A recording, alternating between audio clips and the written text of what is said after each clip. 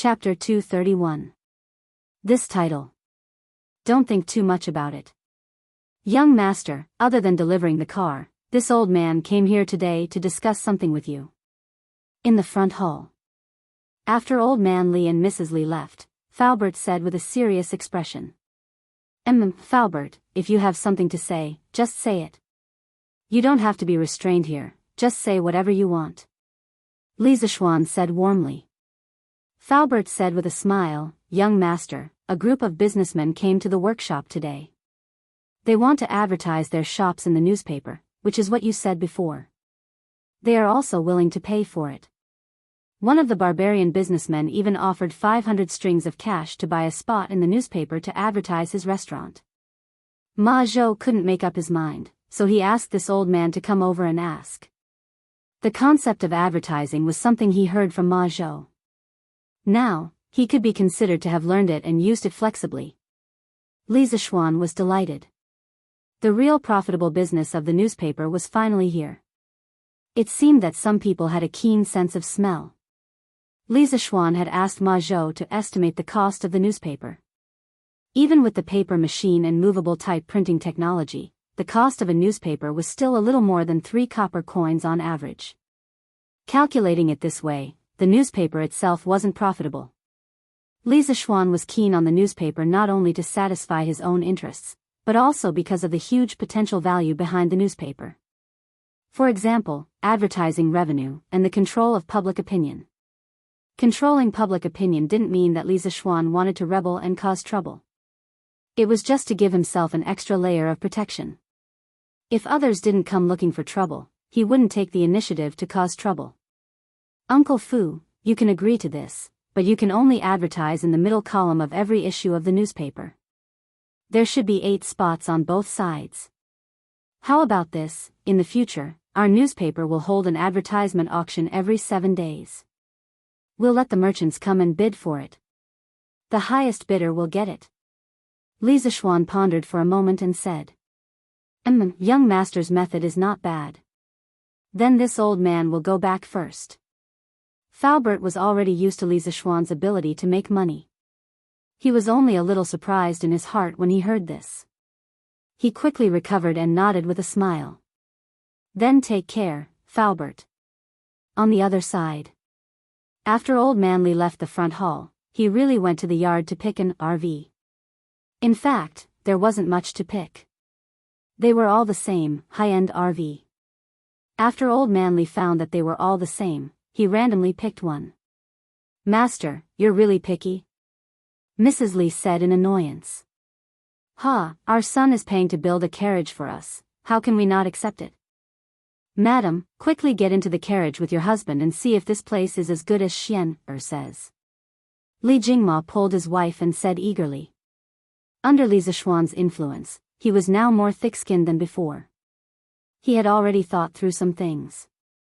His martial arts were no match for his son's, and his knowledge was no match for his son's. As for his ability to make money, he was no match for him now. He might as well enjoy his life in peace. Anyway, his son was successful, and the family could rely on their previous savings to not have to worry about food and clothing. Why should he live such a tiring life? Therefore, he didn't go to the shop much now. The shopkeepers were enough.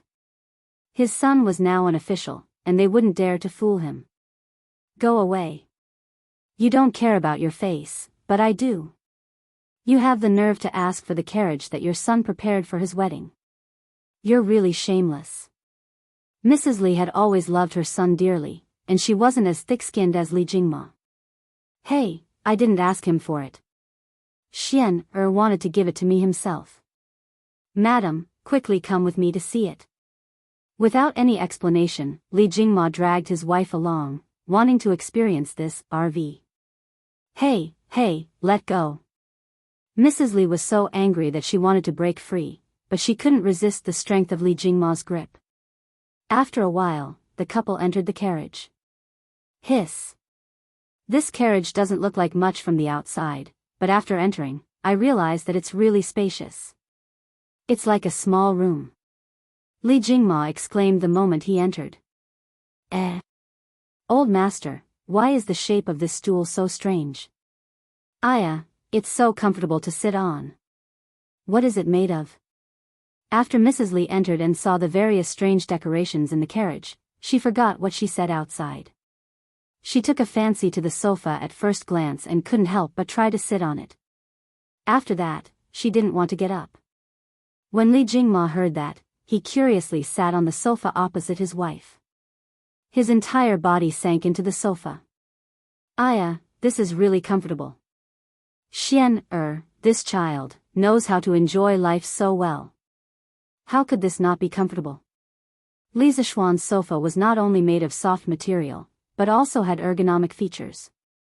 It allowed the human body's arms, back, waist, and legs to relax well.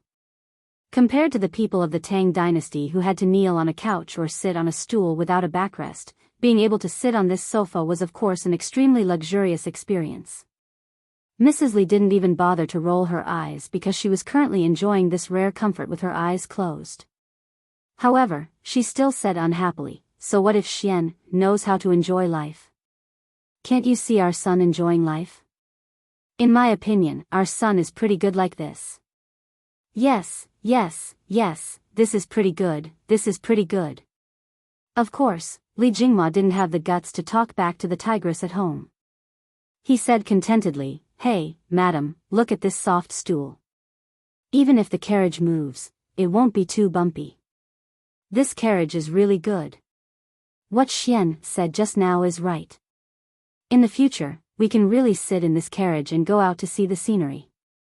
Your husband has been running around doing business for the past few years, and it's been hard for you to take care of the family alone. Now that Xian has been knighted, we don't need to worry about lawn anymore. Why don't we find some time to take you out for a walk to make up for your hard work all these years?" Mrs. Li was touched by her husband's sincerity.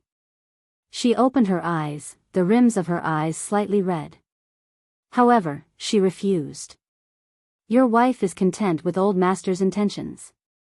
Now that we're all grown up, it's inconvenient for us to go out and play.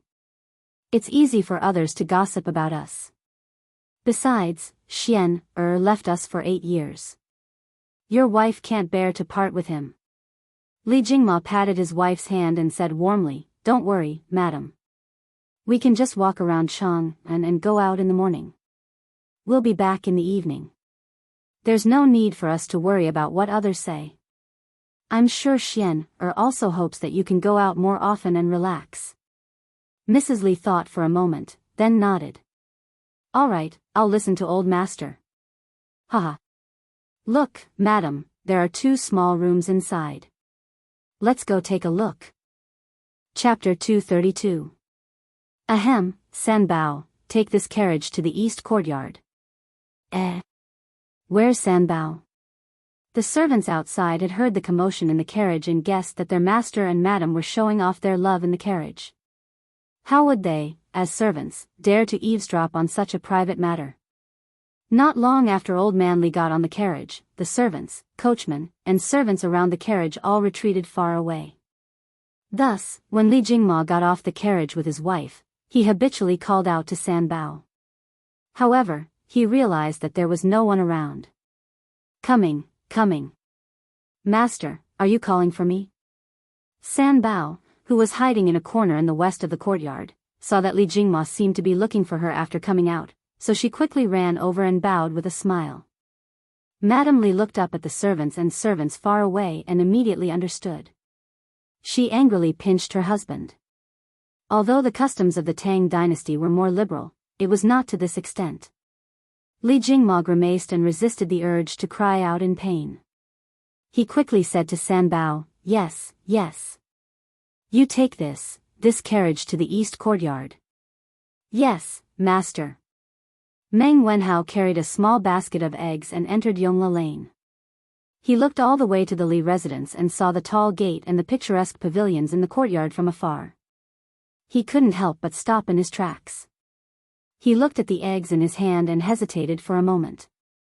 "Why are you standing there like a fool? Why don't you go in?" At this moment, a voice suddenly came from behind. Meng Wenhao, who was in a dilemma, was shocked. He turned his head and saw that the person who came was Li Tai. He quickly cupped his hands and bowed. "Greetings, Your Highness Prince Wei." In the Imperial College, they were classmates and didn't need to be so polite. However, outside of the Imperial College, he had to pay attention to the etiquette between a monarch and a subject. Li Tai waved his hand. He looked at Meng Wenhao's outfit and asked, "Are you here to look for Mr. Li?" "Yes, yes." "Then why don't you go in? Won't the gatekeeper let you in?" "That's not right. Their gatekeeper shouldn't make things difficult for people." This," Meng Wenhao scratched his head in embarrassment. Li Tai looked at the egg in Meng Wenhao's hand and saw his embarrassed look. He instantly understood and laughed. "Wenhao, don't worry about it. Mr. Li's family is richer than mine. If you are worried about the importance of the gift, I'm afraid that there are not many people in Chang and who can give Mr. Li a gift. It's the thought that counts. As long as you're here to see him, I'm sure he's already very satisfied." Li Tai's words also contained some intention of explaining things, but to be able to be explained by Li Tai was in itself a kind of honor. For a smart person like Meng Wenhao, who had no conflict of interest with him, Li Tai approved of him in his heart and was willing to make friends with him. Perhaps this was the appreciation between smart people.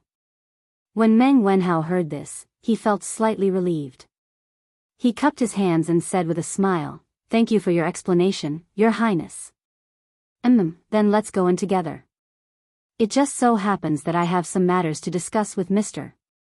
With Li Tai leading the way, the process of Meng Wenhao entering the Li mansion was much smoother. The two of them directly entered the courtyard without any obstruction. Li Tai did not let anyone inform him. After he asked the servant Li Zishuan where he was, he directly led Meng Wenhao to the west courtyard. He did not treat himself as an outsider at all.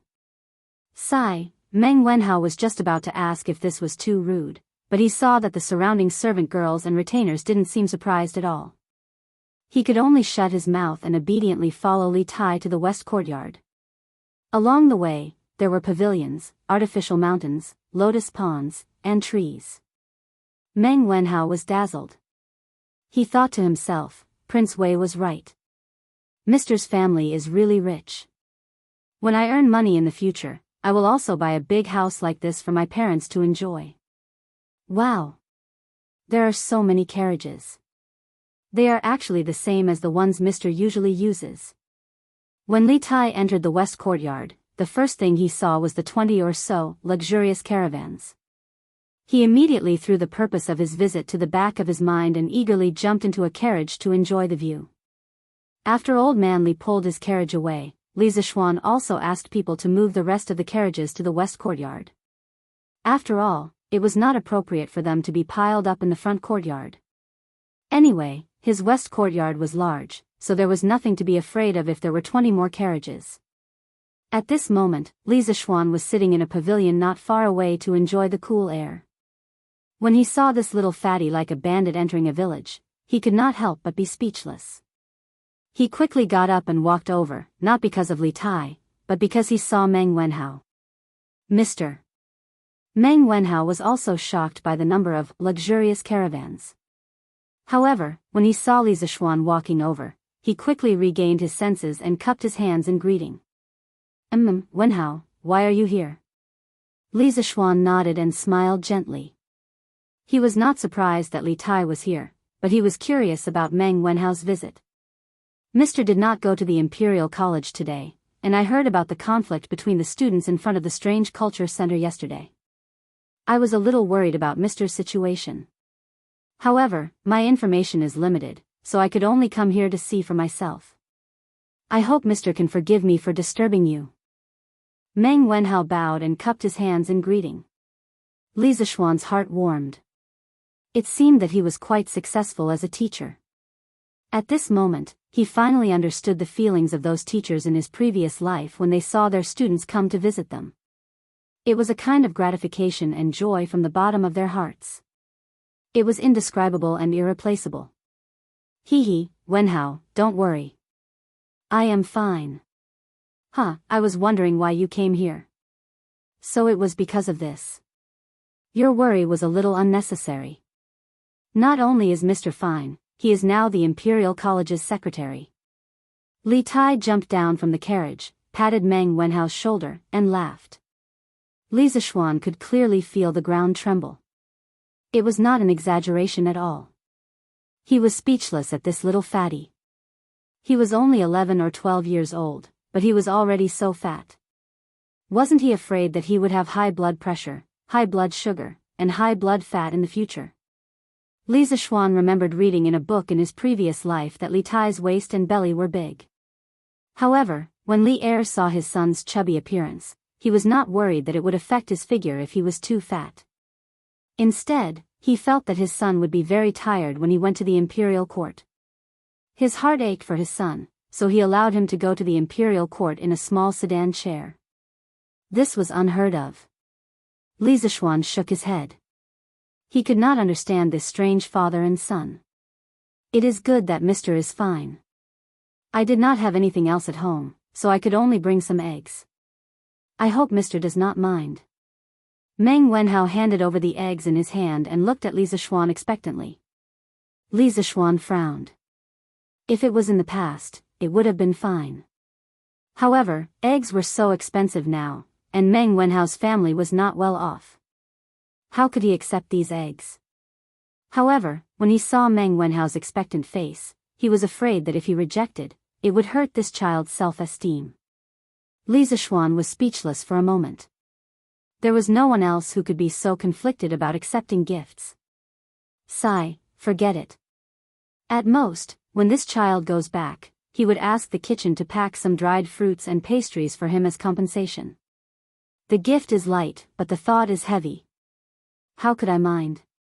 However, the next time you come, you must not bring these things. I do not lack anything at home. You and Qingke, follow me to the pavilion. Li Zishuan signaled Xiao Shi to accept the eggs and said to Meng Wenhao and Li Tai. Thank you, Mr. Meng Wenhao heaved a sigh of relief and said gratefully. It was unknown whether he was thanking Li Zishuan for the invitation or thanking Li Zishuan for accepting the eggs. Chapter 233. Wenhao, Qingke, how did the two of you do in this exam? Inside the pavilion, Li Zishuan asked with a smile as he took a sip of the warm tea mixed with ice cubes after the few of them sat down. He didn't even have time to look at the exam paper that Su Hongji gave him. This was why only students with good grades were willing to visit a teacher's house. After visiting, the teacher would inevitably ask about your grades. Therefore, the number of times Ching Chumo came to visit Li Zishuan had significantly decreased. This fellow would also feel flustered and embarrassed. Meng Wenhao said, not bad. Li Tai waved his hand and said, not bad.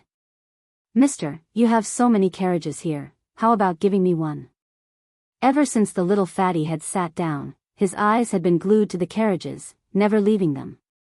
He had just gone in to try out the luxury RV, and he really wanted to try it out. I'll give you a question. Qingke, if you can answer it, what's wrong with giving you a carriage? Li Zishuan said with a smile that wasn't a smile. Li Tai heard this and his face fell. Question again. He was almost traumatized by Li Zishuan's questions. After being tortured so many times, Li Tai said that he had enough. He definitely wouldn't be fooled this time. No need. Mister, just tell me how much you want to sell this carriage for. I'll buy it with money. The little fatty shook his head like a rattle drum. Even if you beat him to death, he wouldn't be willing to answer Li Zishuan's deliberately difficult questions. Meng Wenhao, who was at the side, looked at Li Tai suspiciously. After attending classes together for so long, he had some understanding of Li Tai's temperament. He knew that Li Tai was a proud and arrogant person, but he didn't think that he would take the initiative to admit defeat. Could it be that the question set by Mr. was really that difficult? Meng Wenhao couldn't help but think. Li Zishuan faintly glanced at the little fatty and said, there's no place to sell this car yet. Qingke, if you want it, wait a little longer. Li Tai stamped his feet and said, there are more than 20 carriages here, right? Little Xian, can't you sell me one? I'm one of the owners of Chitsu Culture. Can't you take care of me? Li Zishuan waved his hand in annoyance. All right, I'll give you one. I'll give you one. Qing Ke, why are you here today? If you're done, then let's go.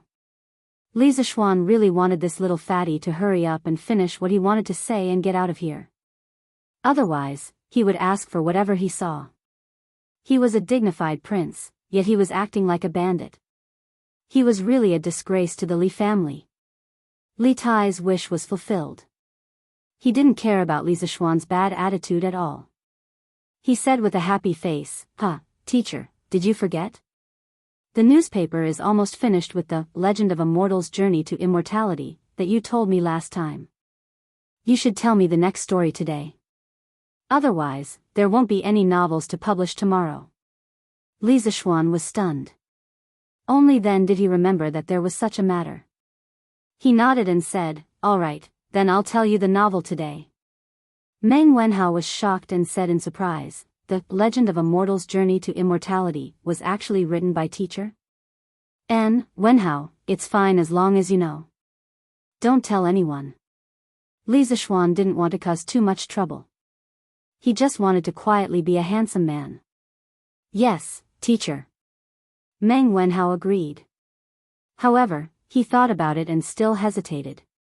However, this student really doesn't understand. Teacher is so knowledgeable and has so much knowledge. Why would you write novels?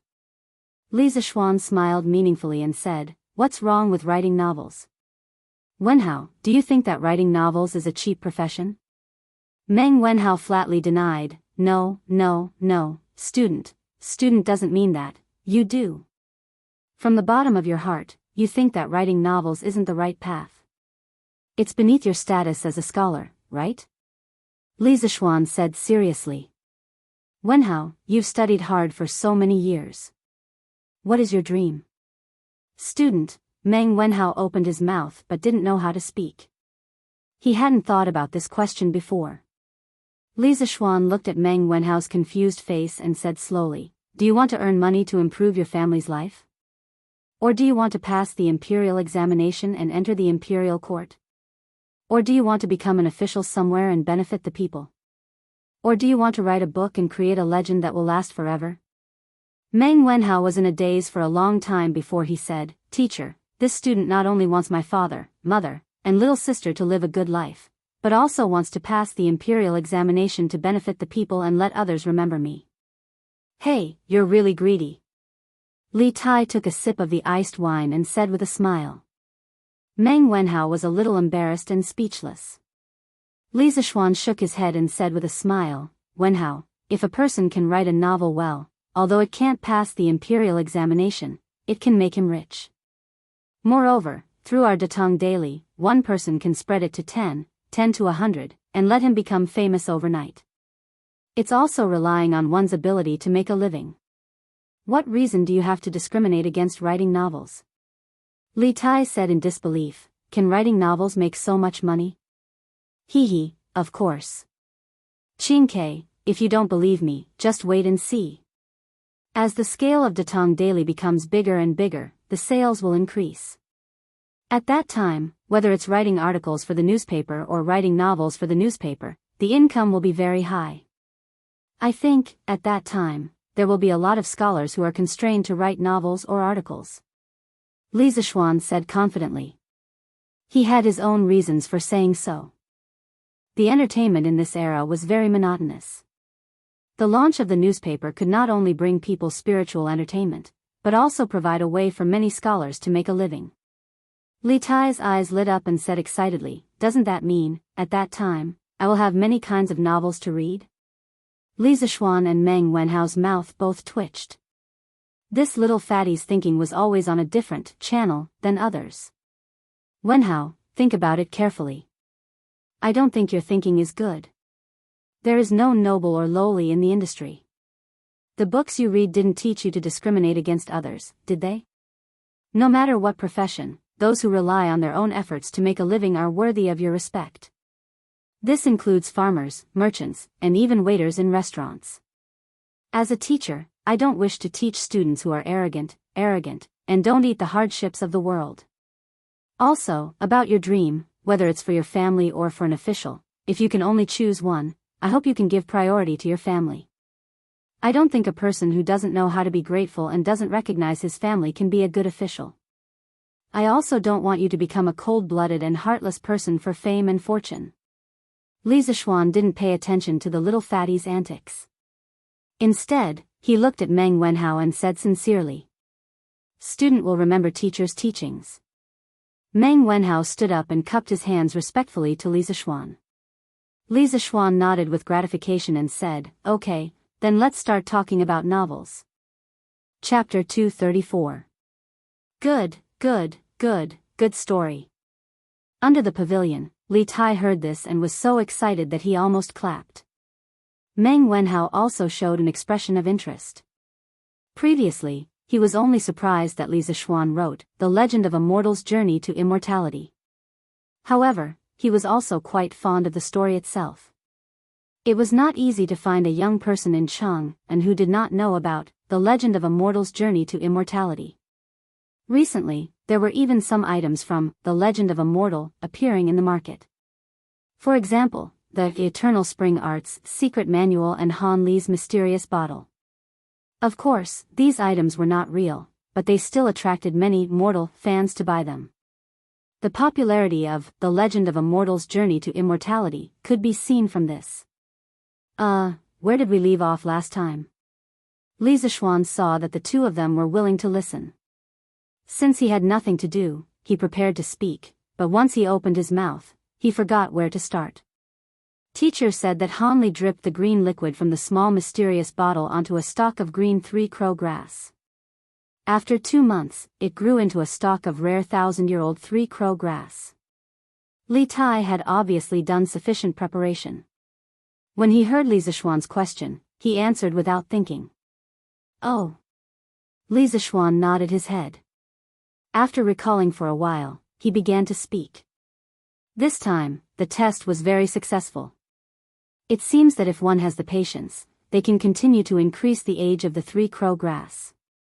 However, to Han Li, this was not something that needed to be done. As long as he knew that this method was feasible, it would be enough. He did not need these ancient medicinal herbs. Medicinal herbs that were a few hundred years old were enough for him to consume. After this long series of tests, Han Li could finally rest and think about it properly. At this time, it has been quite some time since Dr. Mo left the mountain. A servant had already delivered the brush, ink, paper, and inkstone. This time, with Meng Wenhao here, the two of them took turns to write. Li Tai's work was much easier. From time to time, he would even have time to drink some iced tea. It was very comfortable. In the blink of an eye, 5 chapters had passed. As the plot unfolded step by step, Li Tai and Meng Wenhao gradually became immersed in the story. After Han Li discovered the effects of the bottle, he was unable to cultivate freely. He still had to fight a battle of wits and courage with Dr. Mo, who wanted to take over his body.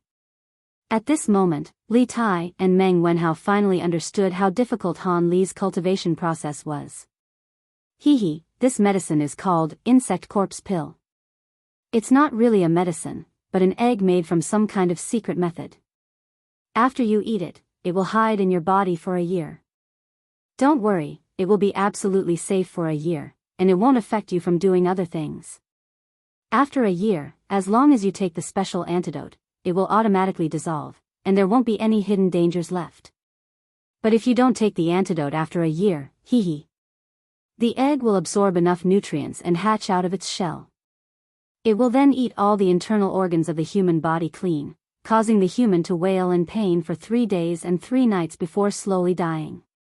Dr. Mo finally lost his patience with Han Li.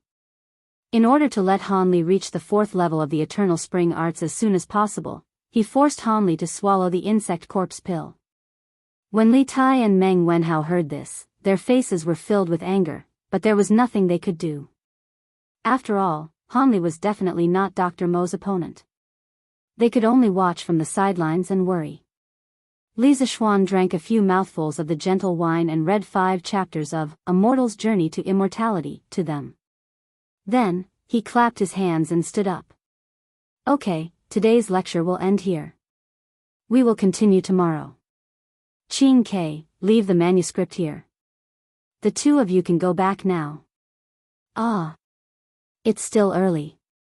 Mister, please talk for a while more. Li Tai was enjoying listening to the lecture and was unwilling to end it like this. However, Li Zixuan did not fall for his tricks. If he continued talking for a while more, there would definitely be no end to it. I won't talk anymore, I won't talk anymore. Xiao Shi, quickly bring the things I asked you to prepare. He had asked Xiao Shi to prepare some pastries and intended to let Meng Wenhao bring them back. After all, he couldn't just go and not come back, right? It's here. Young master. Here, Madam heard that your student was coming over and specially packed some of the best pastries and dried fruits in the residence. Madam was afraid of disturbing you, so she didn't come over personally. Xiao Shi handed over a heavy package and said with a smile. Previously, when Madame Li heard that her son's student had come to visit her son, she was even happier than Li Zixuan. She was filled with a sense of accomplishment. Hence, she asked Xiao Shi to prepare some dried fruits and pastries for Meng Wenhao to bring back. Li Zixuan took over the package and passed it to Meng Wenhao. Here, Wenhao, there are some dried fruits and pastries inside. They aren't worth much. Take it. As the saying goes, courtesy demands reciprocity. Since you brought gifts here, how can I let you leave empty-handed? Mister, this. I don't. Meng Wenhao waved his hand and wanted to decline. You don't dare to decline a gift from an elder. Just take it since he asked you to. Furthermore, you can't even eat the pastries from Mister's house. Li Tai slapped Meng Wenhao's shoulder and said loudly. This. Thank you, Mister. Meng Wenhao had no choice but to bow and thank him. Hee, if there's nothing else, you can go back first. Li Zixuan waved his hand and smiled. The 2 of them then left. Qing Ke, why did you come back again? Li Zixuan asked Xiao Shi to help him tidy up the manuscripts. Just as he finished, he saw the little fatty Li Tai come again. He couldn't help but ask curiously. Xiao Xian, there's something I forgot to tell you. Once there were no outsiders around, he was unwilling to call Li Zixuan Mister anymore. At this moment, he ran over and said. Li Zixuan was too lazy to argue with him and asked, What's the matter? Li Tai took a deep breath and said, The 3 strategies you mentioned before have all been accepted by my father. The notice of reducing taxes by raising chickens has also been gradually sent to every state and county from today onwards. My father also ordered my uncle Li Shaogong to prepare 500 ships to the South Sea within 5 days. Within 7 days, my uncle will lead 20,000 Navy troops to the South Sea to trade for food. Li Zixuan was shocked. He wasn't surprised that Li Tai knew about the locust plague prophecy. He was surprised that the imperial court had the ability to prepare 500 ships within 5 days. It seemed like the shipbuilding ability of this era wasn't as backward as he thought. And then? Qing Ke, why are you telling me all this? He was only slightly surprised, but he didn't have much of a reaction. Li Er had accepted his suggestion and advice, but he didn't give him any rewards. Xiao Xian, the Datong daily that you started has already spread far and wide. My father wants you to advertise it in the newspapers to attract more civilian merchants to join the imperial court's food trade army. According to the Ministry of Revenue's calculations, the 500 ships of the imperial court, even if all of them are filled with food, will still be far from enough to deal with the locust plague. Little Fatty chuckled and revealed the most important purpose of his visit today. This joker had been listening to a novel and had almost forgotten about the important business. Li Zixuan heard this and his expression became slightly serious. He nodded and said, That's fine. I'll ask Ma Zhou to prepare today. You'll be able to see the news about this in tomorrow's newspaper. In the face of the locust plague, Li Zixuan wasn't in a place where he could bargain or worry about personal gains and losses. If he could save one more person, it would be considered as accumulating merit. Chapter 235. Li Tai left in satisfaction. This satisfaction was not only because he had listened to the novel for the entire afternoon, but also because he had taken away a luxurious caravan that he had always dreamed of. After watching the little fatty leave, Li Zishuan called for San Bao and ordered, "San Bao, get a few people to pull out 4 carriages and send them to the Qin Manor, Qing Manor, Yuqi Manor, and Nyo Manor. Tell them that it is inconvenient for me to go out during my confinement period. Ask those uncles to bear with me." "Yes, young master," San Bao replied. Remember to be polite." "Oh, right, pull out another carriage and send it to the East Palace." Li Zishuan thought for a while and said, "Yes." San Bao accepted the order and left. "Xiao Shi, come and help me grind the ink." In the study room, Li Zishuan was writing rapidly. He was writing a letter to Ma Zhou and telling him some things. Not only was it about the recruitment of merchant ships to follow the army to the south that Li Tai had mentioned, but he also had many things to tell Ma Zhou about the Datong Daily Novel section. Meng Wenhao's attitude towards novel writers today was a warning to Li Zishuan. It seemed that whether it was in the modern era or the ancient era, many people thought that writing novels was not a proper occupation and was useless. No wonder Datong Daily had been published for so long. Other than a few great scholars who wrote articles and argued with each other in the literary interaction section, there was basically no one who wrote novels for Datong Daily. This would not do. If everyone thought of writing novels this way, then who would write novels in the future? Li Zishuan planned to stay at home and play cards with his wife, sleep, and read novels in the future. Therefore, he was writing a plan for Ma Zhou to hype up the rise of the novel and encourage everyone to write to Datong Daily. At this moment, he felt that being grounded by Ma Zhou was not such a wonderful thing. Otherwise, he would have gone to the workshop personally and told Ma Zhou in person. There was no need to go through so much trouble. "All right, Xiao Shi, go and find someone. Since the workshop is not closed yet, ask him to ride a fast horse and quickly deliver this letter and these manuscripts to the workshop. Give them to Ma Zhou." After nearly an hour, Li Zishuan finished writing and put the letter into an envelope. Then, he put the rest of the manuscripts into a big paper bag and handed it to Xiao Shi. Fortunately, their house was not too far away from the workshop. Otherwise, the servant might not be able to make it back in time after delivering the letter at this hour. "Yes, young master." Strange Pavilion Workshop. Now, Ma Zhou had recruited many scholars to be his assistants. These scholars were mostly people from the Imperial College who had failed to pass the Imperial examinations. The editorial department of Strange Cultures Development. At this moment, they were deciding the layout of tomorrow's newspapers. "Steward Ma, do you think this layout is okay?" A middle-aged scholar in his 30s walked towards Ma Zhou with a few pieces of paper filled with words. Ma Zhou took it and looked at it seriously. After a while, he nodded and said, "Yes, the layout this time is very good. Let's follow this layout and pass it to the printing department. Let them start printing. After that, our editorial department will be off work today." "Okay." When the others saw Ma Zhou nod his head, they all heaved a huge sigh of relief. God knows how many times they were sent back by Ma Zhou every day because of typesetting problems. Although the salary given by quirk culture was high, the requirements were also high. Old Ma. Old Ma. Sir Li sent a letter over. The person who came was none other than Pang Feiji. This unlucky guy failed to ask for benefits from Sun Huayuan last time and was almost exposed. Later, Yuqi Jingda arranged for him to be the head of security at Strange Culture. In fact, he was just a high-class concierge. When Li Zishuan heard Yuqi Jingda's warning that day, he felt that not only Strange Culture but also the workshop safety needed to be taken seriously. Therefore, he let Pang Feiji lead this security team into 2 groups. One group was responsible for Strange Culture's safety and the other group was responsible for the workshop's safety. Anyway, Yuqi Jingda said that this group of people would be under Li Zishuan's command in the future. There was nothing wrong with his arrangement. After this guy was arranged to come over, he usually ran between both sides.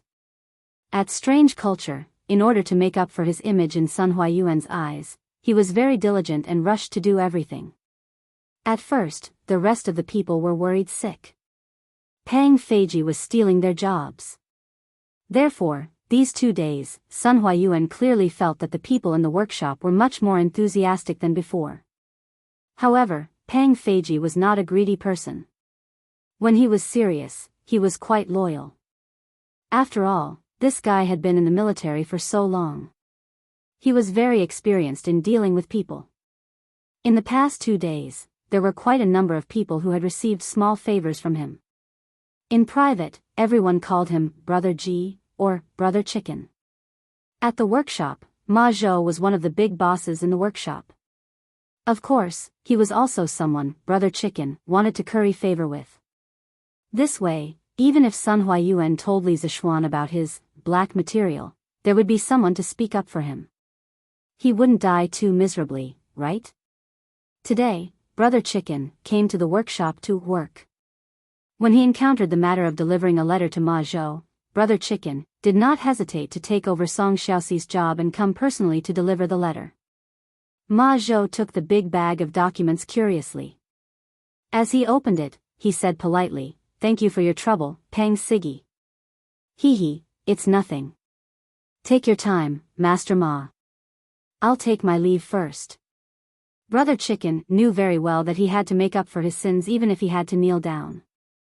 Now that Sun Huayuan had something on him, in Strange Culture and the workshop, he had to act like a grandson until the end. "Okay." Ma Zhou nodded. Brother Chicken slowly left. Ma Zhou opened the paper bag and took out the envelope and the manuscript of A Mortal's Journey to Immortality. He first put the manuscript aside, then opened the envelope. He opened the letter and read it seriously. Other than the occasional sound of other people packing up, the room was silent for a while. After a while, Ma Zhou put away the letter and said to the few editors who were packing up to go home, "Don't pack up anymore. Don't send the typesetting just now to the printing department. Redo it all. I'm afraid none of you will be able to go back tonight." Why is this happening? Steward Ma, what happened? If we don't go back now, where will we stay tonight? Yeah, if we don't leave now, there will be a curfew later. The editors were dumbfounded. Even though they knew that Ma Zhou had a high position in the workshop, in the face of such a rude request, they could not help but refute. Ahem, the boss has new instructions. Tomorrow's newspaper has to be redone. Everyone, work harder. Once you're done, you can rest in the workshop. Today's salary will be 5 times the usual salary. It was indeed unkind to ask people to work overtime at the last minute. Ma Zhou thought about it and decided that he could only use money to increase their work enthusiasm. Wow! 5 times. Let's do it.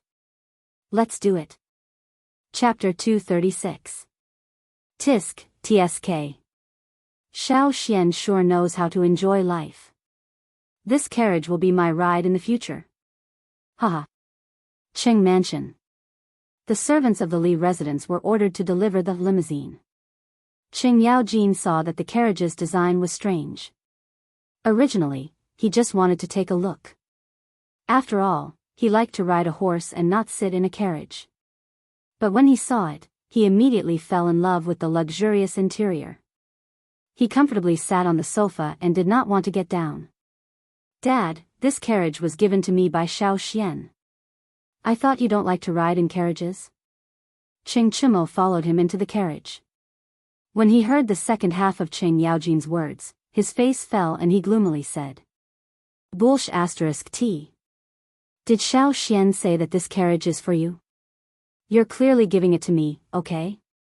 Besides, I used to like riding horses and not riding carriages, but that's because the carriages in the past can't be compared to this one." Qing Yaojin sat on the sofa and patted the table in front of him. He said to Qing Yaojin angrily, "Dad, when the first carriage was made, I asked Xiao Xian for it. Now that this one is here, you can't take it for yourself." Ching Chimo was not willing to give up just like that. Humph. You old geezer, how dare you snatch things from your son? At this time, a slightly stout woman in purple came up. She was Ching Chimo's mother, Ching Yaojin's wife, Pei Tsueyun, the daughter of Shanhai Pass's commander-in-chief Pei Rinji, and the elder sister of Sui and Tang's third hero Pei Yuanqing. For thousands of years, the Pei family had produced great figures in each generation. It was indeed a wonder in Chinese and foreign history. In China's historical dramas, there were several dramas that depicted the Pei family, such as Westlake, Li Hui Yang, Pei Heng's Encounter with the Immortal, and The Legend of the White Snake. In the famous drama, The Legend of the White Snake, Fa Hai was the son of the Tang dynasty politician and calligrapher Pei Xiu. In history, Fa Hai was a positive character. However, after the novels of the Ming and Qing dynasties came out, Fa Hai became a negative character. A while ago, Madame Pei brought her second son, Qing Chuliang, back to her hometown to visit her parents. She had not been in Chang'an for a long time. Madam, I was just joking with Cho Nyo. Haha. Qing Yaojin quickly got up and awkwardly smiled. Humph. Madame Pei snorted. Only now did she look at the interior of the carriage. Gradually, the envy in her eyes became stronger and stronger. Ah. The interior of this car is so beautiful. Ah. This seat is so comfortable.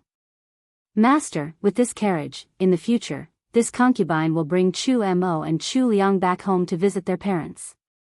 This concubine will not have to suffer the hardships of traveling. Madame Pei sat here and there in the carriage. After a while, she also liked this carriage. From her words, it seemed like she also wanted this carriage. Ching Chimo had a tragic look on his face. He had just chased away a vicious wolf, and now a fierce tiger had appeared. Qin Manor. Huayu, although this carriage is comfortable, I still prefer to ride a horse. This carriage is for you to use. Haha.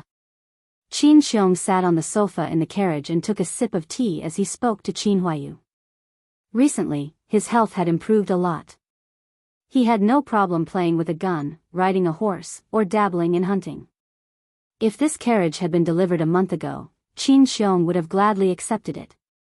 However, he had finally recovered from his illness.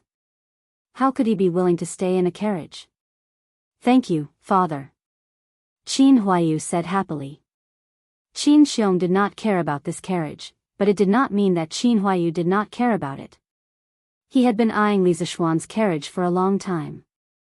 Yes, although this carriage is comfortable, Huayu, you must not lose your ambition because of it. Qin Xiong stroked his beard and smiled. Yes. Eastern Palace. After the carriage was delivered, Li Qingxian immediately went in to enjoy it. Then, he sat on the sofa and did not want to get down. This thing was more comfortable than a bed. Why is there such a big carriage in front of Brother Crown Prince's palace? Changle's voice came from outside the carriage. Li Qingxian opened his eyes and shouted, Changle, I'm here. Ah. Brother Crown Prince, why are you sitting in a carriage for nothing? Changle suddenly heard Li Qingxian's voice and was shocked. Then, she said, Brother Crown Prince, I'm coming in too. After saying that, the little girl nimbly jumped into the carriage. Then, she opened the curtains and was dazzled by the luxurious interior. Changle, why are you here? Sit down and have a cup of tea. Li Qingxian stood up and said. Changle nodded. She walked to the opposite side of Li Qingxian and exclaimed, Brother Crown Prince, your carriage is really big. It's like a small room inside. Ah. The thing to sit on is so soft. How is it? Do you like it, Changle? Li Qingxian poured a cup of tea for his sister and said with a smile. Yes, I like it. Brother Crown Prince, are you giving this carriage to me? When Changle heard Li Qingxian's question, her two small eyes curved into two small crescents. Usually, after Li Qingxian's words, he would give her a carriage. No. Li Qingxian's face darkened. He hurriedly shook his head and said, I only said that if Changle likes it, you can come and sit here often. I didn't say that I would give it to you. He had just enjoyed it for a while. How could he bear to give this carriage to someone else? Even if it was his most beloved sister. If this kind of carriage was sold in the market, he would be willing to buy one for Changle. However, the problem was that he had already sent people to inquire about it. Obviously, there were no shops that sold this kind of carriage. Humph. Brother Crown Prince is so stingy. Changle wrinkled her cute little nose and said unhappily. Li Qingxian was sweating profusely. However, he was somewhat quick-witted. He rolled his eyes and said with a smile, Changle, if you want this carriage, you can ask Li Zishuan for it. I heard from Qingke that the Li residence has many of these carriages. Now, in the entire Tang dynasty, only Li Zishuan has these carriages. It is said that he specially built a batch of carriages to pick up his bride when he gets married. This move is called diverting trouble, Li Qingxian thought proudly in his heart. When Changle heard this, she didn't clamor to ask Li Zishuan for a carriage as Li Qingxian expected. Instead, he saw the little girl leaning on the table with one hand supporting her cheek. She said with a yearning expression, Brother Xiaoxian is so good to Sister Yushi. I wonder if Changle's future husband will be so good to Changle. Brother Crown Prince, it is said that the imperial family has no familial ties. The children of the imperial family have no love and have to follow their parents' orders. However, Changle doesn't want to be forced by father to marry someone she doesn't like. Brother Crown Prince, will you help Changle in the future? Li Qingxian looked at his sister's innocent face and longing eyes. He patted his sister's hand and comforted her, don't worry, Changle. Brother Crown Prince won't watch you be forced to marry. Changle smiled and said, yes, yes. Brother Crown Prince is so nice. This soft couch is so comfortable. When Changle goes back later, can I bring it back to Changle Palace? Li Qingxian. Chapter 237. Newspaper for sale. Newspaper for sale. The freshly printed Tang Dynasty Daily. Today's headline, His Majesty wants to send Navy to escort fleet to the south to trade for food. Civilian merchant ships can also sign up. Early morning. The cheerful voice of the newspaper boy woke up the people who had just woken up and were still in a daze. Today's headline was exceptionally attractive. First of all, this was the first time the people had learned about the latest decree from the imperial court through this method. Secondly, the decree itself was already very attractive. Sending an army to escort merchant ships was something that the people and merchants had never heard of before. Xiao Lu, go buy me a copy of the newspaper. A voice full of vigor came from a luxurious carriage. Yes, master. Today, after hearing the headlines in the newspapers, the merchants who were interested in the news sent their servants to buy the newspapers. Zuaxian Restaurant. Within 5 days, the imperial court will prepare a fleet of 500 ships. 7 days later, Hejin County Prince Li Shaogong will personally lead a navy of 20,000 to escort the fleet to the south. They will trade silk and porcelain for food. In a small country like Nanyang, rice is ripe 3 times a season. Spices are everywhere.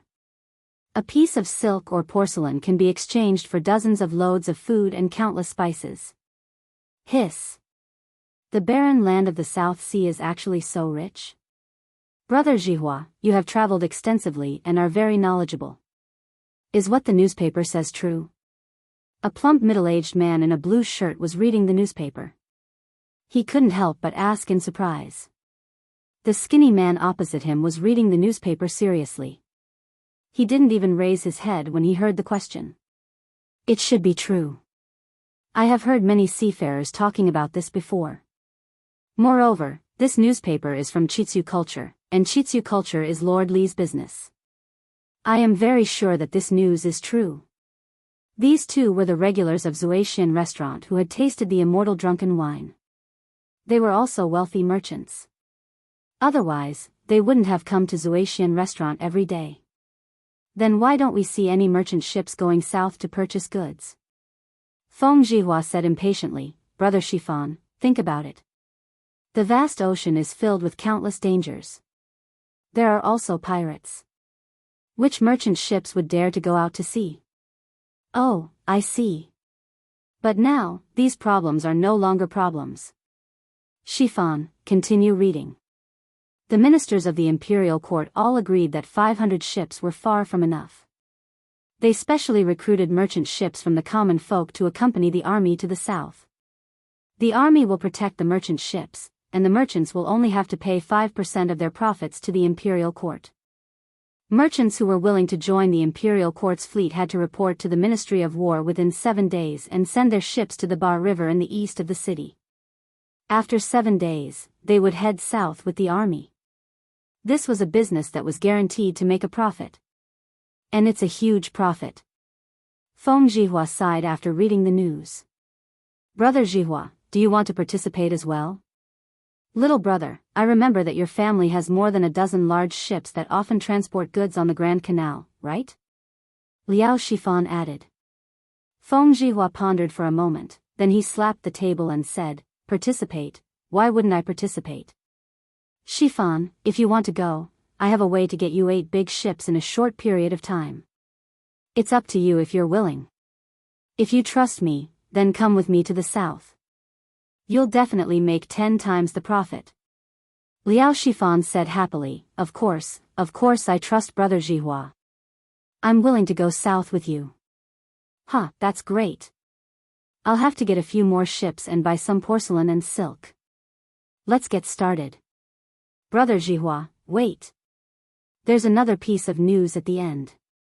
The imperial court has issued a decree to encourage the common folk to raise chickens on a large scale. For every 100 chickens raised by a household, their taxes will be reduced by 10% next year. When the rent is collected next year, each village will calculate the number of chickens in each household and report it to the local government. The government will reduce the taxes based on the number of chickens reported. Brother Jihua, what does the imperial court mean by this decree? I don't understand it anymore. Feng Jihua paused and read the news carefully. He couldn't help but frown. I don't understand the imperial court's intention either. Liao Shifan thought for a moment. Suddenly, his eyes lit up. Brother Jihua, I think there's something to be gained from this. Why don't we sell some chickens?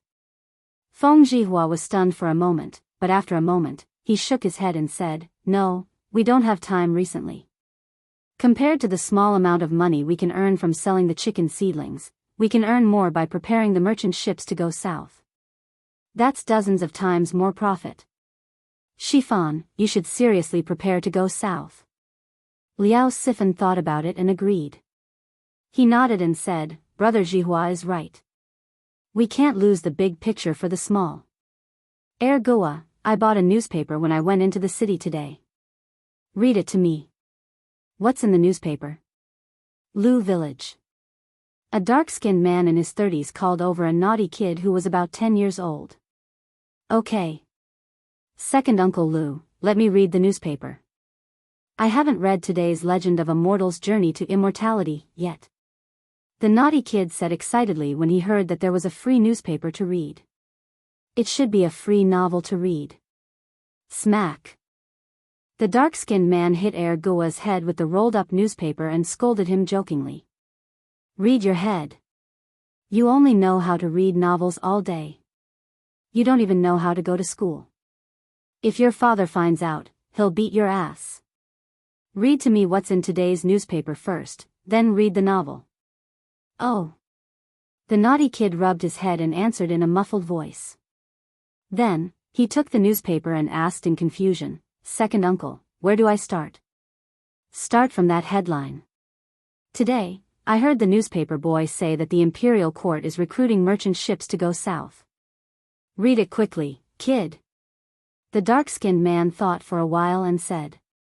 Ergoa searched for a while and found today's headline. He started reading. Within 5 days, the imperial court will prepare a fleet of 500 ships. 7 days later, Hejin County Princely Shaogong will personally lead a navy of 20,000 to escort the fleet to the south. They will exchange silk and porcelain for food. TSK, too bad I don't have a ship. Otherwise, I could follow the imperial court's army to Nanyang and make a fortune. Goa, continue reading. Next one. The dark-skinned man sighed after listening to the headline. The imperial court has issued a decree to encourage people to raise chickens on a large scale. For every 100 chickens raised by a family, the tax next year will be reduced by 10%. When the rent is collected next year, the number of chickens in each family will be counted and reported to the local county office. The county office will reduce the corresponding tax according to the reported number. Stop, stop, stop. Goa, are you sure you're not mistaken? Is that really what it says? The dark-skinned man was as excited as a 300-pound child. He pressed on Goa's shoulder and said excitedly, "It hurts, second uncle, let go of me first." The naughty kid was in so much pain that tears were about to flow out. The dark-skinned man let go of his hand embarrassedly and said, "Cough, then quickly take a look again. Is it like what you said just now?" The naughty kid looked at it again. After confirming that there was no mistake, he said affirmatively, "Second uncle, that's what it says. I'm sure I'm not mistaken." "Hey, second uncle, where are you going? Don't you want your newspaper?" "Huh, kid's mother, give me money. I want to go to the city to buy chicken seedlings." The dark-skinned man's excited cheers spread far and wide. Today was destined to not be peaceful. The 2 imperial court decrees written in Datong daily were like a storm that swept through the entire Chang and city and the surrounding villages in an instant. Chapter 238. The people who were swept away by the storm of the new policy started to move. Some bought chickens, some looked for boats. People came and went on the streets. It was very lively. "Boss, do you still have any chicks?" "What? No more? The market has only been open for less than 2 hours. How can there be no more?" In the East Market, a man in a gray undershirt was shouting at a vendor who was selling chicks. "Boss, hey, don't go. How much are the remaining chicks? I want them all." "What? 100 coins for one? Why don't you go rob a bank? Wasn't it 80 coins a while ago? Buy it or not? If you don't buy it now, it will be more expensive in the future." Previously, the Li and Qing families had bought chicks without restraint. At one time, the price of the chicks had been raised from 50 to 125 coins. Later, after Wang Rini had transported 80,000 chicks from the south, the Li and Qing families no longer bought chicks. The market of chicks in Chang and had gradually calmed down. The price of chicks had gradually dropped from 125 coins to 125 coins. Now that the imperial court had introduced the policy of reducing taxes on raising chickens, the people were crazily fighting for chicks. Many chicken vendors' stocks were quickly sold out. After the other chicken vendors came to their senses, they quickly organized people to buy chicks from other places. At the same time, they raised the price of chicks, intending to make a fortune. Hee, you mortals. So pitiful. Mei Jun, who had come to Chang and to sell eggs today, looked at the villagers who were rushing to buy chicks and sighed with a superior expression. Since Mei village had been divided into Li Zishuan's fief, they only needed to pay rent to Li Zishuan, the big landlord, every year. Moreover, Li Zishuan had already introduced the policy of reducing the rent on raising chickens. Therefore, the policy of the imperial court had no effect on them. Naturally, they did not need to rush to buy chicks with others. "Big mouth Mei, why are you showing off here? Why don't you go and grab a place to sell eggs? Be careful that your wife won't forgive you when you go back." It was a skinny hand that suddenly patted Mei Jun's shoulder. Then came the slightly teasing voice of Second Master Lu. Compared to a few months ago, Second Master Lu looked more hale and hearty. Perhaps the old people would be more energetic once they had something to do. "Second Master Lu, why are you making fun of me again?" Mei Jun turned around and grinned. "Huh, you brat, why are there so many people buying chicken seedlings today? I just heard someone say that the imperial court issued a decree today to encourage the people to raise chickens. 100 chickens can reduce the tax by 10%. Huh, there's such a good thing. However, our plum village has long enjoyed such treatment. Moreover, it's free chicken seedlings, haha. Second Master Lu said with a complacent smile, but his words provoked too much hatred. A man next to him immediately glared at him and said, "What did you say? Your village has been receiving such treatment for a long time? And the chicken seedlings are free? Ha, how could I lie to you? It's all thanks to Lord Li. Wang Furen, why is your family's boat still idling at the dock? Why aren't you reporting to the Ministry of War? Why do we need to report it? Didn't you read today's newspaper? The Imperial Court wants to send troops to escort the fleet to the south to trade for food. The food in the south is cheap, and so are the spices. We can take the silk and porcelain and follow the Imperial Court's army to Nanyang to purchase goods. When we come back and sell them, we will definitely make a huge profit." Really? But what if the newspaper is a scam? Silly. Don't you know who publishes this newspaper? Why would Lord Li, who is rich, lie to you? How much are you worth? Then wait for me, brother. My family has 10 big boats. Let's follow the Imperial Court's army to Nanyang to get some soup. This kind of conversation was definitely not the only one in Chang'an today. Businessmen often had the keenest sense of smell. The capital market had always been turbulent. Now, with the Imperial Court's decree, how could there not be a huge wave? Gi Lane. At Meng Wenhao's house. "Father, why are you back so early today?" Meng Wenhao was on leave today and teaching his little sister to write at home. Suddenly, the courtyard door was pushed open and a thin and dark middle-aged man came in. He was not tall and his body was not strong, but his slightly bent spine seemed to be full of infinite strength, as if he could hold up the sky. His gray clothes were full of sand and sand. It was impossible to tell whether he was wearing clothes or sand. Meng Wenhao heard the sound and looked up. Seeing that it was his father, he patted his little sister's head and hurried to greet him and said happily, "Well, there is not much work on Murky Street today. I finished my work and came back early." "How, are you still teaching Yaya to write?" The middle-aged man took off his shirt full of sand and sand, revealing his dark, thin, but very strong chest. He smiled and said to the son in front of him, who he was most proud of, "Well, father, Yaya has learned a lot of words recently. I also taught Yaya the pinyin invented by our teacher. In the future, Yaya may know more words than some rich kids." Meng Wenhao showed a rare innocent expression of a child and asked for credit from his father. Of course, Meng Wenhao's father didn't know what pinyin was, but he knew that his son was very good at reading and what he said must be reasonable. He said, "Well," to Meng Wenhao and went to wash his hands next to the well with a smile. At this time, the little girl in the house ran out and said with a giggle, Father, you are back?" The middle-aged man wiped his face, and out of nowhere, a sugar figurine wrapped in paper appeared. Then, he squatted down, squinted his eyes, and smiled at his daughter. "Come, Yaya, this is what I bought for you. Eat it quickly, and don't tell your mother." Yaya's slightly yellowed and malnourished face was like a blooming flower. It was so brilliant that even the sun paled in comparison. It was as if she was the most beautiful angel in the world. The little girl opened her small red mouth and revealed a pair of small rabbit teeth. She giggled, her voice as clear and melodious as a silver bell. "Ah! It's a candy man. Father is so good." Yaya happily took the candy man from Meng Wenhao's hand and opened the oil paper. Looking at the lifelike and cute little figure, the little girl hesitated for a moment and handed it back. She said in a crisp voice, "Father works hard to support the family. Father works the hardest. Father, eat first."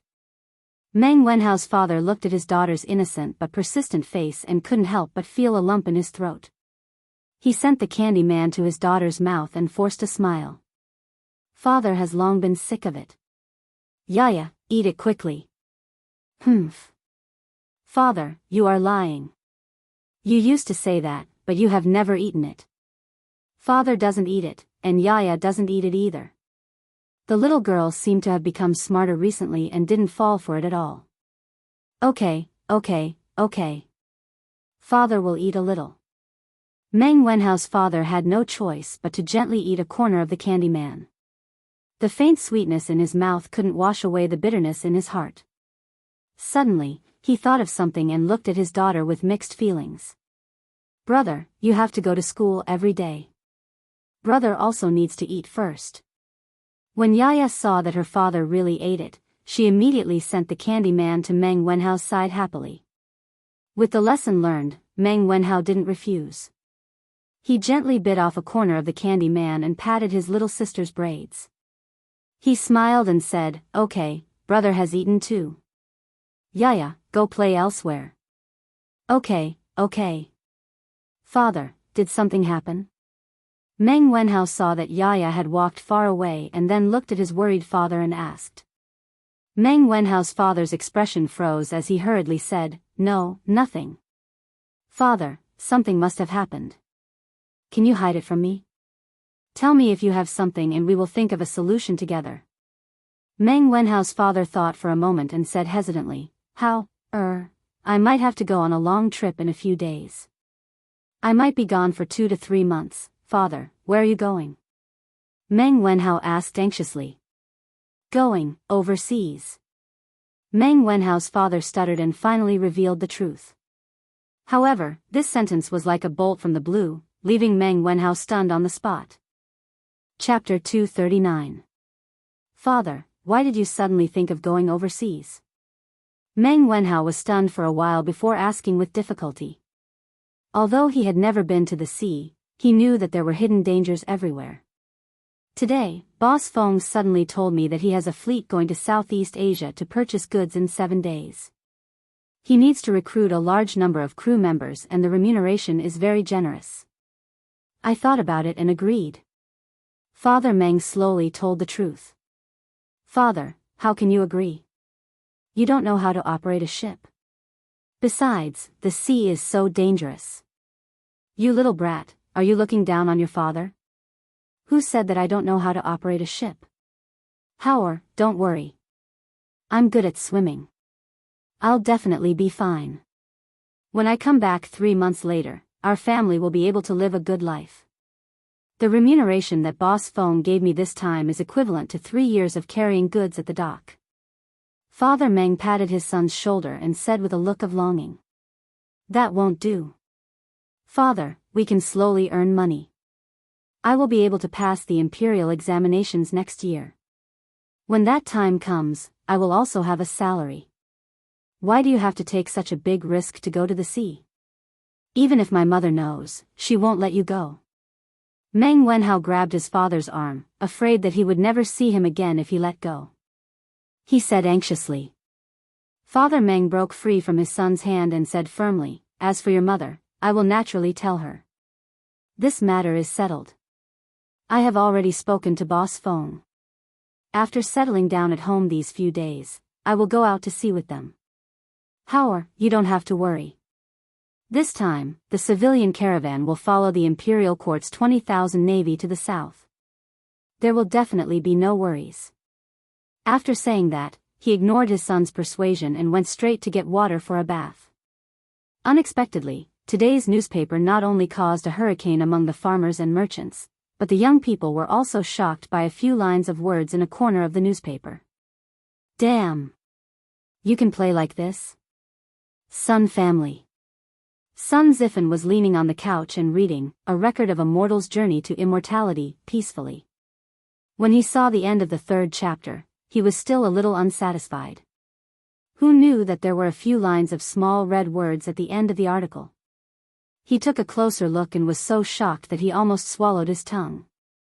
He saw the words written on it, extravagant extravagance, moved to tears, Sir's talent deserves this reward.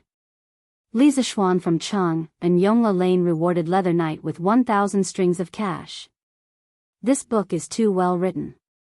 Let's reward you and hope that the following chapters will be even more exciting. There was also a notice that read, Congratulations to Li Zishuan for becoming the first Golden Alliance leader in the legend of a mortal's journey to immortality. From today onwards, Datong Daily would launch a tipping function. Readers could go to the Chitsu Pavilion workshop to tip their favorite novels or articles. In the future, the editorial department of Datong Daily would set up many offices in various regions. Readers who lived far away from the workshop could also head to the offices nearby to tip. Datong Daily's editorial department would split the reward 50-50 and send it to the author. The person who gave the reward would also receive the corresponding title of the work. The specific level of the title would be determined by the amount of reward. Apprentice, 1 coin and above; apprentice, 500 coins and above; disciple, 2 strings and above; deacon, 5 strings and above; branch leader, 10 strings and above; hall leader, 20 strings and above; protector, 30 strings and above; elder, 40 strings and above; sect leader, 50 strings and above; grandmaster, 70 strings and above; silver alliance leader, 100 strings and above; golden alliance leader, 1,000 strings and above. The corresponding badge of the title would also be awarded to the readers who tipped. This badge was specially made and would definitely not be counterfeited. The names of the top 10 readers who tipped the most will be hung at the bottom of the book. In addition, Datong Daily is sincerely open to all scholars in Tang Dynasty. Once the novel is accepted, in addition to the split of the reward, we will also give you a guaranteed base price of at least 5 coins per 1,000 words. The salary will be paid monthly and will be sent to you by a special person. You are welcome to submit your work. Tisk TSK. Mr. Lee is really rich. He gave out 1,000 strings of cash just like that. Even if we split it 50-50, Leather Knight would get 500 strings of cash. Sun Zi fan sighed with a face full of envy. 500 strings of cash was a huge sum of money. In the entire Chang'an city, except for a few people, no one would look down on 500 strings of cash and casually give it away. It was the same for the Sun family. F***ck, if writing novels is so profitable, then why do I still need to go to school? I might as well write novels. Sun Zifan slapped his head and was about to go to the study to write novels. This guy really had no idea. If writing novels was so easy, then in the modern age of the internet, wouldn't everyone be able to become a god? Novels were easy to read, but when you actually started writing, you would realize that it was very difficult. It was definitely not something that could be written just by slapping one's head. Prince Wei's residence. Li Tai was also reading the latest issue of the newspaper. Yesterday, he had told Li Zishuan about Li Er's intentions. Today, he purposely checked to see if the government decree was published in the newspaper. After discovering that it was published, Li Tai comfortably laid on the sofa and began reading novels. Although he had heard the plot of the novel in today's newspaper, the feeling of reading a novel and listening to a novel was completely different. What? You asked where the sofa Li Tai was lying on came from? Wasn't this simple? After this little fatty came back yesterday, he had someone move the sofa from the carriage that Li Zishuan gave him into the palace. In his mind, when the carriage needed it in the future, he could just get someone to move it up. As Li Tai read, he naturally saw the red words at the end of the newspaper. This guy's face was instantly filled with black lines. F***ck, someone said that this king is thick-skinned. I think Li Zishuan is the thick-skinned one. Selling and praising himself. This is what you call selling and praising yourself. How shameless. Li Tai excitedly slammed the table and stood up. He pointed at the newspaper and scolded Li Zishuan. Others might not know who the Leather Knight was, but how could Li Tai not know? It was precisely because he knew that Li Zishuan had shamelessly tipped him that he was so excited. It was as if he had met a soulmate. Everyone was so shameless that they could be friends. Li Tai rubbed his chin as he thought. Moments later, he gritted his teeth and called a guard over. He instructed, take this king's warrant and go to the treasury to retrieve 1,000 strings of cash. Send it to the Strange Interest Pavilion workshop. Tell them that this king is rewarding the legend of a mortal's journey to immortality. The black-clothed guard was dumbfounded. He was definitely thinking, has the king of Wei gone crazy? Go, go. What are you standing there for? Have you gone crazy? The guard's face twitched slightly. He quickly cupped his hands and said, "Yes." Then, he quickly left. Li Tai nodded. He was not stupid. After the initial shock, he quickly understood Li Zishuan's intention. This was to attract scholars to join the mighty novel industry. Thinking about the various interesting novels to read in the future, Li Tai's heart trembled with excitement.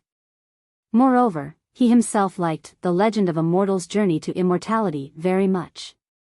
After seeing Li Zishuan snatch the first Golden Alliance Master title, he was a little unhappy. How could he be willing to give up the second Golden Alliance Master title? Golden Alliance Master, this title sounded domineering. Although Li Tai felt the pinch of giving away 1,000 strings of cash, it was still a man's pride and a Buddha's desire to burn incense. Moreover, he still had 20% of the shares in Strange Interest Culture. It was considered an investment. When the time came, more people would be attracted to write novels and read newspapers. Li Tai would also get more money. What was there to be afraid of?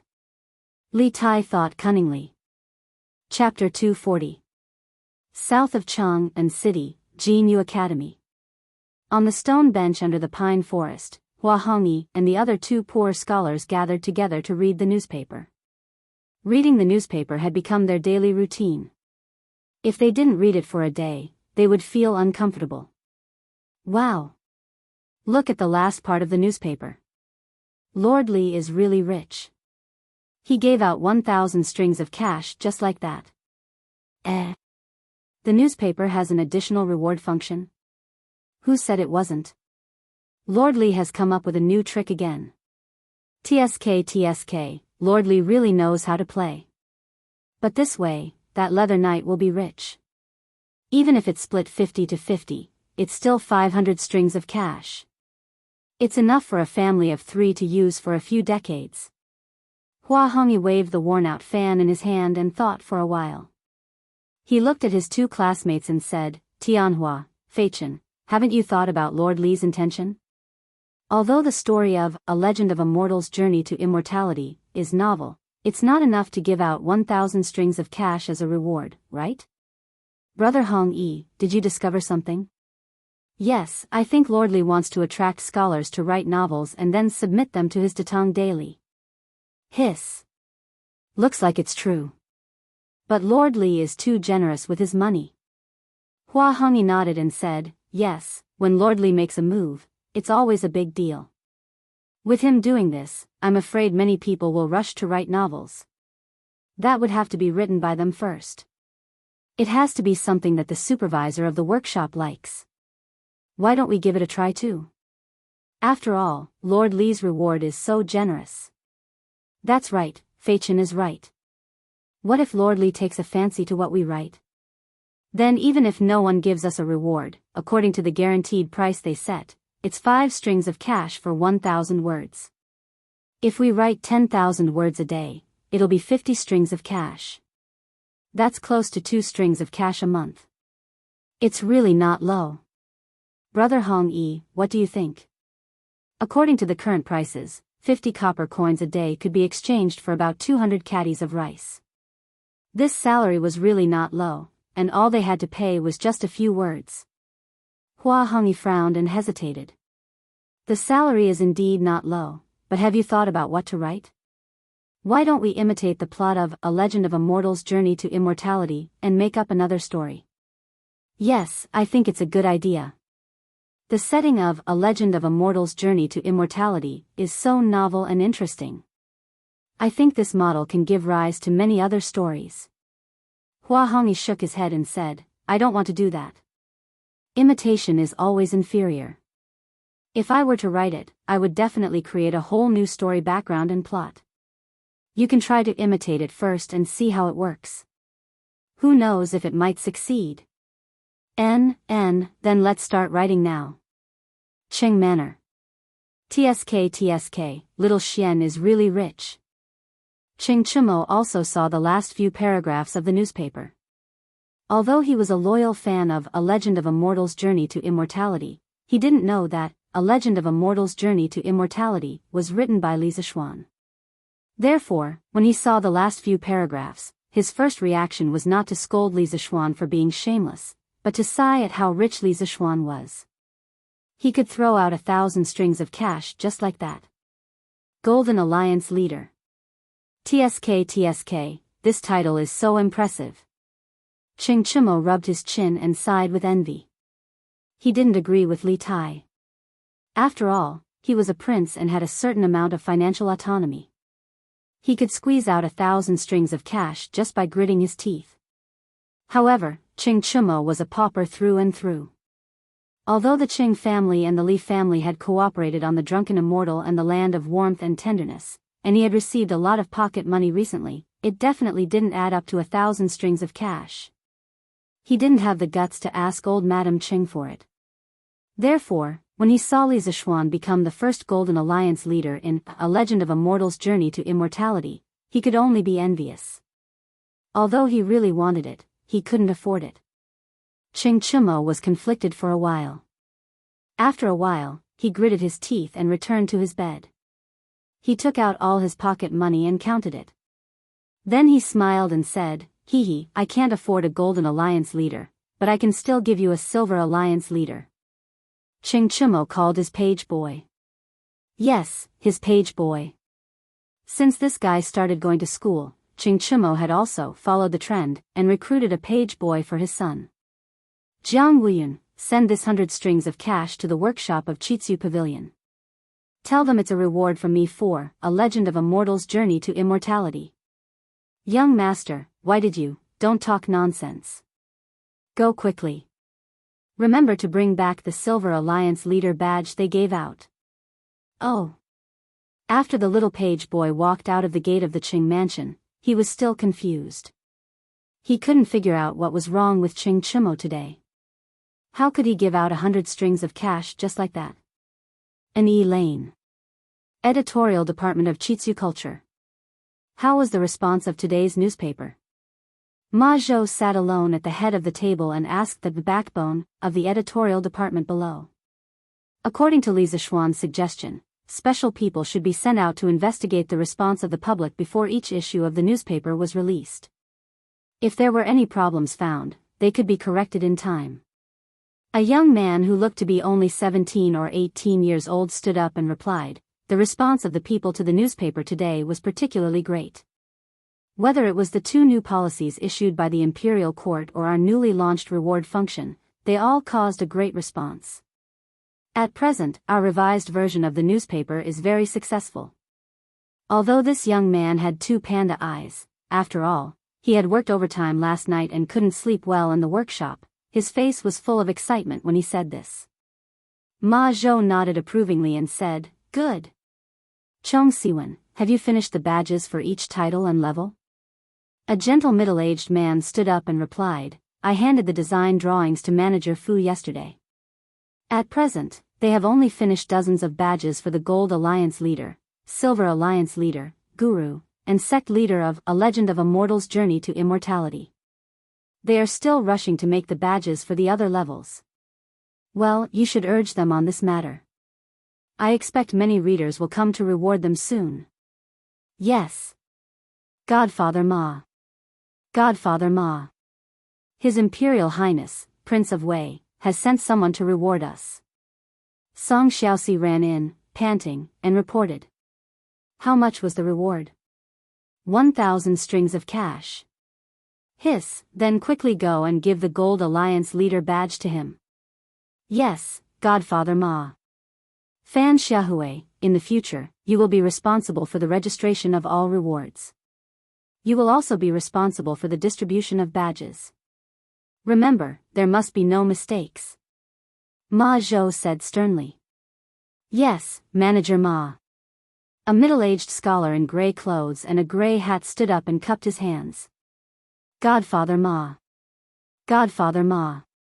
The eldest young master of the Qing estate has sent someone to reward A Legend of a Mortal's Journey to Immortality with 100 strings of cash. Godfather Ma. Godfather Ma. Princess Changle has sent someone to reward A Legend of a Mortal's Journey to Immortality with 100 strings of cash. His Imperial Highness, the Crown Prince has sent someone to reward A Legend of a Mortal's Journey to Immortality with 100 strings of cash. Xinghua Square's eldest young master, Hu Yuanbao, has sent someone to reward A Legend of a Mortal's Journey to Immortality with 1,000 strings of cash.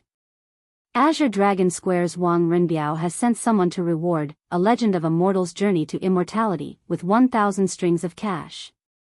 Jinsheng Square's Murong Yunhai has sent someone to reward A Legend of a Mortal's Journey to Immortality with 200 strings of cash. Crazy. Crazy. That was the only word in everyone's mind. They knew that A Legend of a Mortal's Journey to Immortality was very popular and that many people would come to reward it in the future. However, they did not expect it to come so quickly and in such a large amount. Could it be that these people did not treat money as money? That's all for today. Everyone, quickly get back to your positions and continue with your work. Fan Xiaohui, quickly go to the front to receive the reward money and register it. Chong Siwen, quickly go to the workshop and urge them to make the badges quickly. Yes. Chapter 241. Gi Lane. Meng Wenhao tried to persuade his father but to no avail. He could only pray that his mother would come back in the afternoon and persuade his father. After letting his imagination run wild for a while, he became more and more frustrated. After bidding farewell to his father, Meng Wenhao went out. Looking at the busy pedestrians on the street, Meng Wenhao was a little confused. As the saying goes, the world is full of people who come for profit. Most of the people in front of him were rushing to earn money. What was he doing? Isn't this Meng Wenhao? Where are you going? Suddenly, a voice came to his ear. Meng Wenhao found it familiar. He turned around and saw Wang Meng walking towards him. Wang Meng? Where are you going? To the workshop of the Strange Interest Pavilion. Wenhao, didn't you read today's newspaper? Datong Daily can reward now. Mr. Li alone rewarded The Legend of a Mortal's Journey to Immortality with 1,000 strings of cash and became the first Gold Alliance leader. How impressive. I, Wang Meng, may not be rich, but I can still squeeze out 10 strings of cash and become a leader. What reward? What alliance leader? What is Wang Meng talking about? Meng Wenhao was confused. He had no idea what Wang Meng was talking about. Here, take a look for yourself. Wang Meng took out today's newspaper and handed it to Meng Wenhao.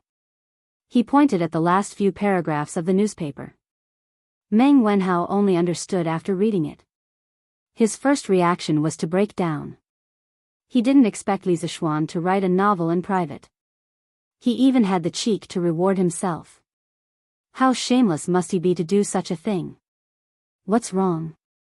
You must be shocked by Mr. Li's generosity, right? Haha. Wang Meng looked at Meng Wenhao's twitching face and thought that he was too shocked. Meng Wenhao almost vomited blood. He quickly nodded and pretended to be shocked. Yes, yes, yes. I was indeed shocked. Hee, then take your time to be shocked. I'll take my leave first. Wang Meng gave Meng Wenhao a look that said, I've been there before, so I understand. He patted Meng Wenhao's shoulder, turned around, and ran away. Hey, Wang Meng, your newspaper. Forget it, it's fine. Wenhao, take it first. Meng Wenhao shook his head helplessly. The gloominess in his heart had been diluted by the news he had just received. He had not expected his teacher to be so capricious and unconventional. Since he had nothing to do, he sat down on the pier of the bridge not far away and flipped through the newspaper. Naturally, he also saw the headlines today. He saw the news that the imperial court was recruiting trade caravans from the people to follow the army to the small Nanyang country to trade. So this is actually true. The imperial court's navy is really going south with them. Meng Wenhao muttered to himself.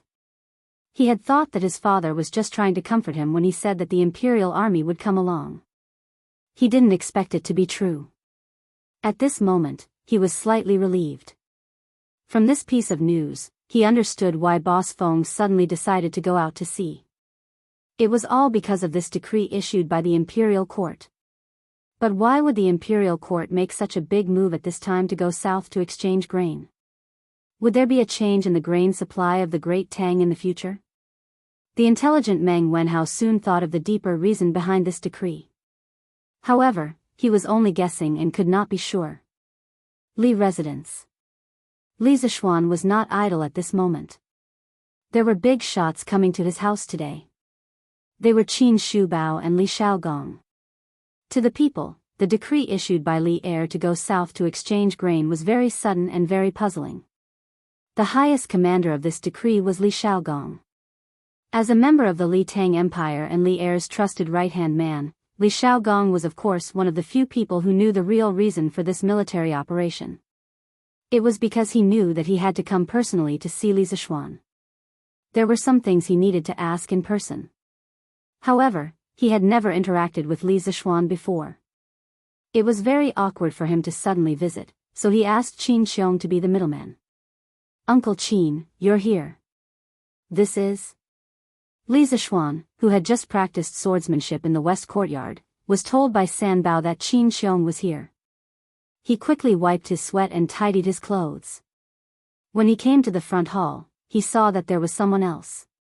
"He, Xiao Xian, this is Prince Hejian. He is the highest commander of the 20,000 navy going to Nanyang. Come and greet him." Qin Xiong stood up and smiled. Li Zishuan was shocked. Previously, Li Tai had told him that the navy this time was led by Li Xiaogong. However, he did not expect to see him in person so soon. This Li Xiaogong was amazing. He would be one of the 24 meritorious officials of the Lingyan Pavilion in the future. Moreover, he would be ranked second only to Zhang Sun Wuji. Li Xiaogong's grandfather, Li Wei, was Li Hu's seventh son.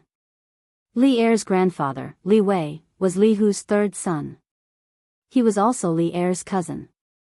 Looking at the Li Tang Empire, Li Xiaogong was considered a rather accomplished person.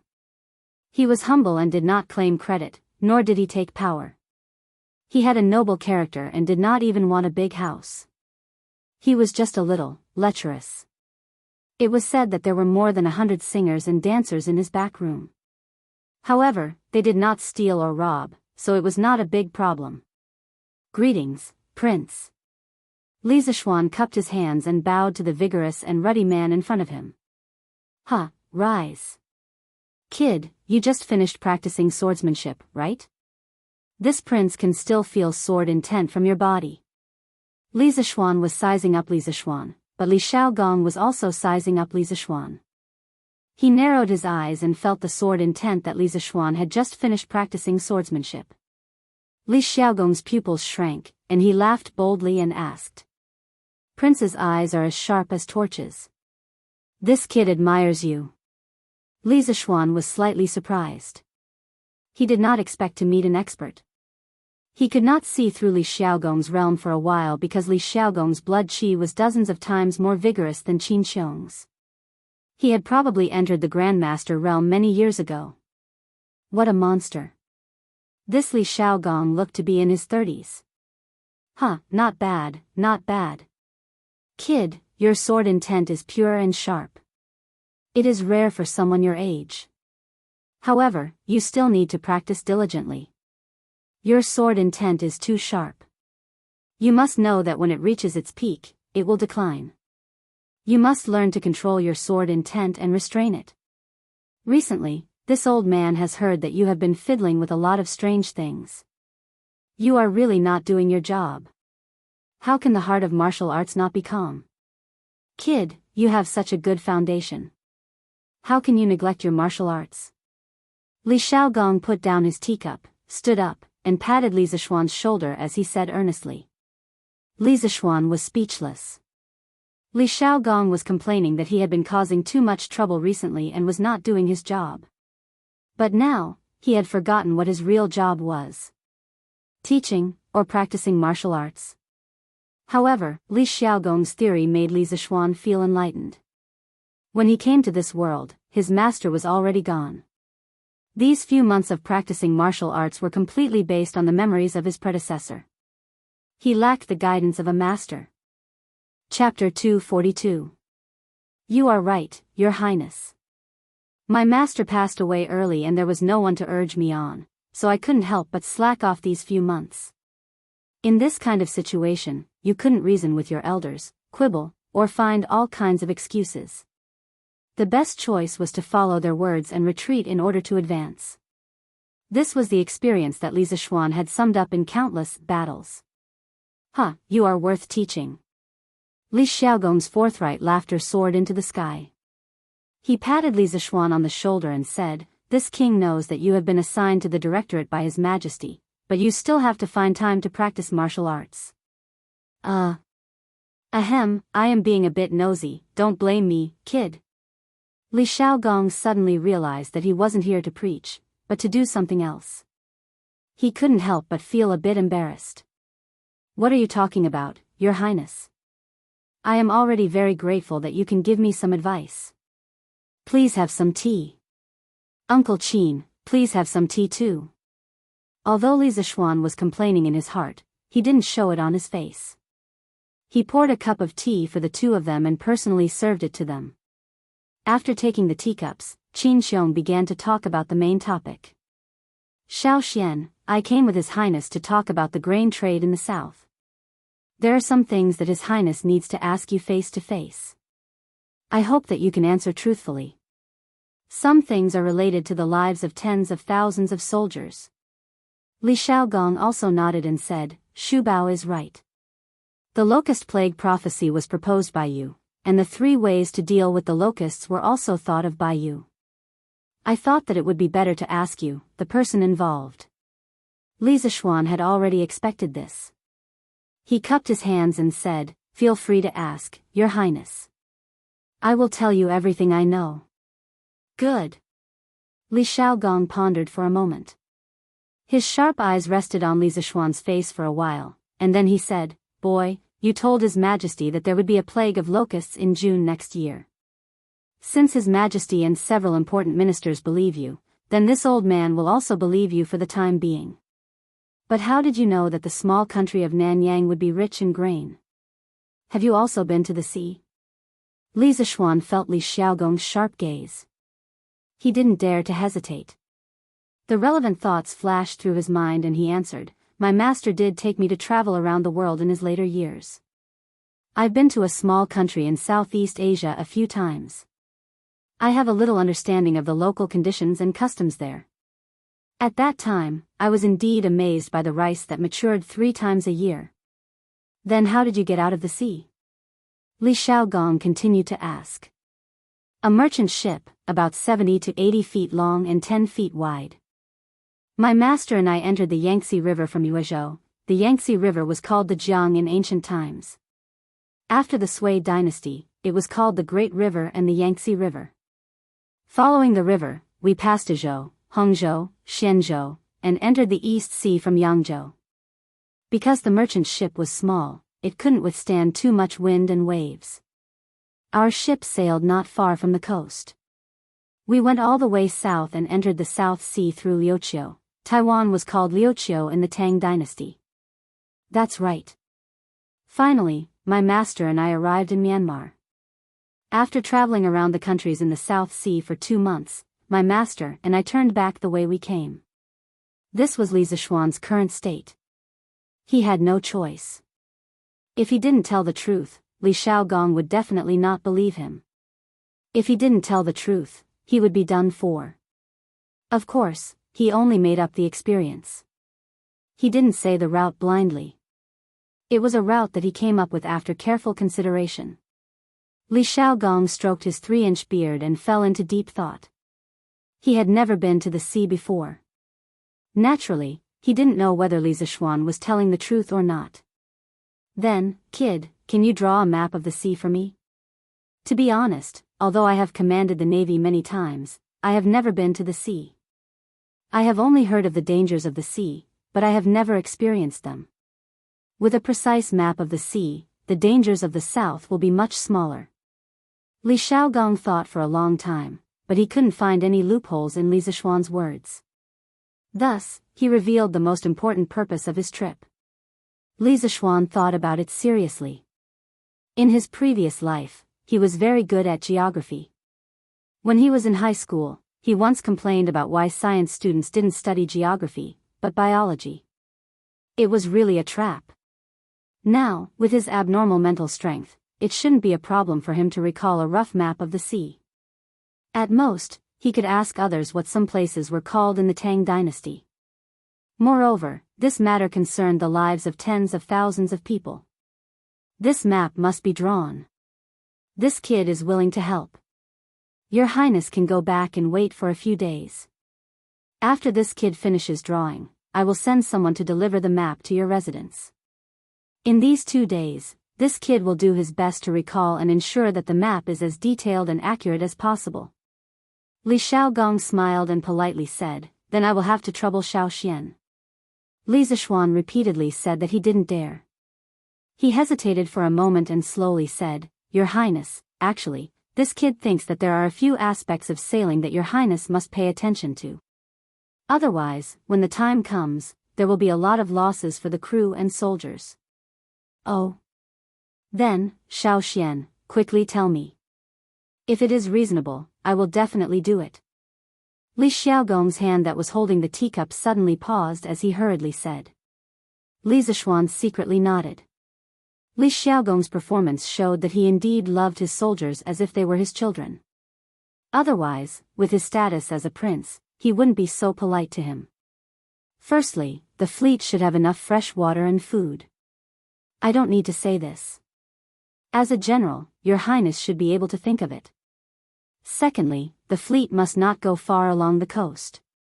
This way, on the one hand, the fleet can go to the shore to take shelter from the wind when there are big storms and waves. On the other hand, when the fleet is short of supplies, they can also go to the shore to replenish at any time. Thirdly, all the crew members must eat fruits every day. My master once said that if the crew members of an ocean voyage don't eat fresh fruits for a long time, they will suffer from septicemia. In serious cases, they will even lose their lives. Hiss. Qin Xiong and Li Xiaogong gasped. There is actually such a thing? Li Xiaogong's face was full of disbelief. Li Zishuan nodded with certainty and said, There is indeed such a thing. My master was also a medical sage when he was alive. Uncle Qin and Your Highness should believe what he said, right? Yes, of course this old man believes. Qin Xiong nodded. Even Li Zishuan's half-baked medical skills could cure his illness. How could Qin Xiong not believe that Li Zishuan's master's medical skills were brilliant? This prince also believes. When the time comes, we will do as you say. Yes. Fourthly, ocean voyaging is a very lonely thing.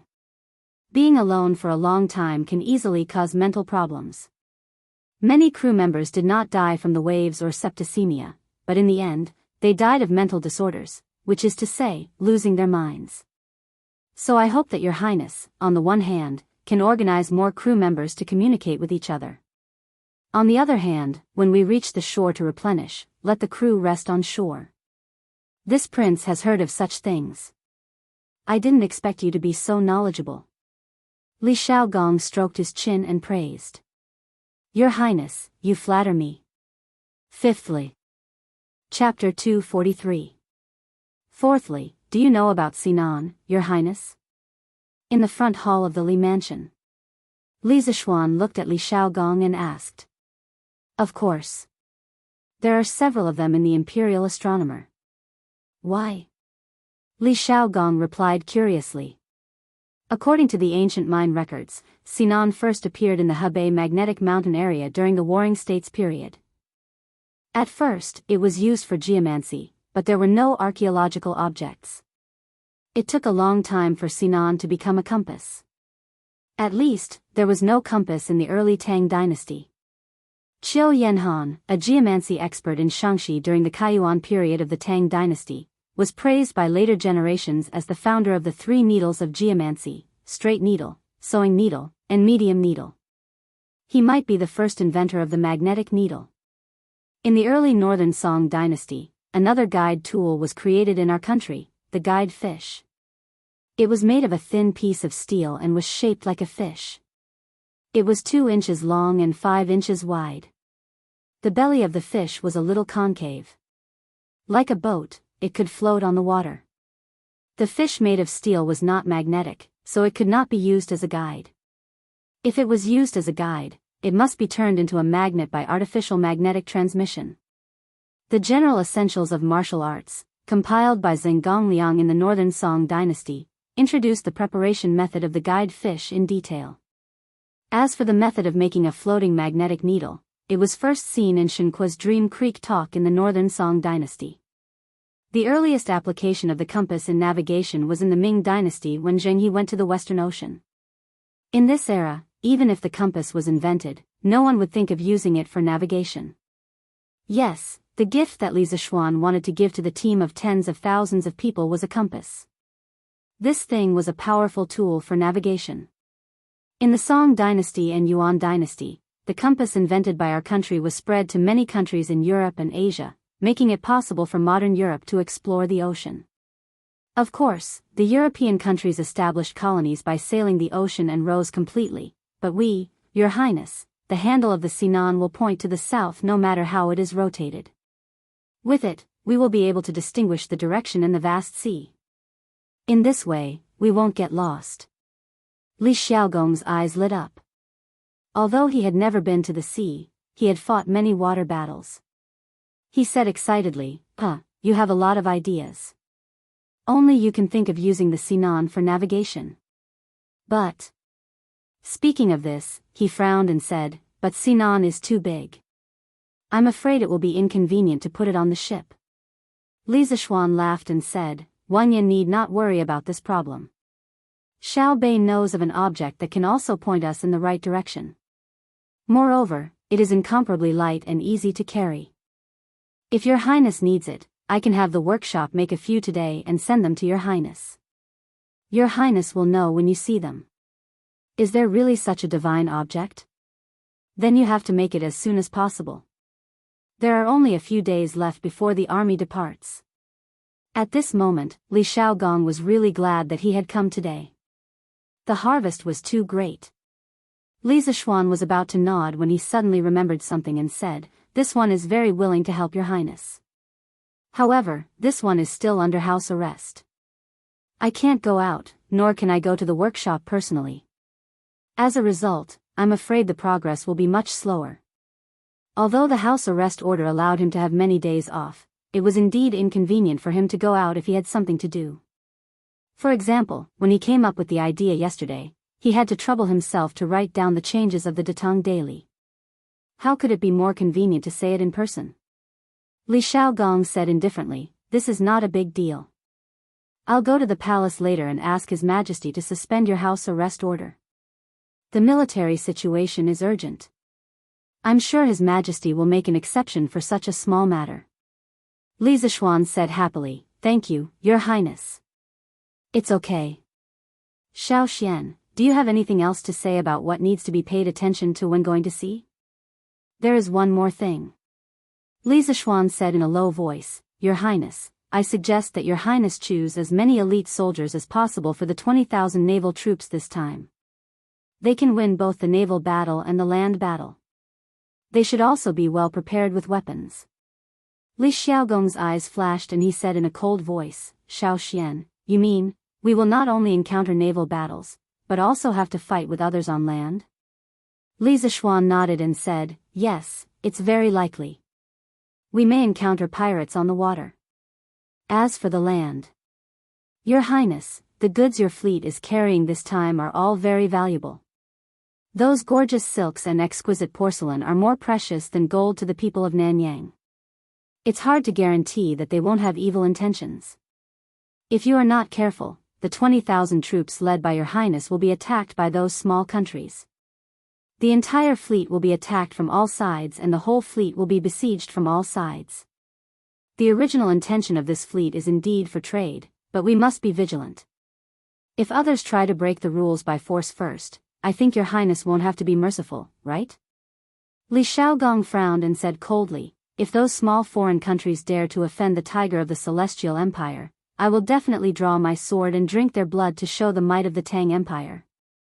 Li Zishuan exclaimed in admiration, "Your Highness is truly bold." He looked at the time and said, "It's already late." "It's getting late. Why don't your Highness and Uncle Qin have a meal at my house?" Li Xiaogong chuckled and said, "I heard that you are quite accomplished in eating and drinking. It just so happens that I will stay at your house today and try your delicious food and wine, haha." Qin Xiong also nodded and laughed, that's how it should be. Counting the days, Xiao Xian, you and Yushi are about to get married. As Yushi's adoptive father, I haven't eaten at your house yet. Li Zishuan said, cough, it's my fault for not thinking it through. Haha. On the other side, Meng Wenhao sat on the bridge pier and read the newspaper for a while. Naturally, he read the last few paragraphs of the newspaper several times. He was really tempted by the generous rewards of writing novels. He also had the idea of writing novels in his spare time. However, he immediately rejected the idea after thinking about it for a while. First of all, the studies in the mathematics school were very intense and the competition was very fierce. He still wanted to get first place in the monthly exam and get the opportunity to bring his family to the Zuaxian restaurant for a free meal. Under normal circumstances, if his family ate and drank freely at the Zuaxian restaurant, they could eat at least 50 to 60 strings of coins. If they ordered wine, it would be even more expensive. This was more cost-effective than writing novels. On the other hand, writing novels would definitely delay his studies. His parents would definitely not allow it, and he would not allow it either. Shaking his head, he dispelled this unrealistic idea. Meng Wenhao looked at the sun above his head and then got up to go home for lunch. At this time, he realized that he was actually near Yongda Square. In the morning, he wandered around aimlessly and unknowingly came to a place so far away from home. Meng Wenhao sighed and walked home. Don't move. It's a robbery. When he walked to Xianyi Lane, Meng Wenhao suddenly heard a low man's voice coming from the alley between Xianyi Lane and Feng An Lane. He was shocked and quickly turned to the corner, carefully peeking at the situation in the alley. He saw a big man in gray clothes with a piece of black cloth over his face. He held a cold kitchen knife in his hand and was holding it against the neck of an 11 or 12-year-old girl. It was a scene of robbery in broad daylight. Chapter 244. Humph. Is there something wrong with your eyes? Why do you think I'm rich? On the side of the lane between Xuanyi Lane and Feng An Lane, Meng Wenhao's heart was in his throat. When he was hesitating whether to stop the masked man or not, he saw the girl with one hand on her waist and snorted recklessly. Meng Wenhao really wanted to go up and cover the girl's mouth. Oh my God, why are you still talking nonsense? Don't you think things are chaotic enough? The masked man was obviously stunned. It was probably the first time he met such a heartless person who was not afraid of death. In other words, it was the first time this guy came out to rob. He had no experience and could not scare people. Cut the crap. I only want 500 copper coins. Hand it over and I'll let you go. Otherwise, I'm afraid there will be an extra red line on your neck. The masked man reacted. He pushed the kitchen knife in his hand forward a few more inches, and said fiercely. Meng Wenhao saw it clearly from the corner of the wall. He was very anxious and wanted to stop him. However, he was afraid that the kitchen knife in the masked man's hand would hurt the girl. After all, the kitchen knife was already close to the girl's throat. If the masked man's hand trembled slightly, the girl was likely to die. Meng Wenhao looked around and found that there was no one around. He guessed that they had all gone back to have lunch. Meng Wenhao forced himself to calm down and seriously thought about it. Then, he picked up a brick next to him. Don't be surprised, this was the so-called Qin bricks and Han tiles. In fact, as early as the Zhou dynasty, there were records of bricks. Meng Wenhao took a deep breath, gathered his courage, and quietly approached the masked man. The masked man and the girl stood facing each other. Meng Wenhao's direction was just behind the masked man, so his movements fell into the girl's eyes. The girl saw that there was someone else here, and her eyes widened in surprise. However, when she saw the brick in Meng Wenhao's hand, she quickly blinked, as if to tell him not to come over. Meng Wenhao's brain was a little confused. He did not understand what the girl was trying to say. "Little girl, is there something wrong with your eyes? Why do you keep blinking? Is there someone behind you?" The masked man felt that he had gotten off to a bad start today. He couldn't even deal with a little girl. She wasn't afraid of him at all. He was a failure as a bandit. When Meng Wenhao saw that the robber had the intention to turn around, he was greatly alarmed. He was only a scholar without the strength to truss up a chicken. How could he be a match for this burly man? Before the burly man could turn around, he quickly retreated to the corner. At this moment, he could even hear the sound of his heart thumping. "Yes, yes, yes. There's someone there. Look behind you." The girl giggled. The masked man was about to turn around to see if there was anyone behind him when he heard the girl's words. He paused for a moment. Then, he sneered and said, "Tisk, little girl, are you trying to trick me into turning around so that you can take the opportunity to escape? I'm so smart, why would I fall for your trick?" At this moment, the robber felt as if he was possessed by Zhuge Liang. He had the demeanor of a wise man who could see through all the conspiracies in the world. In short, he felt that he was too damn smart. Humph, humph, how could someone as smart as me be deceived by a little girl like you? TSK, if you don't believe me, then forget it. The little girl playfully rolled her eyes and curled her lips. When the robber saw her reaction, he was even more certain that his judgment was correct. He couldn't help but feel proud in his heart. "Don't talk nonsense. Quickly take out the money. No one will come to this alley at this time. Little girl, don't waste your time. No one will come to save you." As the robber spoke, he pushed the kitchen knife forward a little. On the girl's white and tender neck, there was already a faint trace of blood. "But I really don't have 500 coins. Feeling the coldness on her neck, the little girl pitifully said. The robber really wanted to curse at this moment. How could there be such a person who cared more about money than life these days? He swept his eyes over the girl's body and saw that the girl was wearing coarse hemp clothes with patches. There were no gold hairpins or silver ornaments in her hair. He couldn't help but frown. Why did he pick such a poor person to rob? Was he really blind? The robber quickly shook his head. At this time, he definitely couldn't admit that it was his problem. He could only go down this path to the end. Suddenly, he saw that there was a jade bracelet on the girl's wrist. He quickly said excitedly, "Hee, who said you don't have it? I see that the jade bracelet on your wrist is worth about 2 strings of coins. Quickly give it to me." After saying that, he pretended to be fierce. Of course, this expression was in vain because his face was covered and the girl couldn't see it. His left hand squeezed the girl's shoulder. The girl's face clearly turned pale, but she didn't cry out in pain. She quickly protected the jade bracelet on her left wrist with her right hand and anxiously said, "No. This was left to me by my mother. You can't take it away. Hey, I don't care who left it to you. Quickly take it out, or else." As he said that, he gestured with the kitchen knife in his hand and threatened, "Do you want the jade bracelet or your life? Choose one." Meng Wenhao was so anxious that his forehead was sweating. He secretly scolded the girl in his heart for being so stubborn. Why was she still hesitating at this time? After a moment of stalemate, the girl finally took off the jade bracelet on her wrist and reluctantly handed it to the masked man. "Here, for you." "Hee, that's more like it." The masked man took the jade bracelet and smiled proudly. "Okay, I'll keep my word. You can go now." The robber removed the kitchen knife from the girl's neck and said, "Big brother, didn't you just say that you only want 500 strings of coins? But this jade bracelet is worth at least 2 strings of coins. If you keep your word, give me 1,100 strings of coins." The usual money of the Tang dynasty was only equivalent to 800 strings of coins.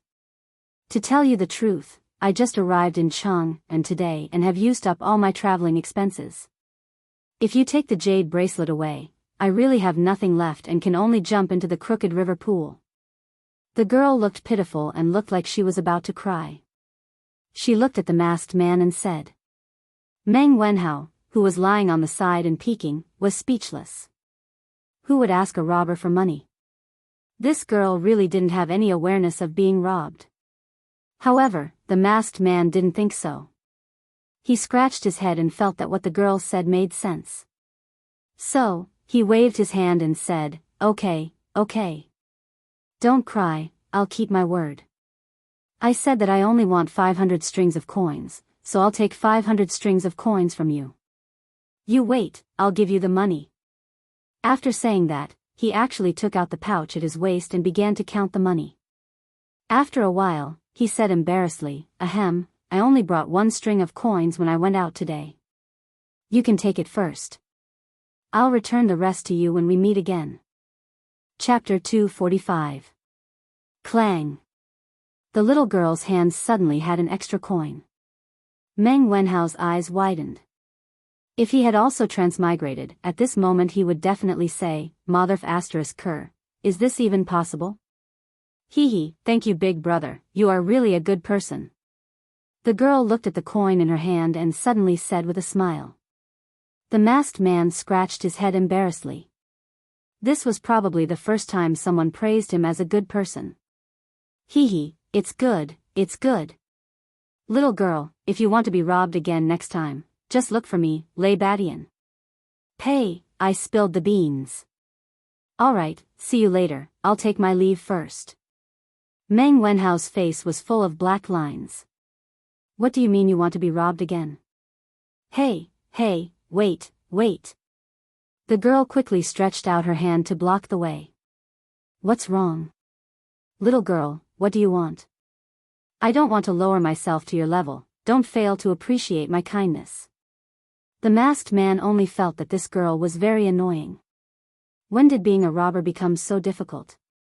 Hey, big brother, wait a minute, I just found out that I have change here. Here, take it, it's exactly 500 coins. Return the jade bracelet to me. You said before that you always keep your word.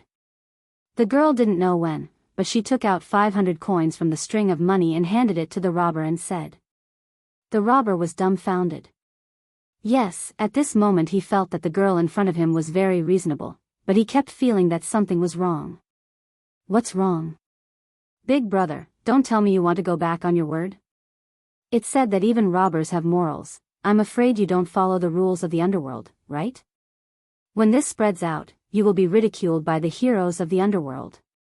The girl didn't give the masked man a chance to think.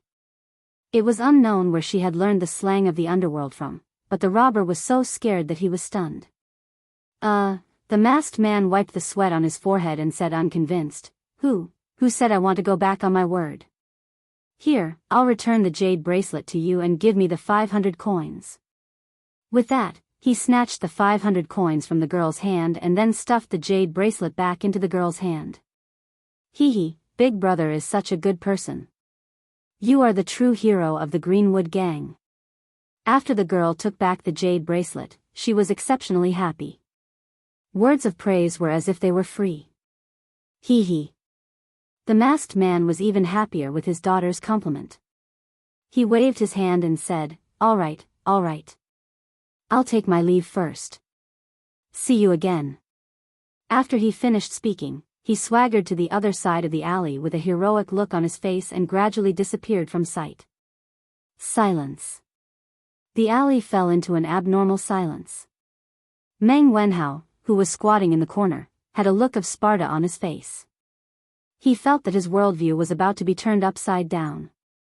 After living for more than 10 years, this was the first time he had seen such an adorably stupid robber.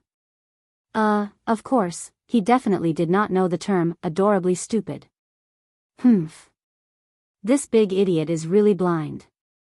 This lady is as beautiful as a flower, but she only cared about the money and forgot about the beauty. She is really stupid. This time, this lady was careless and fell into your trap. The next time I see you, I will beat you up every time I see you. The girl stomped her feet and said hatefully in the direction where the robber disappeared.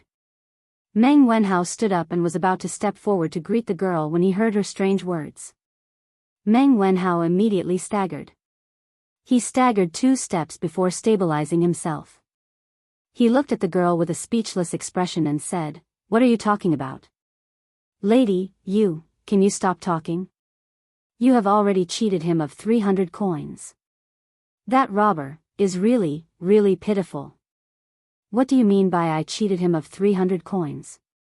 This is clearly the money that this lady earned with her own intelligence. Which side are you on, scholar?" The girl's voice suddenly rose by 800 degrees, as if someone had stepped on her little tail. Meng Wenhao felt that today was the day that he had been speechless the most. Facing such a lively and willful girl who was a little shameless, he felt that even if he was well-read and had a belly full of talent, he probably would not be able to win against this girl. All right. You earned it yourself. It's not considered cheating others." Meng Wenhao hurriedly waved his hand and admitted defeat. He then continued, "Since this lady is fine, then quickly go home. Don't let your family worry. The alleys here are crisscrossed and very remote. You'd better not come here alone in the future. It's quite dangerous for a girl like you.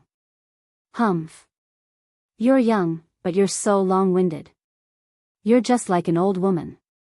The girl wrinkled her nose and said sarcastically to Meng Wenhao, "You." Meng Wenhao almost fainted from anger. He pointed at the girl in front of him and wanted to say something. At this time, he heard the girl's tone change and said sadly, "I don't have a family anymore. Uncle is sick. Aunt is too sad and went with him. I don't have a family anymore. I don't have a home. Boo-hoo." As the girl spoke, she squatted down, hugged her knees and cried bitterly. Meng Wenhao was caught off guard by this sudden turn of events. But when he saw the girl speaking sadly and crying sadly, his heart could not help but ache. He squatted down, patted the girl's back and said softly, "Lady, don't cry.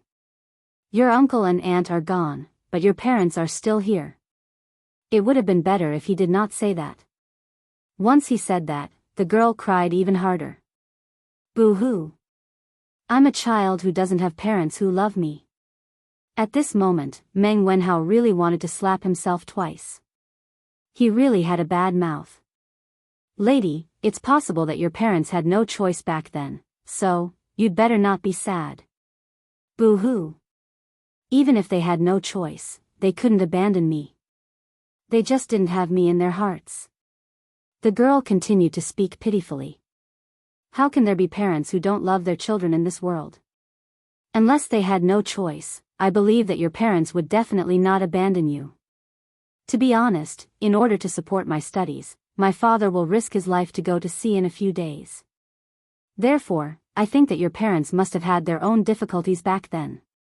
As Meng Wenhao spoke, he could not help but think of his father. For a moment, he could not help but feel sad. "Okay." The girl's crying gradually stopped. Slowly, the alley regained its silence. After a moment of silence, the girl stood up and patted Meng Wenhao's shoulder. "All right. I'm not sad anymore. Seeing that you helped me today, oh, no, you almost helped me today, I'll treat you to lunch." One in front and one behind, one crying and one laughing, it was as if she had become a completely different person in an instant. Meng Wenhao touched his nose. He felt that if he stayed with this girl for too long, his nerves would definitely be damaged. "No need, I still have to go home to eat." "Tisk, why are you dawdling? It's rare for me to treat someone to a meal. How dare you not give me face?" "All right, let's go then." "Hee, that's more like it. What's your name?" "Meng Wenhao, what about you?" "My name is Li Yu. You can call me Little Yu, Chapter 246. At the Li residence, both host and guest enjoyed themselves to their heart's content. The Li residence truly lives up to its reputation for good food and wine. Lord Li, you've given birth to a good son. You can enjoy the rest of your life in comfort. Li Xiaogong's face glowed as he ate. It was clear that he had drunk a lot of wine, but his speech was still rather clear, so he probably wasn't drunk. Your Highness is too kind. My son is naughty and likes to cause trouble. I hope that your Highness can take care of him in the future. Li Shaogong and Qin Xiong, the two big shots of the imperial court, had come to the Li residence as guests. Naturally, Li Jingma had to accompany them to drink. He was now more and more convinced of his son's abilities. First, Li Shaogong got to know several state dukes, then the crown prince and King Wei, and now Li Shaogong, a prince with real power and prestige in the military, had come. Sometimes, Father Li couldn't help but wonder if he should find some time to gather all the servants in the house and train them. Well said, well said. Other than being a little lazy, this boy is outstanding in all other aspects. Li Shaogong smacked his lips as he reminisced about the wine he had just drunk. Qin Xiong was somewhat depressed. He was half a patient, so he naturally didn't get a share of the wine at noon. Little Xian, you have to pay more attention to that tool for navigating. In addition, think about the things you need to pay attention to in the next 2 days. Do you have anything else to add? Only when we're well prepared will we have fewer casualties. This old man doesn't wish for these fine sons of my great Tang to die in the vast ocean instead of on the battlefield. In the end, they'll end up in the belly of a fish, unable to even retrieve their bones. Qin Xiong couldn't help but exhort as he looked at Li Zishuan, who was still picking his teeth. Xu Bao's words are reasonable. Brat, you have to be 120% focused on this matter. Don't slack off in the slightest. Hearing this, Li Shaogong patted Li Zishuan's shoulder and said. Hiss. Li Zishuan really wanted to say, what the F***ck. This slap almost drove his toothpicking arm into his gums. Yes, in ancient times, it wasn't called a toothpick, it was called a toothpicking stick. Oh, Uncle Qin and His Highness are distracted. I know what's important. Li Zishuan sucked in a breath of cold air and replied incoherently. Hey. Alright, old Master Li, since that's the case, this prince will not impose on you any longer. This prince will make a trip to the imperial palace in a while and explain the pros and cons to His Majesty. There should be an imperial edict in the afternoon to lift your son's confinement order. After Li Shaogong finished speaking, he shook his head and stood up to take his leave. Thank you for your concern, Your Highness. Many thanks, Your Highness. Old Man Li and Li Zishuan hurriedly got up and cupped their hands in thanks. Haha. Li Shaogong laughed heartily and waved his hand. He looked at Qin Xiong and said, Xu Bao, do you want to come along? Qin Xiong nodded and bid farewell to Li Zishuan. This old man will take his leave first. Little Xian, if you need any help, feel free to look for this old man. And, take care, Your Highness and Uncle Qin. As expected, less than an hour after Li Shaogong left, an eunuch came to the Li residence to announce that Li Zishuan's confinement order had been lifted ahead of schedule. He also strictly ordered Li Zishuan to make use of the time to make tools to identify the direction and was not allowed to slack off in any way. Phew. Since Li Zishuan's wording in the imperial edict was rather strict, it made people feel that if Li Zishuan did not complete the task in the next few days, he would be beheaded. Therefore, after the eunuch left, Li Du's parents chased him out of the house. Alright, San Bao, let's go to the workshop. He had thought that he was a complete shut-in. Even if he was grounded, it would not affect his comfortable life. He did not expect that shut-in to have such a restless heart. The main thing was that in this era, there were no computers and no internet. Even if he stayed at home, he could not stay at home. Not to mention the internet, as long as he had a computer and could play single-player games at home, Li Zishuan could stay at home. Fortunately, the confinement order had been lifted and he could go out. Otherwise, he would have gone crazy if he had to stay at home for 5 days. Although there were conditions for lifting the confinement order in advance, a small compass was a piece of cake for a graduate student in precision instruments like him. Yes, young master. San Bao answered excitedly. Other than Li Zishuan, San Bao was the happiest person to have his confinement order lifted. This meant that he could go out in a luxury car again. This was the hidden benefit of being an experienced driver. The horse carriage moved slowly on the streets of Chang'an City, getting further and further away. Meng Wenhao, I'm very happy today. What do you want to eat? Just order, hee hee. In a roadside noodle shop in the East City, Li Yu touched the 300 copper coins that she had just earned in her purse. She was full of confidence and had the attitude of a nouveau riche. You order. Also, you have no relatives or friends in Chang'an. I advise you to save the 300 copper coins. Meng Wenhao said worriedly. On the way, through chatting with each other, he had a rough understanding of Li Yu's current situation. The little girl's adoptive parents, who were also her uncle and aunt, used to live in Bingzhou, which was also Taiyuan. In the 13th year of Sui Day, 618 AD, Li Yu, who was still in swaddling clothes, was entrusted to Fu Lingyan and Lu Yixue, Li Yu's adoptive parents, by a mysterious couple. They said that they would come back to take her away in 2 to 3 months or a year. The Fu family was a large family in Taiyuan, and Fu Lingyan was somewhat knowledgeable. He saw that the couple was in a sorry state, and their expressions were rather panicked. He could even faintly see traces of blood on their clothes. He guessed that the couple might have encountered a very thorny problem. He instinctively wanted to keep the couple at the door. After all, the world was in chaos at the time, and no one was willing to fall into inexplicable trouble for no reason. Fu Lingyan was about to refuse when Lu Yixue tugged at his arm and looked lovingly at the little girl in swaddling clothes. They had been together for more than 10 years. How could Fu Lingyan not understand his wife's thoughts? He could not help but feel a pain in his heart. After being married for so many years, although they were very loving, they did not have a child. They had seen many famous doctors, but it was to no avail. The child had become a knot in their hearts that they could never get rid of. Looking at it now, his wife probably wanted to adopt the baby girl. In the end, Fu Lingyan gave in and adopted Li Yu. He had asked about the couple's identity, but they refused to tell him. Instead, they wanted to give him a large sum of money to raise their daughter. Of course, Fu Lingyan didn't lack the money, so he refused. Just like that, Li Yu was settled in the Fu family. The only thing her parents left behind was the jade bracelet. Lu Yixue was a mother for the first time. Naturally, she was very excited. Although her identity as a mother could be taken away at any time, she still treated Li Yu as her own. What she did for Li Yu was even more than what a real mother would do. Just like that, the Fu family had a little cutie. A little cutie that could be taken away at any time.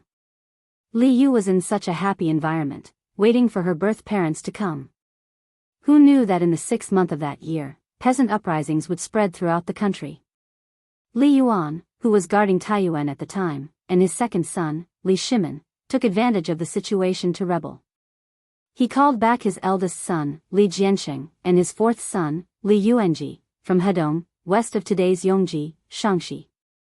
He sent Lu Wenjing to the Tujue to ask Shibi Khan to send troops to help. He also recruited troops to attack Guanzhong. The Central Plains fell into the flames of war. Taiyuan, as the place where the dragon rose, was naturally the first to bear the brunt. Various mountain bandits took advantage of the chaos to commit crimes, burning, killing, and robbing. The Fu family was also affected. To escape the chaos of war, Fu Lingyan decided to move his family to the south. Chapter 247. In order to let Li Yu's biological father and mother find Li Yu in the future, Fu Lingyan left a letter in the main hall of the house before he left. He explained that the Fu family had moved south to avoid the chaos of war and asked them to search the Jiangnan area after they found the letter. In this chaotic world, human lives were worthless. Fu Lingyan didn't know if a mere letter could reach Li Yu's parents, but he had tried his best and had a clear conscience. Along the way, they naturally met many bandits. Their lives were on the line many times, and Fu Lingyan also suffered many internal injuries. In the end, the Fu family settled down in Jiangnan Zuozhou. At this time, Fu Lingyan had used up all the gold, silver, and valuables he had brought with him when he left Bingzhou. Most of them were given to the bandits. Although they could no longer live a luxurious life, because of Li Yu's participation, the husband and wife were able to live happily. The man was in charge of the external affairs while the woman was in charge of the domestic affairs. Their lives were still quite good. Chuyun village was surrounded by mountains on 3 sides. It was like a paradise. There were wars everywhere, but Chuyun village wasn't affected at all. The Fu couple sat in the village and watched the change of dynasties, the fall of the Sui, and the rise of the Tang. They also watched Li Er kill his brother and father and usurp the throne. In the blink of an eye, it was the first year of Zhengguan. Fu Lingyan had been tortured by pain for more than 10 years. He finally couldn't take it anymore and passed away. Lu Yixue was too sad and depressed. Her body was deteriorating day by day. Before she died, she told her daughter about what happened back then. She guessed that Li Yu's parents were probably from a rich family because the jade bracelet was extraordinary. She also suggested that she go to Cheng and to find out where her parents were. Li Yu was smart and alert since she was young. She stumbled alone and miraculously reached Cheng and city with the meager wealth left behind by Fu Lingyan and his parents. After entering the city, she was confused by the crisscrossing streets in Cheng and city. That was why she encountered bandits near Shuani Lane. I invited you to a meal out of goodwill, but you don't know what's good for you. You're lecturing me. If you don't order, I'll order. At Chen's noodle shop at the entrance of the East Market, the two of them sat under the awning outside and started bickering. Boss, give me 2 bowls of egg noodles. No, 1 bowl of egg noodles, and the other bowl without eggs. Li Yu gave Meng Wenhao a provocative look. Meng Wenhao was speechless. Okay. Dear guests, the total is 18 copper coins. The fat boss shouted and bent over with a smile. He was worried that the 2 children would not pay after eating because from their clothes, they did not look like rich people. Li Yu only furrowed her brows and didn't get angry. She had probably encountered many similar situations along the way. Here you go. Go and do it. Li Yu counted 18 copper coins and slammed them on the table as if she was demonstrating her power. The fat boss didn't mind. He smiled and reached out to grab the copper coin. Suddenly, a hand appeared out of thin air. Wait. Meng Wenhao stood up and grabbed the fat boss's hand. What happened? The fat boss looked at Meng Wenhao blankly and asked. Boss Chen, it's not nice of you to do this. Your egg noodles have always been 10 copper coins a bowl. Why did you only give us 2 copper coins when we asked for 1 less egg? As a local of Chang'an, Meng Wenhao was quite familiar with the prices. Boss Chen straightened his neck and said, We have clearly marked the price. How is that not nice? If you think it's not worth it, you can eat the egg noodles. Isn't it just 2 copper coins? If Li Zishuan was here, he would definitely scold the boss for being an unscrupulous businessman. He actually started a bundling sale and forced people to buy and sell. However, Meng Wenhao didn't know the marketing techniques used by these businessmen. You! Meng Wenhao pointed at the boss angrily. He then stood up and pulled Li Yu and said, Little Yu, let's go. We're not eating here. Wait. Meng Wenhao, come closer. Li Yu waved her hand and pulled Meng Wenhao to the side, whispering. Little Yu, what's the matter? Meng Wenhao, let me ask you. How much is an egg in Chang'an? Li Yu asked mysteriously. She had just arrived in Chang'an today. Of course, she didn't know how much an egg cost here. However, she was smart. After seeing Meng Wenhao's reaction, she roughly guessed that the price of an egg in Chang'an was definitely more than 2 copper coins.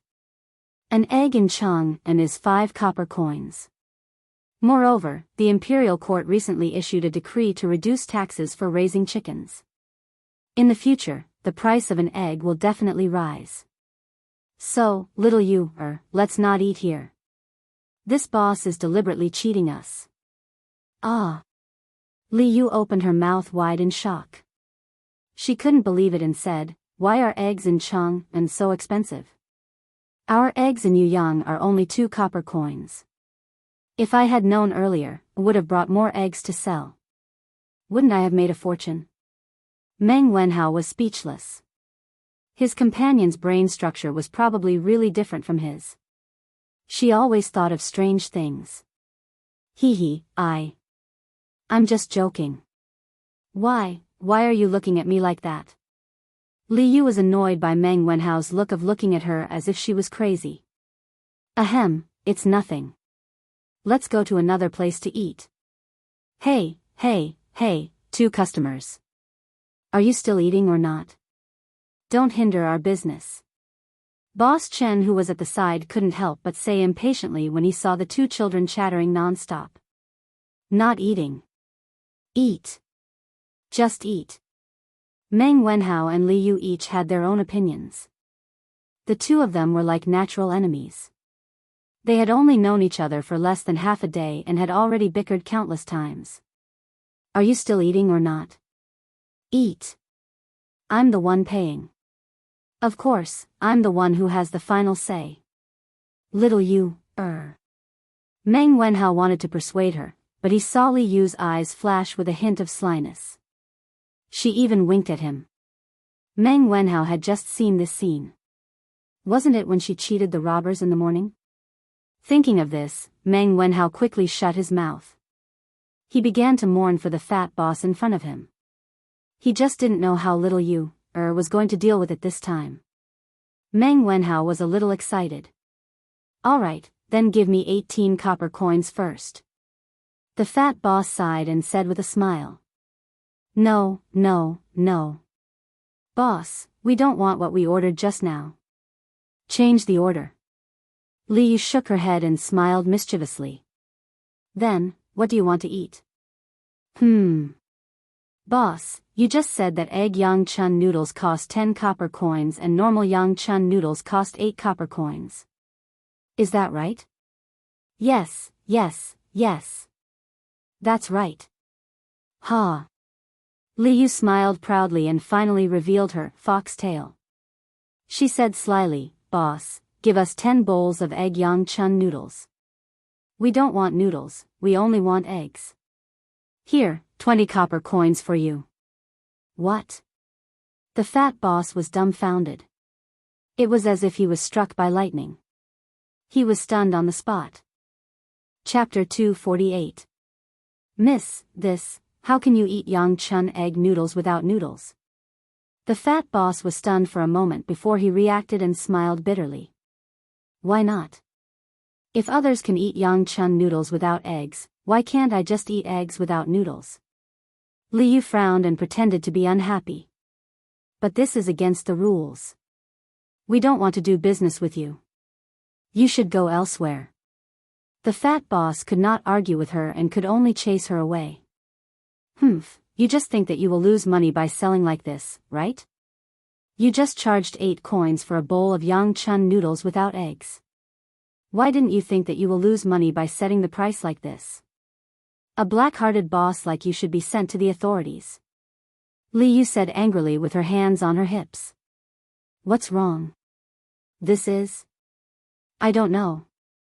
I just came. It seems that the boss purposely set the price to cheat outsiders.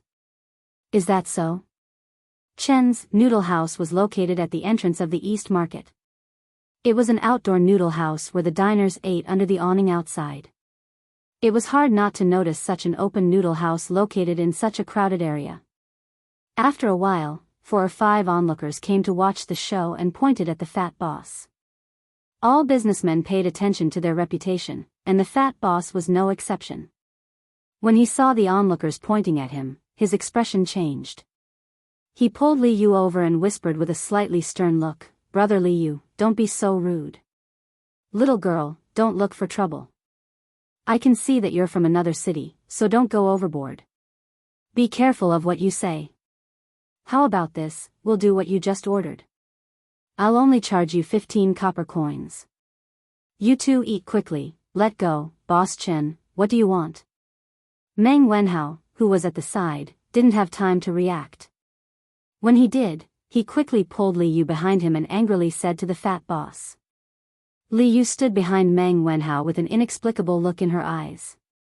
How dare you threaten me? Everyone, please be the judge. This restaurant's Yangchun egg noodle soup costs 10 copper coins per bowl, but the boss charged 8 copper coins per bowl for the ordinary Yangchun egg noodle soup without eggs. Now the eggs in Chang'an cost 5 copper coins per bowl. Don't you think this boss is evil? Li Yu pointed at the fat boss and said to the crowd. Wow, the owner of this shop is really evil. Yes. I really didn't expect this. I've been to this shop before.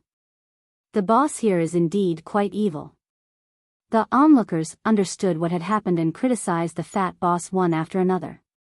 Seeing that he had been pointed at by thousands of people, the fat boss's expression flashed with a trace of viciousness. He shouted, "Little girl, you forced me to do this. Dabao, Bao, come out quickly and chase these 2 bastards away." Father, they're here. In the house, 2 huge young men immediately came out. They were about 7 feet tall, 2 meters, and were obviously much taller than the average person. Moreover, they were bigger than the fat boss. What was even more amazing was that the 2 of them looked exactly the same. They should be twins. As soon as the 2 7-foot giants appeared, everyone was shocked. Meng Wenhao and Li Yu were dumbfounded. They looked up at the 2 giants, and the onlookers, who were watching the show, became nervous. They didn't dare to point at the fat boss anymore. The fat boss was very satisfied with the crowd's reaction. He nodded his head and pointed at Meng Wenhao and Li Yu. He said to his 2 sons, Dabao, Bao, these 2 kids are causing trouble. Quickly throw them away. Father will make good food for you later. Okay, father. Not sure if it was Dabao or Bao, but they answered excitedly.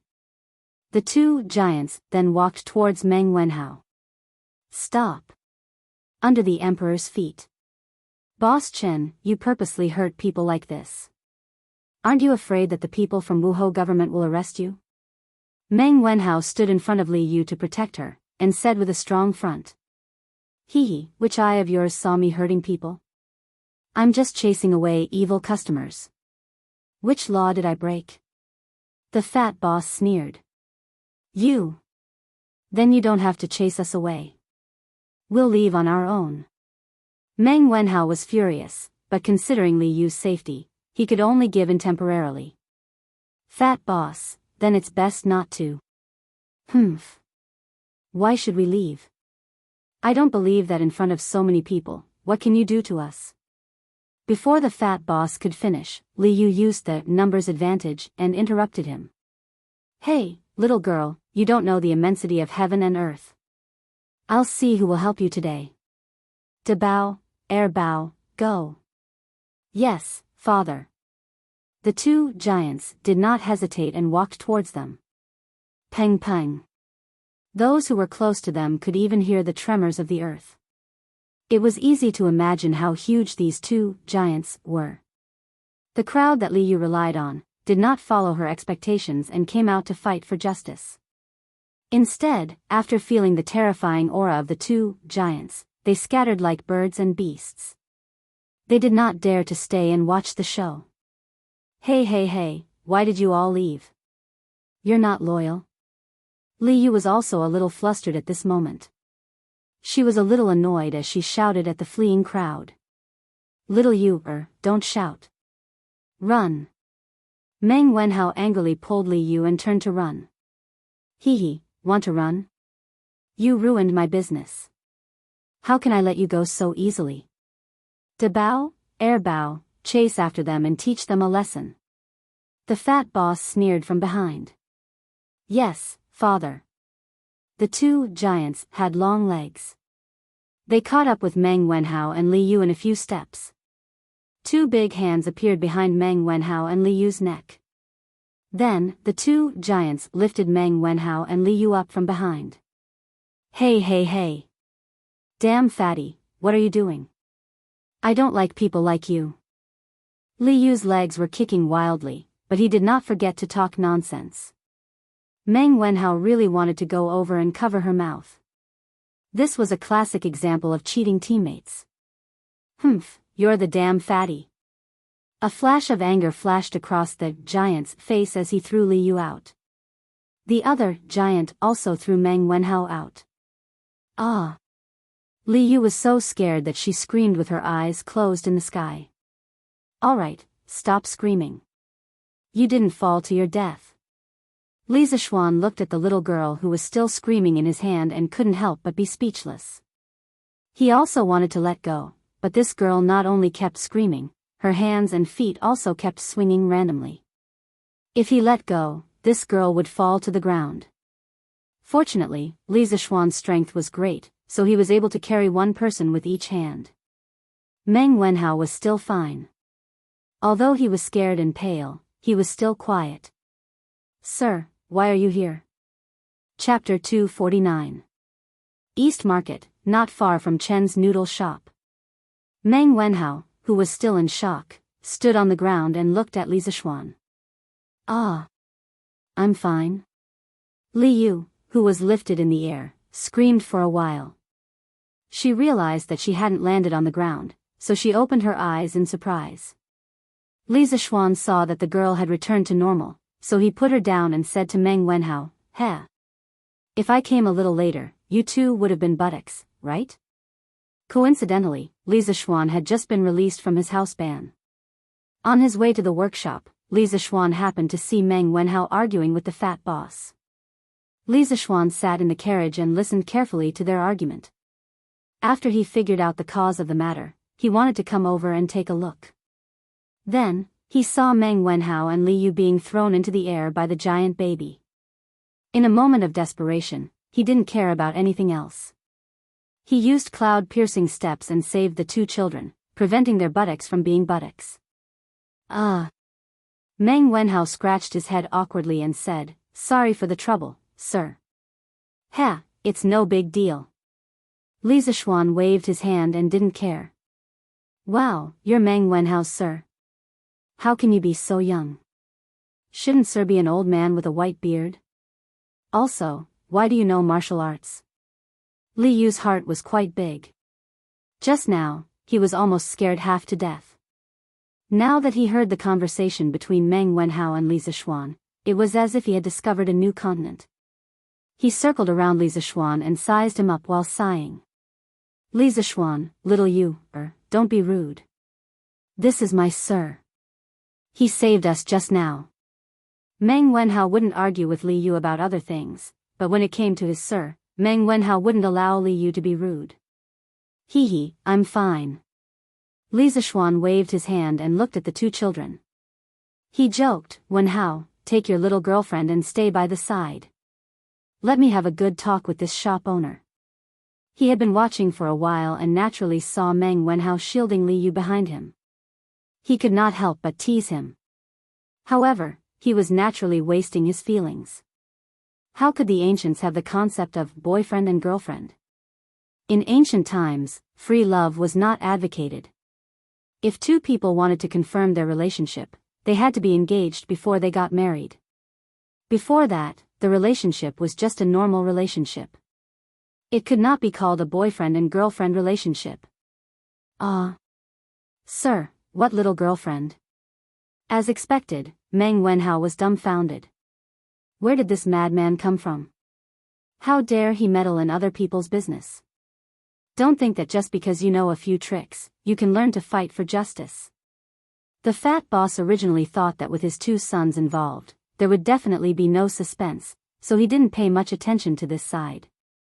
However, when he inadvertently glanced over and saw that Meng Wenhao and Li Yu were still acting as if nothing had happened, he immediately walked over and scolded Li Zishuan. "How dare you? Are you blind? Why don't you look at this?" As a lackey, Sanbao was very conscious. When he saw the fat shop owner's arrogant attitude towards his young master, he quickly jumped out and scolded him. However, before he could finish, Li Zishuan stopped him. "Sanbao. You go to the side too." This shop owner bullied his student.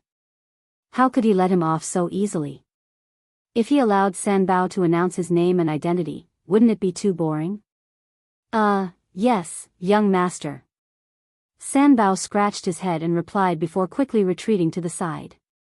Hee hee, bullying children with brute force. What kind of ability is that? Are you two going to come at me together or three at once? Li Zishuan did not waste time with the fat shop owner. He was dressed in a white shirt and stood with his hands behind his back as he spoke calmly. Invisible pretentiousness was the most fatal. His image of an otherworldly expert had really stunned Meng Wenhao and Li Yu. The two children looked at Li Zishuan with hearts in their eyes, looking like modern, brainless fans. Three at once? The fat shop owner was stunned. After a while, he reacted and said angrily, arrogant. Dabao, Bao, teach this brat a lesson. Yes, Dad. The two giant babies, one with Raging Bull Charge and the other with Mount Tai Crush, pounced on Li Zishuan with great momentum. Li Yu, who was standing at the side, saw the momentum and swallowed her saliva with difficulty. At this moment, she finally understood that she was courting death just now. Li Zishuan was not frightened by the momentum. These two were just boorish people who only knew how to use brute force to suppress others. Although there was a saying that one can defeat 10, their strength was far from that level. In terms of strength, these two giant babies would not be able to defeat Li Zishuan even if they worked together. Li Zishuan stood at the same spot without moving. He still had a calm expression on his face. Seeing the two giant babies getting closer and closer, Li Yu whispered to Meng Wenhao, Wenhao, is your master scared out of his wits? Oh no, your master looked quite handsome just now, but he's going to be crushed into a meat patty soon. Meng Wenhao frowned and said unhappily, don't talk about my master. Li Zishuan, who was standing at a distance, could not help but twitch his mouth. Although the little girl's voice was soft, it could not escape his abnormal hearing. However, it was not the time to care about this, because one of the giant babies was about to hit his stomach, and the other one had already soared into the sky and pressed down with the momentum of Mount Tai. Meng Wenhao, Li Yu, and Sanbao held their breaths nervously and widened their eyes. On the other side, the fat boss's mouth flashed a trace of a sinister smile. Li Zishuan stretched out his hands very slowly, but it happened to block the two giant babies. The Raging Bull could not move forward anymore, and the Mount Tai was directly held above Li Zishuan's head with one hand. Silence. Silence. Silence. What kind of scene was this? A weak scholar, with his left hand holding a rude giant, and with his right hand holding a fat man as big as Mount Tai. This scene deeply shocked the hearts of the onlookers. Was he still human? Regardless of whether it was the fat boss, Meng Wenhao, Li Yu, or Sanbao, they all opened their mouths wide and looked as if they had seen a ghost. Ha, Sanbao, take it, these are your two brothers, Dabao and Bao. The three of you can make up the auspicious three treasures. Li Zishuan laughed and used some true qi in his palms to shake the two giant babies to Sanbao's feet and throw the other one directly. He also just remembered that the names of these two giant babies were somewhat related to Sanbao, so he said with some mischievous interest. Ah. Young master, Sanbao doesn't have a brother, Sanbao has been an orphan since young. Sanbao did not know what the auspicious three treasures were, so she said with a confused face. Chapter 250. Wenhao, why don't you introduce them to me?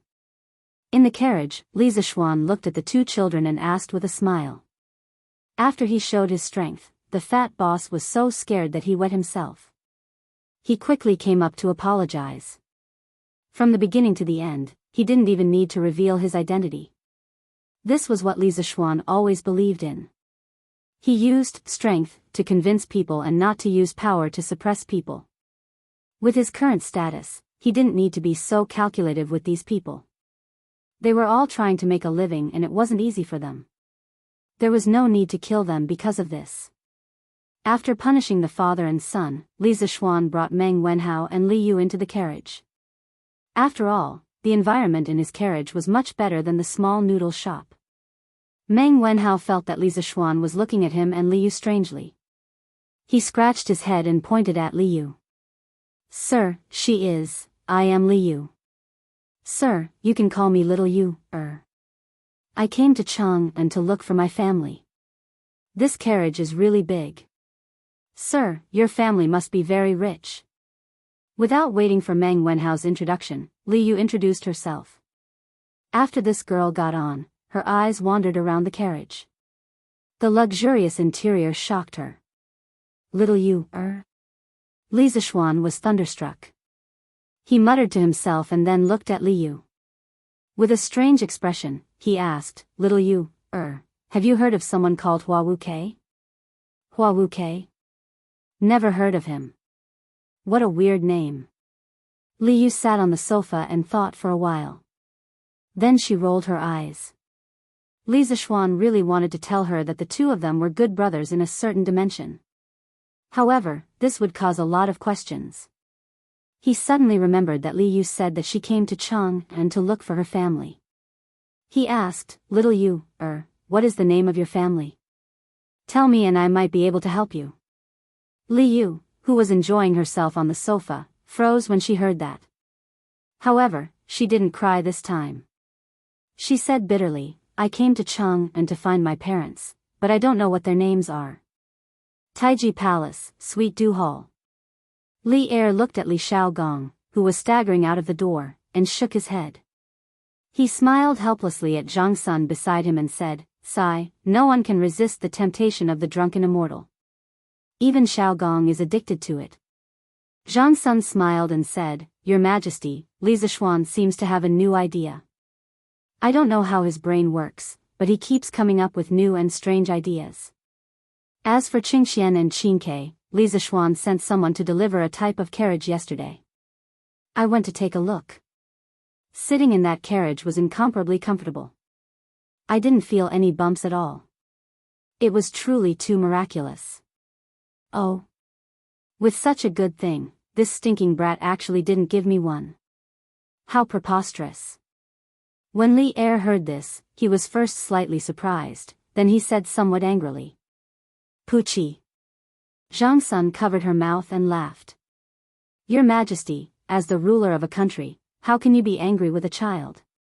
After laughing, she poured a cup of tea for Li Er and continued, Actually, speaking of which, I have seen Si Nan.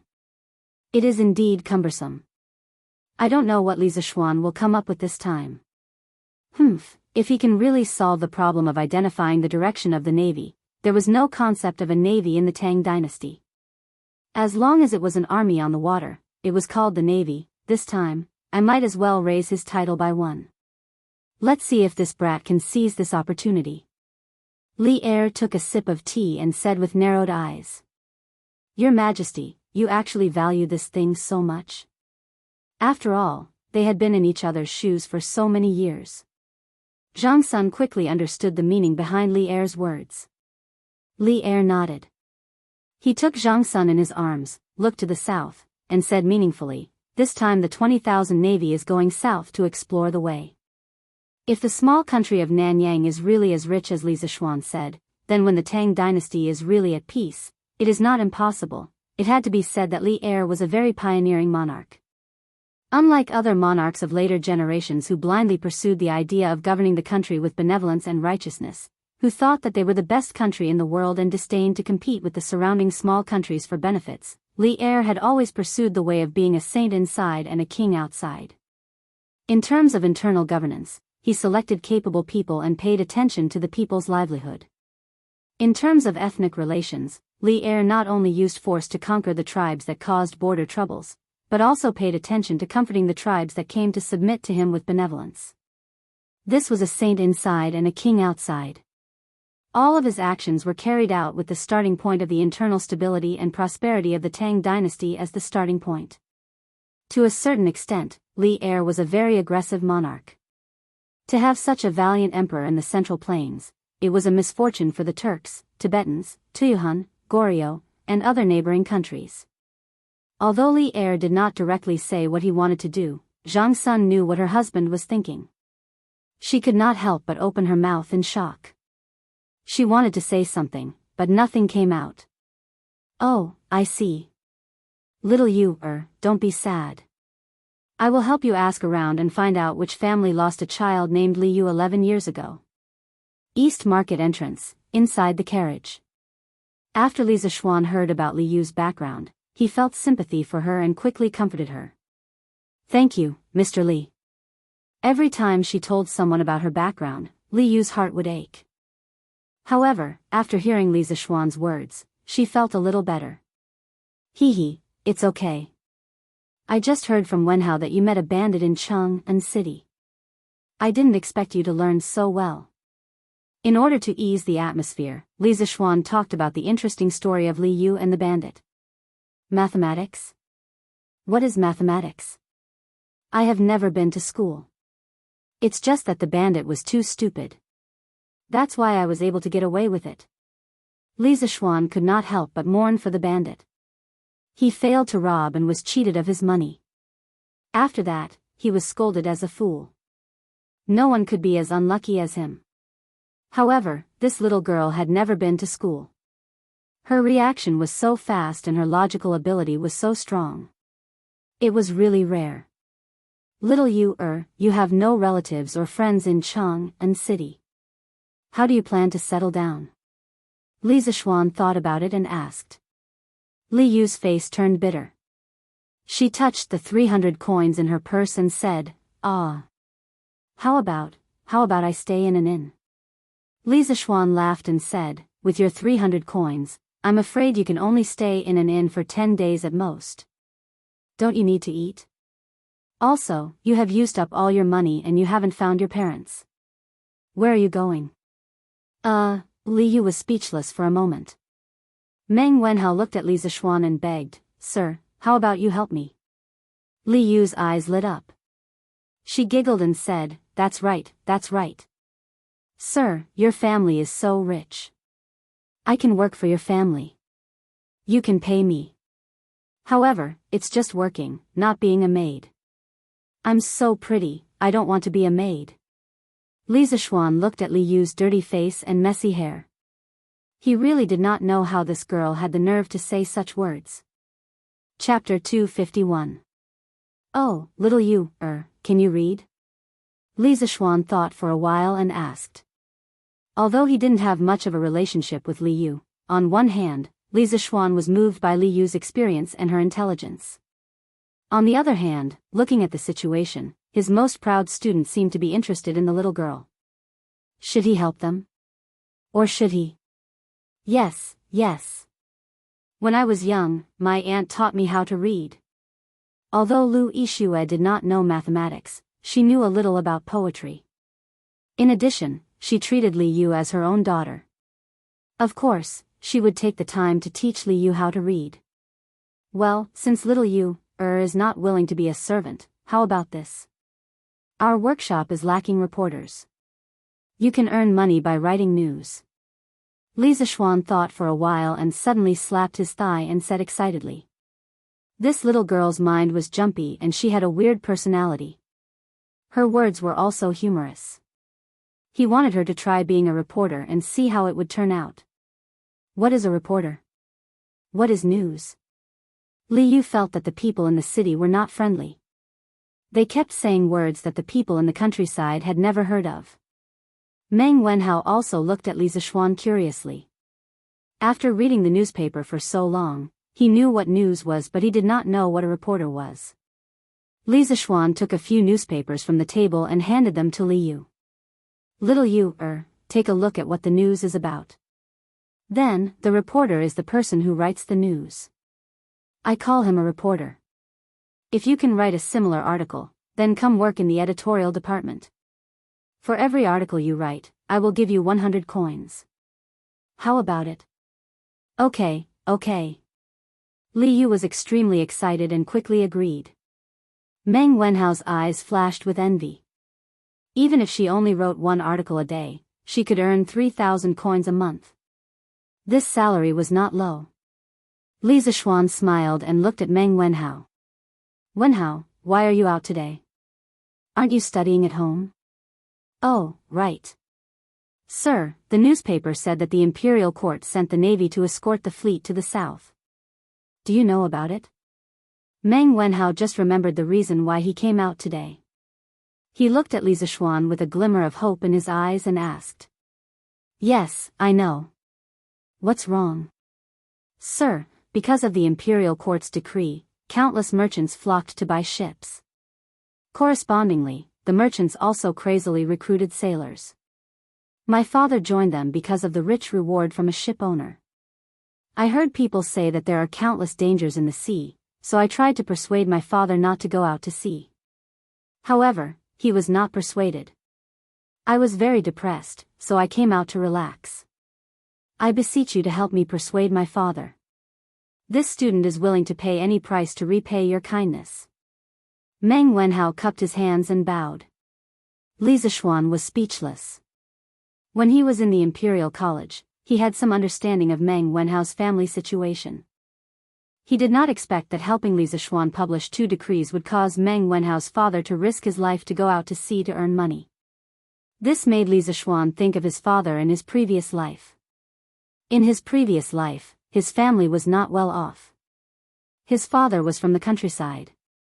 In order to support his education, his father went home to farm during the busy season and worked at the construction site during the free time. He remembered one time when his father was working on the 9th floor of a building. The wooden plank under his feet suddenly broke and he fell from the 9th floor. If his father hadn't relied on his strong survival instincts to step on a suspended steel pipe during the fall, changing the direction of his fall and finally landing in a pile of sand, he would have died from this fall. Even so, after that accident, his father's vitality was greatly damaged. After that, his body was not as good as before. No matter what era it was, every father did not have it easy. There were always many fathers who risked their lives to earn money for their children so that their children could have a good future. This was also one of the reasons why he valued Meng Wenhao. Because he saw a lot of shadows of his previous life in Meng Wenhao. Wenhao, I can't help you with this matter. Your father risked his life to go out to sea. This was a choice he made for you. This is a father's persistence. No one can change it. Although I can give your father a sum of money to not go out to sea, I don't think that a father who is willing to sacrifice his life for his child will accept this charity. A father's love is like a mountain. I admire your father's actions, but I don't want to give him charity because this is an insult to an iron father. If you really care about your father, then study hard and strive to pass the imperial examination in the future to bring honor to your family. Li Zishuan stared at Meng Wenhao's eyes and said very seriously. Meng Wenhao's eyes reddened. After listening to Li Zishuan, he cupped his hands and said, "Thank you for your advice." Wenhao was too impulsive. Li Zishuan waved his hand and said, it's okay. But your father will be much safer this time. I will go back and tell Prince Hejian that he will be the Navy commander this time. I will ask him to take care of your father's fleet. It shouldn't be a big problem. Besides, I am going to make a small tool for their fleet to identify the direction. With it, the fleet's safety will be another layer of protection. Wenhao, if you have nothing to do in the afternoon, why don't you come with me to the workshop and see this magical tool? Yes, I can't ask for more. When Meng Wenhao heard that the small tool for identifying the direction could give the fleet an extra layer of protection, he wanted to go and see it himself. It would be best if he could help. After all, it was related to his father's safety. Now that he heard Li Zishuan's invitation, he had no reason to refuse. I'll go too. Mr. Li, your newspaper is so interesting. I also want to go to the workshop to see it. Li Yu, who had been reading the newspaper for a long time, said excitedly. He had to say that this girl was really lucky. When she first arrived in Chang'an, although she encountered robbers, she was scared but not in danger. She even got her first sum of money and met Meng Wenhao. Then, she met Li Zishuan, the big tycoon, and was directly assigned a job. Her luck was really out of this world. Okay, I'll take you to see the editorial department of Datong Daily. San Bao, continue to the workshop. Li Zishuan also had the same idea. He nodded and shouted outside. Yes, young master. Sanbao answered and the carriage continued to move slowly. Wow! This carriage runs so smoothly. Ah! There's a toilet and a place to wash your hands in the carriage. Mr. Li, your carriage is so useful. How long have I been a reporter for to be able to buy such a carriage? Once the carriage started moving, Li Yu was like a curious baby.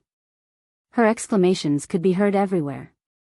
It was Meng Wenhao's first time in such a carriage. Although his eyes flashed with surprise, he did not make a fuss like Li Yu.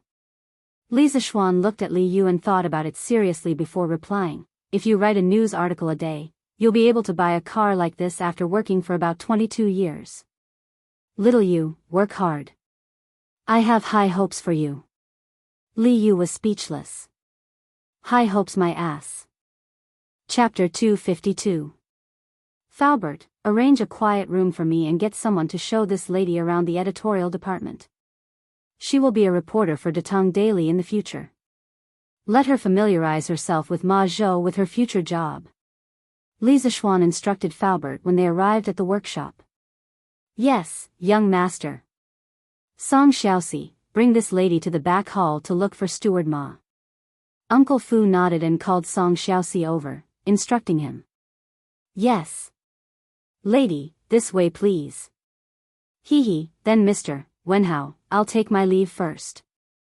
Li Yu wasn't afraid of strangers at all, but she knew that if Li Zixuan wanted to harm her, he wouldn't need to go through so much trouble. Since that was the case, now that she was in Li Zixuan's territory, what was there to be afraid of? Where couldn't she go? You go first. Li Zixuan nodded and Li Yu followed Song Xiaoxi. Faubert smiled and said, Young master, please come with me. Young master, please come with me. There is an office specially prepared for you here. Faubert wasn't talking nonsense, but it was true. The original layout of the workshop originally had a courtyard reserved for the owner. Yan Lide used to come here often, but when it was Li Zixuan's turn to take over the workshop, he didn't stay for long. Every time, he left after assigning tasks to everyone. Li Zixuan replied with an "oh" and led Meng Wenhao, San Bao, and the others to follow behind Uncle Fu. After making many turns, they arrived at a small courtyard. Li Zixuan looked at this unfamiliar courtyard and raised his eyebrows in surprise. At the same time, he was a little embarrassed. He was not qualified to be a big boss. He was not even familiar with his own territory. Young master, this is the place. When Minister Yen came over, he handled his business at Drunken Wind Pavilion. This courtyard has always been cleaned. Young master, you can go in directly. Fu Bo stopped and pointed at the independent courtyard with the words, Drunken Wind Pavilion, hanging in front of him. Yes, thank you, Faubert. I'm here today to make a small tool. I'll get San Bao to get some materials from you later. Faubert, you can give me whatever you want. If you have something to do now, you can go ahead. Li Zixuan nodded his head in satisfaction. This office was not bad. Compared to the laboratory he had been in his previous life, although this place did not have the professional modern laboratory equipment, the environment was good. Such a quaint independent courtyard, if placed in the modern era, would be worth more than all the equipment in his laboratory combined. As for the professional equipment, it's fine if I don't have it now. I have so much stock in my mind. Why would I be afraid that I can't upgrade the industrial foundation of the Tang dynasty? Young master, this old man will take his leave first. Faubert cupped his hands and walked away with a smile. Although he didn't know what Li Zixuan was up to, he would know when the time came. There was no need to rush. Iron Egg, where's your master? Today, Li Tai had come to look for Li Zixuan to continue listening to his novel. As usual, this fellow didn't let anyone announce his arrival and directly swaggered in. However, he couldn't help but feel a little puzzled when he found nothing. Seeing Iron Egg passing by, Li Tai quickly stopped him and asked. Iron Egg was speechless. It was rare to see someone like Li Tai walk into someone's house and look for the owner. Your Highness Prince Wei, my master went to the workshop. He went to the workshop. How is that possible? Isn't he still under house arrest? The news that Li Zixuan's house arrest was lifted in advance hadn't reached Li Tai's ears yet. Therefore, the little fatty was surprised. His Majesty lifted my master's house arrest and asked him to make some small tools to guide the way for the fleet in 7 days to prevent them from getting lost on the sea. Iron Egg explained patiently. Since there's something so interesting, I'll go take a look too. When Li Tai heard this, his interest was immediately piqued. Aside from the novel, what he admired the most was Li Zixuan's ability to stir up trouble. Scooters, curved plows, immortal drunkenness, and luxury caravans were all new items that were popular in Chang'an. Now that there was obviously something fun to do, Li Tai naturally wanted to personally take a look. Hey, Your Highness, wait, I'll go too. Aren't you going to review your lessons? I'm done. Sir, do you think it's okay this time? In Drunken Wind Pavilion, Meng Wenhao was assigned by Li Zixuan to magnetize the embroidery needle. He bitterly ground the needle on a magnet for nearly half an hour before showing it to Li Zixuan again. Li Zixuan took it and sucked on the small iron nail next to it. After finding that the magnetism was good, he nodded and said, "Well, it's okay." Then he fixed the magnetic needle on a very thin piece of wood and put it in a bowl of water with the piece of wood. The tip of the magnetic needle turned for a while and pointed to the south. Li Zixuan smiled and said, "Wenhao, look, with this, you can tell north from south, right?" Meng Wenhao came forward and looked at it. He was surprised and said, "It's true." Li Zixuan smiled and said, This is called a compass. Later, paint the two ends of the needle with different colors. Paint the end that points to the north red and the end that points to the south white. In the future, no matter when and where, as long as people have this compass, they will be able to tell north from south." "Master, this is a good idea. But I really don't understand. This needle is just ground on a magnet. Why can it tell the direction?" Meng Wenhao exclaimed in admiration. Then, he frowned deeply and asked doubtfully, "What good thing? Let me see." At this time, Li Tai directly pushed the door open and ran over excitedly. "Master." Iron Egg was not as arrogant as Li Tai. He respectfully greeted Li Zixuan, but he felt a little guilty.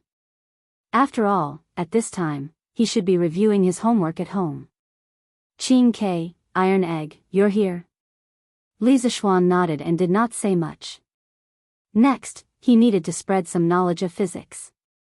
Iron Egg came at the right time, so he did not need to explain alone in the future. "Master, this is the tool you made to tell the direction? Isn't it too simple?" Li Tai looked at the simple compass in the bowl and complained. It's so simple. Why didn't anyone come up with it in the past few hundred years?" "Qing Ke, don't be so arrogant. Many new things are very simple when they first come out, but what they represent is the progress of civilization. This is a qualitative leap. Moreover, this compass is only a prototype now. I will ask Faubert to make some modifications on this foundation. When the time comes, it will look a lot better." Li Zixuan smiled faintly. Li Tai listened and thought seriously, then nodded and said, "Master, you're right. I'm arrogant. So this thing is called a compass. Can you tell me how this compass can tell the direction?" Chapter 253. Inside the room. Meng Wenhao, Li Tai, and Iron Egg all looked at Li Zixuan with curiosity. Li Zixuan carefully sorted out the relevant knowledge in his mind, and then slowly said, "Wenhao, Qing Ke, Iron Egg, if I want to explain to you why this compass can point to the direction, then I have to start from the ground we are standing on. I don't know if you have heard of the square sky and round earth in Xingzi." In terms of knowledge, Li Tai was the most knowledgeable. It couldn't be helped, who asked the Li family to have so many books. Tai has seen this before. "Sir, are you trying to say that the earth is square?" Li Tai frowned and asked. "No." Li Zixuan shook his head and said, "In fact, the people of later generations thought that the square sky and round earth meant that the sky was round and the earth was square. That was a big mistake. The origin of the square sky and round earth came from the evolution of the Xiantian 8 trigrams. It was the diagram of the square sky and round earth. The hexagrams surrounding it represented the laws of the sky, and the square hexagrams in the middle represented the laws of the earth. The sky was the master, the earth was the second. The sky was yang, and the earth was yin. The two of them resonated with each other, giving birth to all things in the world. Man happened to be made of the essence of the world, so he was regarded as the spirit of all things in the world. He could sense all things in the world, and was the most spiritual. Taoism believed that the square sky meant that one's mind must be harmonious in order to be clear. The square sky meant that one must be strict and orderly in life. The square sky and round earth was misunderstood by many people from the beginning. In fact, the concept of a square sky and a square earth was essentially an interpretation of the creation and operation of heaven and earth in the yin and yang system of the Book of Changes. The Book of Changes was the head of all scriptures and the origin of Chinese learning. Its ideological system believed that everything evolved according to yin, yang, and the five elements. Therefore, there was an ideological system of yin, yang, and the five elements in every ancient subject. For example, Lu Ban Jing, for architecture, inner canon of the Yellow Emperor, for life, spring and autumn flourishing dew, for governing the country, the art of war, for military deployment, Green Capsule Sutra, for geomancy, heavenly marrow drop, for personal fate, the great unity of human relations, for observing people's faces, and so on. Almost every aspect that could be thought of had the thought system of yin and yang in the Book of Changes. This was also the reason why the Book of Changes was regarded as the best of all scriptures.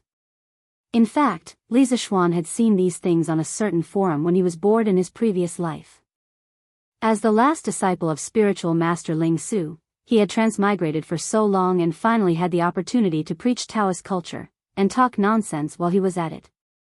It was really not easy. After listening to Li Zixuan's philosophical words, the other three people in the room couldn't help but fall into deep thought. Then, sir, what is the shape of the land we are on?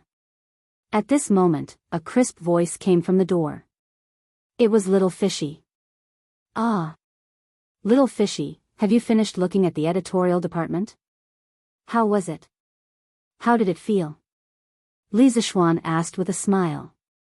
Oh, the atmosphere there is very good, but there are all knowledgeable people. Sir, Little Fishy feels that I am not qualified for this job. When Li Yu went to the editing department, she was stunned by the scene inside. However, compared to those knowledgeable editors, Little Yu, who had never gone to school and could barely read, was instantly hit by a blow. Hee, I didn't expect that our extraordinarily astute and eloquent Little Fishy would have a timid moment. Li Zixuan smiled and said, but Little Fishy, it is wrong for you to think this way. Although you are not knowledgeable, you have your advantages. The news on our Datong Daily doesn't need to be very literary. You just need to write a novel and interesting story. I think you are qualified for this position. Really? Really? Li Yu asked excitedly. Yes, of course.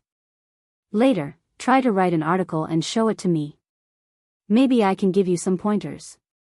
Of course, before you write the news, you have to go to the people and find some interesting things. As a reporter, you can't make something out of nothing. Yes, I will go out tomorrow to find the news. This girl had a big heart. Her bad mood came and went quickly. At this moment, she was no longer as dispirited as before. Instead, she was full of enthusiasm. Then she said, Sir, can you continue to talk about the shape of the earth? Li Tai and Iron Egg nodded quickly. At this time, they didn't have extra time to care about who Li Yu was and where she came from. Their minds were hooked by Li Zixuan's theory just now. In fact, the earth we are standing on is a sphere. The reason why we can't feel that it is a sphere is because its size is too big. I call this piece of land the earth. Every person in every corner of the earth has the sky above their head. The direction they are standing in is pointing to the center of the earth. Li Zixuan said as he held an iron ball and gestured. Then why don't the people below the earth fall? Li Tai asked with a frown. Li Zixuan glanced at him and said, in fact, for the earth, there is no such thing as above and below. The earth itself rotates by itself. Look, this is the sun and this is the earth. When the earth rotates here, this area is daytime. On the other hand, the opposite side is night. When the other side rotates, the area on that side becomes daytime. This is the sunrise and sunset that we see every day. As for Qingshua's question about why people won't fall, I'll leave it to you guys to figure it out for yourselves. But there's one thing I can tell you for sure. The earth is definitely round, and people definitely won't fall.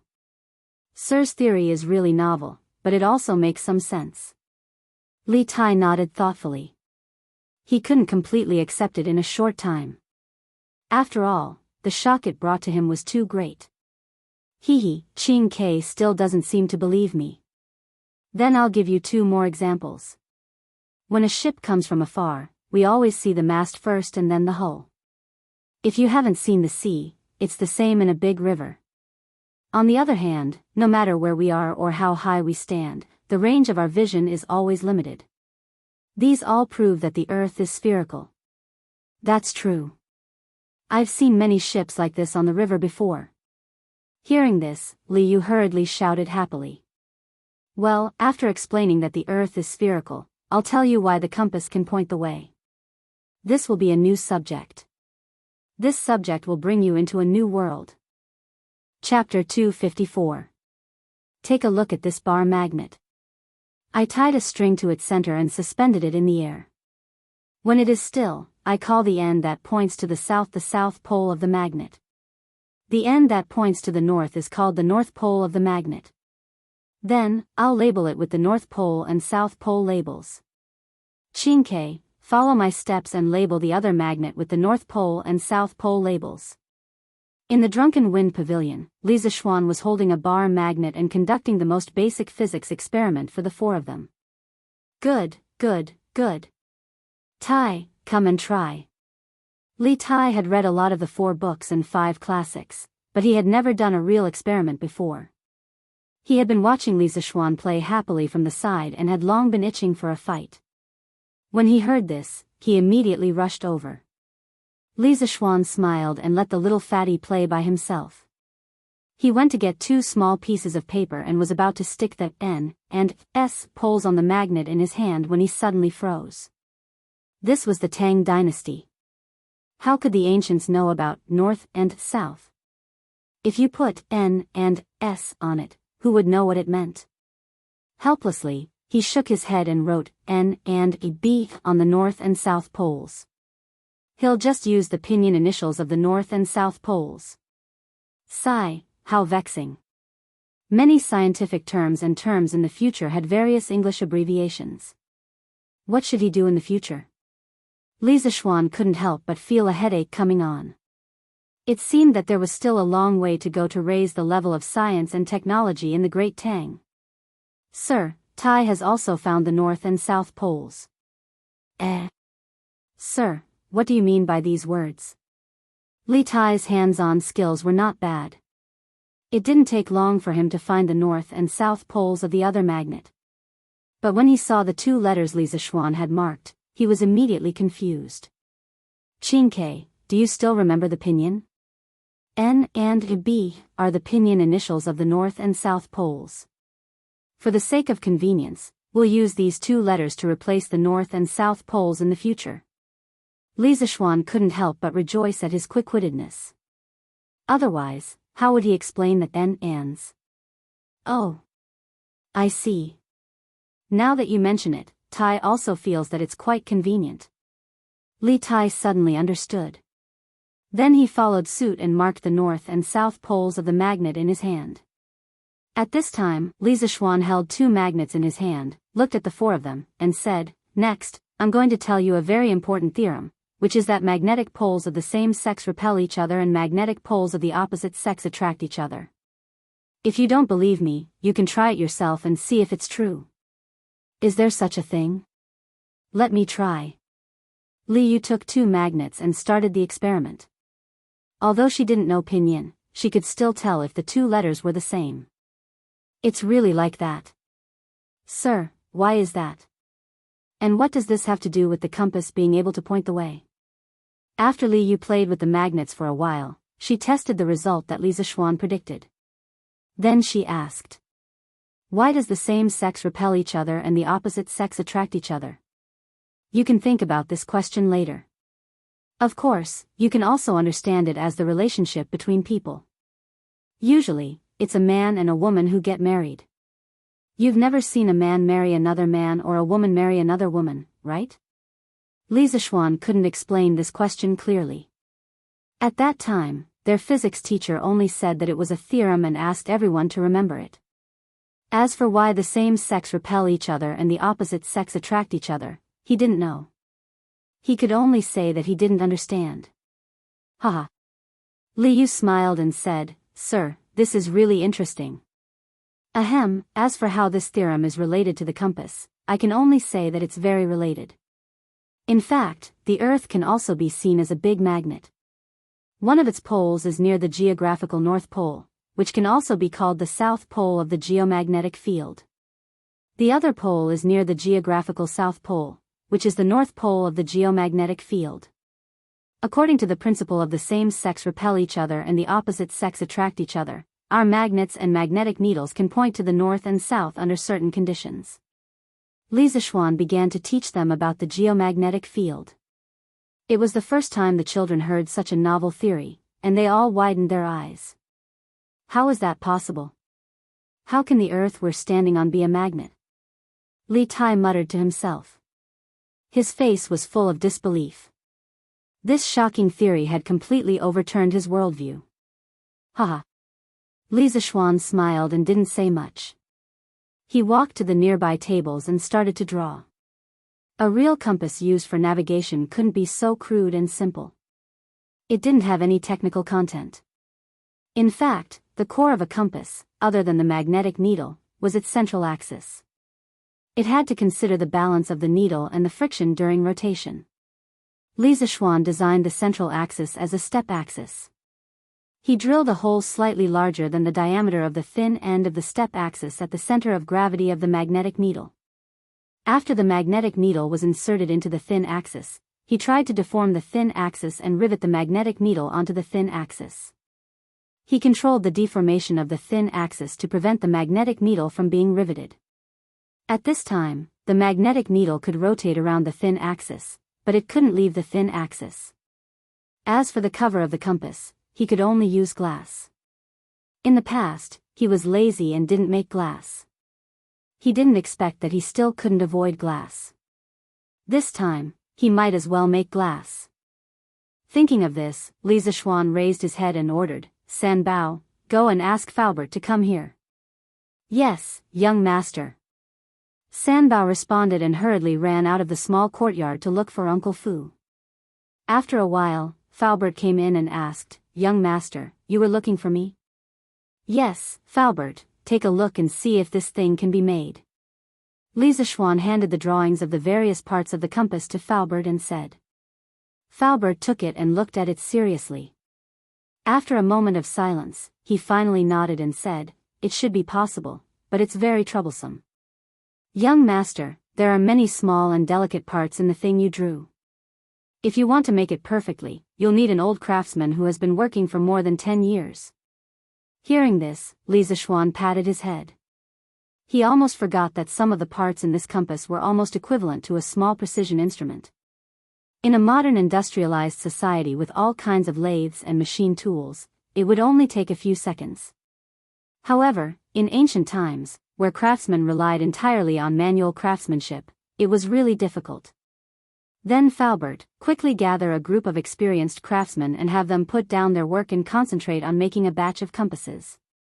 "Oh, I forgot to tell you, this thing is called a compass. It's something that His Majesty urgently needs. This time, the Imperial Court's navy is mainly relying on this thing to determine the direction in the vast sea. Tell the craftsmen to hurry up. If you make one more now, you might be able to save the lives of many people on board." Li Zishuan said with a serious expression. If there were difficulties, then they had to overcome them. Although there were no modern craftsmen in ancient times, there were many skilled craftsmen. Many of the ancient handicrafts and buildings could not be made by modern people even if they relied on machinery. Faubert had thought that Li Zishuan would come today just like before, purely to make some new things for him. He did not expect that Li Zishuan would come with such an important task today. After hearing this, he quickly said with a serious expression, "Young master, rest assured that the workshop will work together these few days to make a batch of compasses." Chapter 255. After Faubert finished speaking, he took the blueprint and turned around to prepare for the manufacturing of the compass. After all, the situation was urgent. "Hey, Faubert, wait." Lisa Schwann hurriedly stopped Faubert and said, "Faubert, the upper part of the compass needs a layer of glass. It's colored glaze. Cover it with a layer of colored glaze. Otherwise, the magnetic needle will fall off easily and be damaged easily." Faubert paused and nodded. "Yes, that's true. But this way, the cost of a compass will be too high." Lisa Schwann had read countless time travel novels in his previous life. Naturally, he knew that glass was a luxury item in ancient times and was very expensive. He pondered for a moment and said, "Faubert, buy some colored glaze from the barbarian merchants and make a compass first. I need it urgently today." "Yes, young master. It shouldn't be a problem to make one first." Lisa Schwann nodded. He looked out of the door and sighed faintly. Then, he took out the glass formula and baking method that he had just written on the table and said, "After that, we don't need to buy any colored glaze from the barbarian merchants. You don't need to buy colored glass from the barbarian merchants for the rest of the compass. I have a method to produce colored glass here. The formula and the detailed steps are all written here. You can try to figure it out later. In a day or two, our workshop should be able to produce colored glass ourselves. Furthermore, it's even purer than the colored glass sold by the barbarian merchants. Those barbarian merchants have made so much money from our Tang Empire by relying on the crude manufacturing process of colored glaze. Now, it's time for them to be eliminated." "What?" Uncle Fu couldn't help but cry out in surprise. What Lisa Schwann said was simply too shocking. Ever since the colored glaze was spread to the Central Plains, it wasn't that people hadn't thought of imitating it, but none of them had ended in failure. This was because just by looking at the surface, it was impossible to tell the composition of the colored glaze, let alone imitating it. "Young master, you really have a way to bake colored glaze?" Faubert, you should be able to make it after trying a few more times according to the manufacturing method that I wrote for you. However, you have to keep it a secret. The formula of Luli should be top secret in the workshop. The fewer people who know about it, the better." As long as he knew the formula and firing steps of the glass, the manufacturing process would not be too complicated. Since he was the same as countless people who had transmigrated and created glass, how could he not take the opportunity to make a fortune? How could he be worthy of others? In fact, the glass manufacturing process in China began in the Western Zhou dynasty. However, the glass made at that time was very muddy and far from meeting the requirements of modern glass technology. There was a small story about the people who first discovered glass. It was said that more than 1000 BC, a European Phoenician merchant ship, full of the crystal mineral, natural soda, sailed on the Belus River on the Mediterranean coast. The merchant ship ran aground due to the ebb of the sea. So the crew went ashore one after another. Some of the crew members even brought over a large pot and firewood. They used a few pieces of natural soda as a support for the pot and started cooking on the beach. After the crew finished their meal, the tide began to rise. Just as they were about to pack up and board the ship to continue sailing, someone suddenly shouted, "Everyone, come and look. There are some sparkling and bright things on the sand under the pot." The crew brought these sparkling things to the ship and studied them carefully. They found that there were some quartz sand and melted natural soda stuck to these sparkling things. It turned out that these sparkling things were the natural soda that they used to make the support for the pot when cooking. Under the action of the flame, it chemically reacted with the quartz sand on the beach to produce crystals. This was the earliest glass. Later, the Phoenicians mixed the quartz sand and natural soda together and then melted it in a special furnace to make glass balls. This made the Phoenicians a fortune. Around the 4th century, the Romans began to apply glass to doors and windows. By 1291, the glass manufacturing technology in Italy was very developed. Our glass manufacturing technology must not be leaked out. Gather all the glass craftsmen together to produce glass. Just like that, the glass craftsmen in Italy were sent to an isolated island to produce glass. They were not allowed to leave this isolated island for the rest of their lives. In 1688, a man named Naff invented the process of making large pieces of glass. From then on, glass became an ordinary item. In the Drunken Wind Pavilion. When Faubert saw his young master's solemn expression, he knew that the matter of the glass formula was true. He took the formula and cupped his hands with a solemn expression. "Young master, don't worry. This old man still knows the importance of this matter. This old man will personally follow up on the manufacturing of glass. There will definitely not be more than 5 people who know the specific formula. Moreover, these people are all absolutely loyal to the workshop.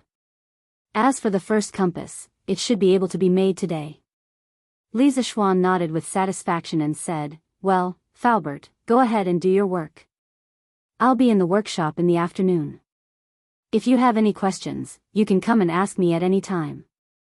Faubert heard this and the solemn expression on his face became more intense. Lisa Schwann had never stayed in the workshop for such a long time, but today he actually took the initiative to stay. From this aspect, it could be seen how much importance Lisa Schwann attached to the compass. "Then this old man will go and arrange for the craftsman to make the compass." Faubert cupped his hands and said goodbye. In the room, Li Tai looked at Lisa Schwann curiously and asked, "Sir, you really know how to make glass? Can you tell Tai about it?" Lisa Schwann rolled his eyes and said in a bad mood, "This is a trade secret. Why should I tell you?" Li Tai choked for a moment. He was speechless and said, "I won't steal your business. Aren't you too stingy? Besides, as a teacher, preaching, teaching, and answering questions is what you should do." Lisa Schwann had no choice but to give them a simple introduction to the principles of glassmaking. Lisa Schwann had no choice but to give them a simple introduction to the principles of glassmaking. In fact, the manufacture of glass involves another subject. I call it chemistry. The so-called chemistry can be understood as the study of changes. Several things can react with each other and change into other substances. This is the core of the subject of chemistry. If I have time in the future, I can systematically explain this subject to you. Next, I'll briefly talk about the firing principle of glass. Lisa Schwann slowly gave Li Tai, Meng Wenhao, and the others a rough explanation of the reaction between the various components in the glass-making process. Of course, he couldn't go into too much detail, or it would involve a lot of fundamental questions. During the explanation, it was inevitable that some words that they had never heard before would pop up, but no one interrupted. They all listened attentively because they knew that the knowledge that Lisa Schwann was talking about was very likely to be unique in the Tang Empire and even in the whole world. This knowledge was very likely to change the entire Tang Empire. Chapter 256. Drunken Wind Pavilion. Lisa Schwann was speaking with fervor and assurance. Meng Wenhao, Li Tai, Iron Egg, and Li Yu were listening attentively. The first, chemistry, class of this era was quietly unfolding in such a room. Time passed slowly. After about an hour, Lisa Schwann finally explained most of the chemical reactions in the glass manufacturing process. Of course, it was estimated that they could only understand less than 40% of it. After all, they had no foundation in chemistry at all. Well, that's all for now. As long as you understand the general principles, that's enough. I know that there are many things that you don't understand. If there is a chance in the future, I will set up a chemistry class, but definitely not now. Lisa Schwann spoke for a long time. His mouth was dry. He quickly drank a few mouthfuls of water and then said, You're not going to teach anymore? Sir, you're too irresponsible. Only Li Tai dared to criticize Lisa Schwann in front of his face. The little fatty pouted and muttered unhappily. He was completely immersed in the world of chemistry just now. Lisa Schwann's face was full of black lines. You're not AF * king girl, and I didn't do anything to you. How is that irresponsible? He waved his hand and said, I said I'm not going to teach anymore. Qingke, go get a pen and paper. Before Faubert and the others make a compass, prepare to write a few more chapters of The Legend of a Mortal's Journey to Immortality! When Li Tai heard this, he immediately became spirited. The dissatisfaction on his face instantly disappeared without a trace. Hee, that's good. I'll go get a pen and paper. Wow, so The Legend of a Mortal's Journey to Immortality was written by Sir Li Yu exclaimed. She just read the newspaper that Li Zixuan gave her in the carriage. Other than the news, the part that attracted her the most was the novel. Although she only read a few chapters in the middle of The Legend of a Mortal's Journey to Immortality, she was deeply attracted by the bizarre world of immortal cultivation inside. Fortunately, Li Zixuan had only given her some old newspapers. If she were to read today's issue, the expression on her face would not be one of shock, but of vomiting blood. Because in this edition of the newspaper, she could see Li Zixuan rewarding himself. Little you, I gave you the newspaper in the carriage just so you could read the news. Why did you go read novels? When Li Zixuan saw how excited the little girl was, he knew that she had read a lot of novels in the carriage earlier. Li stuck her tongue out awkwardly, she was speechless. After a while, Li Tai got a pen and paper. Everything was ready. Li Zixuan looked at the four of them, then continued to talk about The Legend of a Mortal's Journey to Immortality. Continuing from last time, today we will start from chapter 34, Blinking Swordsmanship. Blinking Swordsmanship? Han Li repeated the name of the swordsmanship to himself. Yeah, what do swordsmanship and blinking have to do with each other? Isn't the name funny? Have you practiced this swordsmanship before? Han Li asked with concern. Of course not. Who would practice a martial art that doesn't even use true qi? Isn't it just for show? Not to mention me, ever since it was created, no one has practiced it. Today's opening was more exciting. When the words blinking swordsmanship came out, it immediately attracted the attention of Li Tai and the others. In fact, even Li Zixuan admired the imagination of the original author of Mortal, Wang Yu. To be able to come up with such a novel swordsmanship, this novel swordsmanship was even more attractive to people like Li Tai and Meng Wenhao who had never been in contact with online literature. In a way, the blinking swordsmanship, created by the first generation of the 7 invincible elders, was probably the technique that had the greatest impact on Han Li's life. Of course, the blinking swordsmanship was not a true technique. It could not even be considered a swordsmanship. Instead, it was more like a killing encyclopedia. Its goal was to make use of all available factors and seize a fleeting opportunity to kill an enemy who was stronger than oneself in the blink of an eye. From the original book, it could be seen that Han Li had been on the path of cultivation for nearly 3,000 years. His realm had risen from that of a mortal to that of a great ascension ancestor. His techniques had also been constantly upgraded. However, this martial art created by a mortal had always influenced him. From this, one could see the power of the blinking swordsmanship. Stealing secret manuals, surprise, 3 untrainables, meeting a spy at night, abnormal conditions, origin of the secret technique, message appearing at night, cloud-winged bird, everything was ready. In the blink of an eye, another 10 chapters had been talked about. Almost 2 hours later, Faubert finally walked in with a small wooden box. Young master, look, the first compass has been made. Faubert looked a little tired, but more excited. It could be seen that he had spent a lot of effort on this first compass. Li Zixuan took the box and opened it. He saw a palm-sized compass with a wooden casing lying quietly in the box. As for why the casing was made of wood, it was mainly because iron would interfere with the pointing of the compass. In this era, copper was mainly used to cast copper coins. It was even more precious than iron, so it was not conducive to popularizing. Li Zixuan took out the compass and held it in his hand. The magnetic needle rotated with the dial. When it stopped, he could immediately identify the 4 directions from the dial. Well, that's great. Faubert, thank you for your hard work. Li Zixuan looked a little excited. The degree of perfection of the first compass had exceeded his imagination. Although the pointing of the compass was certainly not absolutely accurate, because the north and south poles of geomagnetism did not completely coincide with the north and south poles of geomagnetism, there was magnetic declination. This had been mentioned by the scholar Shin Kuo of the Northern Song dynasty in Dream Creek writings, but to be able to achieve this step was really very good. At least for this time's fleet to go south, this compass could be called a divine tool. The final difference between having and not having a compass was really big. It's not hard, not hard. Young master, the materials for making glass have been prepared.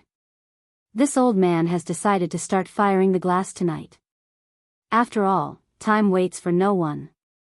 Faubert said with a smile.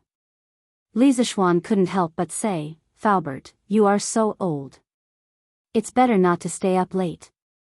You don't have to worry too much about the glass. According to the method I wrote, it should be able to be made in 2 or 3 days. Young master, you don't have to worry about this old man's body. This old man has just turned 60 this year. I have been working my whole life. My body has always been healthy. Besides, when the time comes, I will just be watching from the side. It won't take much physical strength. I will be fine. Faubert's face was glowing. From his complexion, he indeed looked more energetic than some people in their 60s. Perhaps a person's heart was full of enthusiasm, which could indeed make his body more energetic. Well, anyway, in any case, your health is the most important. You are now the pillar of our workshop. Li Zishuan saw that Faubert was insistent. He could only compromise helplessly. Thank you for your concern, young master. This old man will go back to work. Faubert was touched. He cupped his hands and said, Okay. Chapter 257. Since today's goal has been achieved, let's go back. Li Zishuan put the compass back into the wooden box and smiled happily. Hey, mister, wait a minute. Where will I live? I can't live in the workshop, right? Xiao Yu jumped out and asked. Li Zishuan patted his head. He almost forgot about it. I'll have Uncle Fu arrange for someone to bring you to the broker. When the time comes, you can choose which square you want to live in. You can rent a courtyard in that square and live there for now. I'll give you 5 strings of coins in advance and deduct it from your salary in the future. In the Tang dynasty, renting a house was very common and not shameful. It was said that Bai Ji had once rented a house for 18 years. As for how to rent a house, just look for the people in the broker house. This era was not like the modern era, where the city was small. Everyone would know if there was a vacant house and they would tell each other. The people in the broker house specialized in this, so they would definitely know more about it. Besides, wasn't Ma Zhou's house rented next to the workshop? Thank you, mister. But mister, aren't you afraid that I'll sneak away by giving me so much money in advance? Li Yu cracked a smile and said mischievously. If you want to run away, then run away. It's only 5 strings of coins, not 5,000 strings of coins. Li Zishuan waved his hand and said indifferently. He really didn't care about this small amount of money now. Li Yu was stunned. According to the script, shouldn't Li Zishuan say that he trusted her and wasn't worried that she would run away? How did it turn out like this? Li Zishuan took the compass and went to the Commandery Prince Hejian Manor by carriage. After he asked the servant to go in and report, a beautiful woman who was less than 30 years old came out. Looking at her noble aura, she should be the Commandery Prince's consort. You must be Li Zishuan.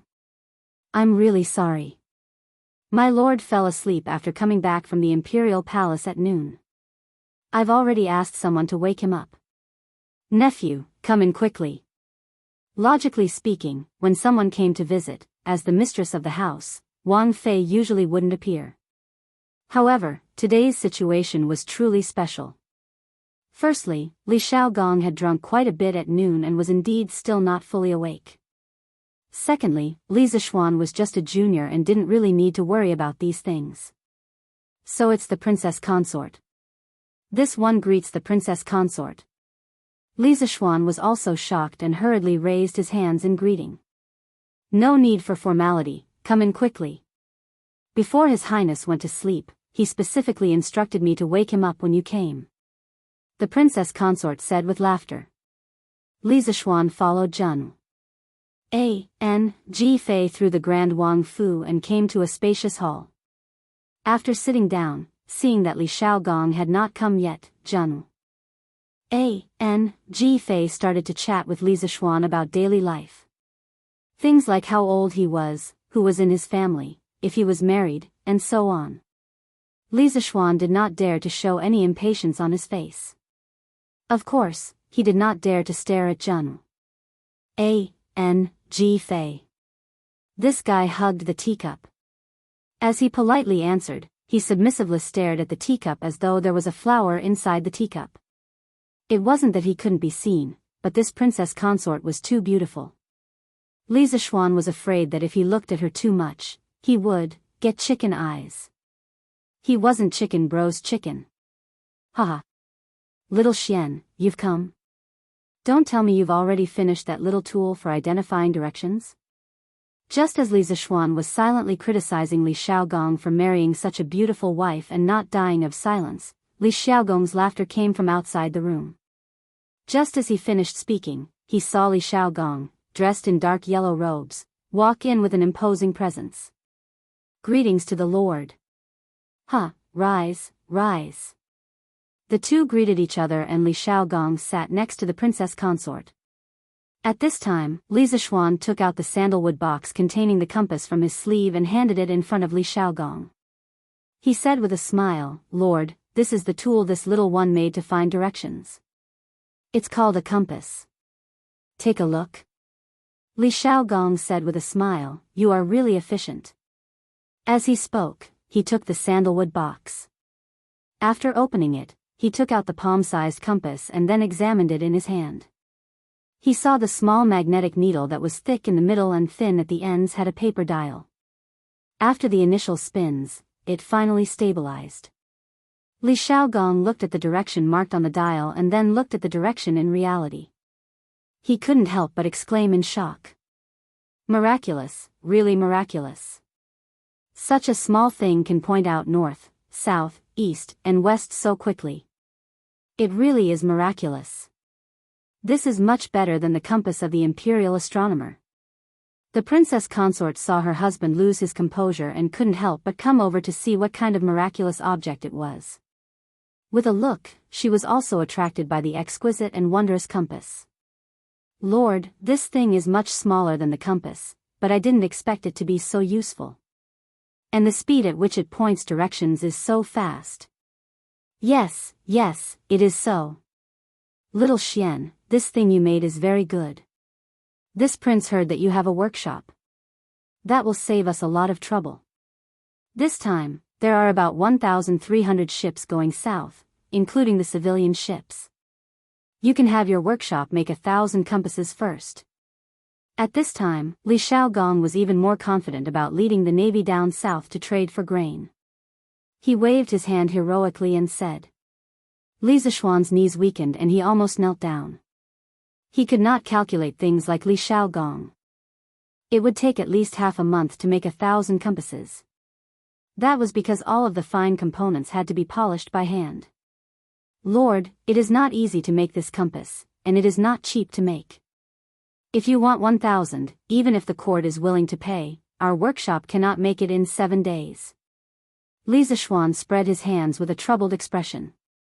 Ah! How expensive can such a small thing be? Boy, don't fool Ben Wang. Li Xiaogong said with a frown. Lord, this boy does not dare to fool you. Look at the cover of this compass, it is made of colored glass. The small needles inside have to be polished by old craftsmen in our workshop to be perfect. Calculating this, the cost of one compass is at least 3 or 4 strings of coins. To ensure that he would not lose money, Li Zishuan started to pour out his grievances and calculate the cost for Li Xiaogong. TSK, it really is colored glass. Boy, don't you know how to get some cheap materials? Li Xiaogong looked carefully and then could not help but frown as he scolded. This can protect the internal structure and allow people to see the direction inside clearly from the outside. Other than colored glass, this boy really cannot think of any other material that can be used as a substitute. Li Zishuan was dissing Li Xiaogong for being uncultured in his mind but explained without a change in expression. Lord, this concubine feels that you should think this way. At this time, Jun Wang Fei smiled and interrupted. Compared to Sinan, this compass is small and fine, but the price is more than 10 times cheaper than Sinan. If you think like this, don't you feel that this compass is much cheaper? Wow! Jun Wang Fei is really a godlike teammate. Li Zishuan furiously praised Jun Wang Fei 666666666 in his mind. He had not been lying when he estimated the cost. However, that was only when the workshop did not have the ability to make glass. Right now, the workshop would probably be able to produce glass in a short while. At that time, the cost of this compass would probably not even be enough. The fleet would definitely make a lot of money heading south this time. In comparison, it was not too much for him to earn this little bit of money, right? Yes, Wang Fei's words are very good. Boy, come with Ben Wang to the palace to see His Majesty. This matter needs to be decided by His Majesty in the end. Hearing Jun Wang Fei's analysis, Li Xiaogong's expression turned joyful as he stood and laughed. Chapter 258. The sun was setting in the west. Looking at the time, it would not be long before all the shops closed. However, Li Zishuan was forcefully dragged by Li Xiaogong to the palace. Are you still worried about the curfew? What should I say to you? It's just a curfew. In a while, His Majesty will give you a warrant. The patrolling marquis will naturally not make things difficult for you. The officials will also open the doors for you. What are you afraid of? In the Li family's luxurious limousine, Li Xiaogong saw Li Zishuan looking at the sky outside the window from time to time. He pondered for a moment and understood what Li Zishuan was thinking. He comfortably leaned on the sofa and said unhappily. Ugh, Li Zishuan thought that it was true. He secretly thought that he was used to being an obedient child. Your Highness is right. Haha. However, your carriage is really comfortable, especially this stool. Sitting on it is soft, even more comfortable than lying on a bed. Brat, how about you give me one later? Li Xiaogong was like some of the big bosses in modern times. He sank his entire body into the sofa. He used his hand to touch his old waist and sighed in satisfaction. Your Highness, the production of this carriage is currently not enough. However, in a few days, there will be a batch of carriages to sell. At that time, I will give you another one. How about it? Li Zishuan silently cursed Li Xiaogong in his heart. He was afraid that Li Xiaogong had drunk too much. Otherwise, he would not be rubbing his old waist now. At the same time, he was somewhat regretful. If he knew that he would be going to the palace with Li Xiaogong, he would not have taken a carriage when he came. Bam! Li Xiaogong patted the armrest of the sofa and said angrily, Brat, don't play dumb with me. 2 days ago, you just gave a carriage to Xu Bao and Ji Jie. You don't have one when it's my turn? Are you afraid that I won't give you money? These words were a bit shameless. At this moment, Li Zishuan really had no choice but to give it. Otherwise, he would offend the other party. How would I dare?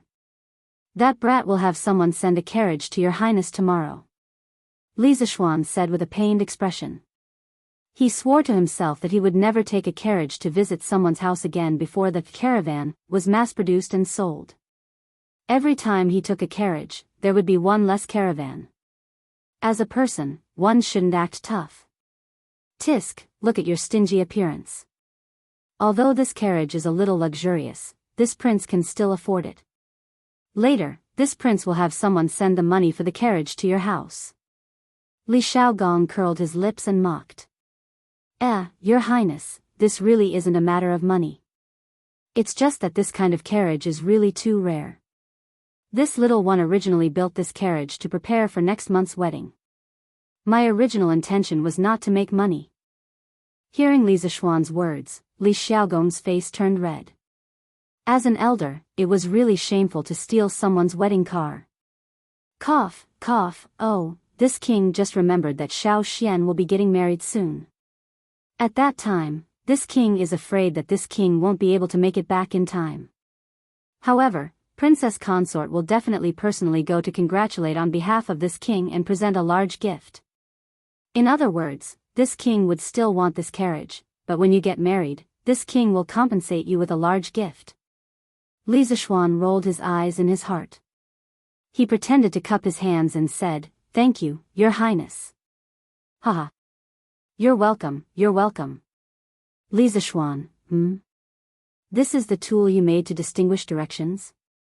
Taiji Palace. Li Er held the newly made compass in his hand and looked at it curiously as he asked. Yes. This humble subject calls this a compass. In the past, when passengers were at sea, they mostly relied on the sun, moon, and stars to distinguish directions. However, when it's cloudy and rainy, they can't distinguish between north, south, east, and west. With this compass, even if it's cloudy and rainy, they won't get lost. Li Zishuan bowed and answered. Li Er fiddled with the compass for a while and found that it was indeed convenient. Thus, he said, not bad. To be able to make such an exquisite and practical compass in such a short time, I'm afraid that in the entire Tang Empire, only you can do it. How much does it cost to make? As an emperor, Li Er was very qualified. The first thing he thought of was whether it was worth it or not, unlike Li Shaogong, who directly asked for 1,000. Replying to Your Majesty, the cost of one compass is about 3 or 4 strings of coins. Your Majesty, please don't think it's expensive. I'm sure you know the approximate cost of the glass and the exquisite mechanism inside, so this humble subject didn't say much. As Li Zishuan spoke, he secretly looked at Li Er's expression. It wasn't easy to earn money from an emperor. You're quite honest this time. How about this? According to the 4 strings of coins for one, the Imperial Court's fleet will purchase 200 compasses. As for the civilian merchant ships, have them buy from you. You must ensure that every 5 ships have at least 1 compass. Li Er knew a thing or two about the prices of goods in Chang'an. He silently calculated in his mind, then nodded and made his decision. Your Majesty is wise. Li Zishuan inwardly breathed a sigh of relief and hurriedly began to flatter the emperor. You brat. This time, the Imperial Court's fleet is going south. If they make a loss, this humble subject will settle the score with you. Li Er heard Li Zishuan's insincere flattery and laughed as he scolded. Hee, Your Majesty, don't worry. This time, the Imperial Court will definitely make a profit and not a loss. At least 10 times the profit. If sea trade couldn't make them rich, then what business in the world could? Li Zishuan was still confident about this. That's for the best. You brat, you should be rewarded for making such a powerful maritime weapon. However, the Imperial Court has been preparing for the southern expedition recently, so it's not appropriate to give out excessive rewards. How about this? When the fleet returns, if it's really as you said, this humble subject will be rewarded and you will be promoted. How about it? Merits should be rewarded, and mistakes should be punished. Li Er knew how to use people, so he naturally knew how to make his subjects submit. Thank you, Your Majesty. What I have done is what I should do. I've never coveted rewards. When Li Zishuan heard that he would be promoted, he was a little excited. A while ago, he had wanted to be a marquis. He didn't know if he could directly be promoted to a marquis this time.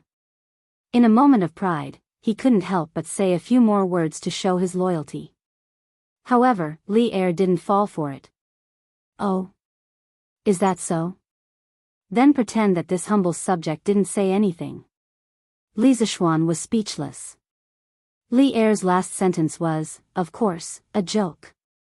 As a monarch, he naturally wouldn't do anything that went back on his word. Leaving the palace, Li Zishuan held the warrant that Li Er gave him. For the first time, he enjoyed special treatment in Chang'an City under the night sky. Along the way, he defeated 5 obstacles and 6 generals, and finally returned home. Xian, why are you back so late today? The doors are all closed. How did you get in? Madame Li and Father Li had been waiting in the hall. Seeing that Lisa Xuan had returned, Madame Li hurriedly stood up and asked. Mother, it's the thing that His Majesty asked me to do. It's already done. Just now, I was delayed in the palace for a while. Here, I used the warrant that His Majesty gave me to pass the inspection of the patrolling marquis. Then, I used this to let the officials open the door. Li Zixuan took out a piece of paper from his sleeve and casually threw it on the table as he answered. Hey, you child. How can you just throw away His Majesty's warrant? Madame Li carefully put away the piece of paper as she reprimanded him. Mother, isn't it just a piece of paper? Let's eat quickly. After eating, I still have to mark the papers for the students. Not bad. After staying in the Imperial College for so long, you've made some progress. Father Li's face was full of smiles as he comforted him. Chapter 259.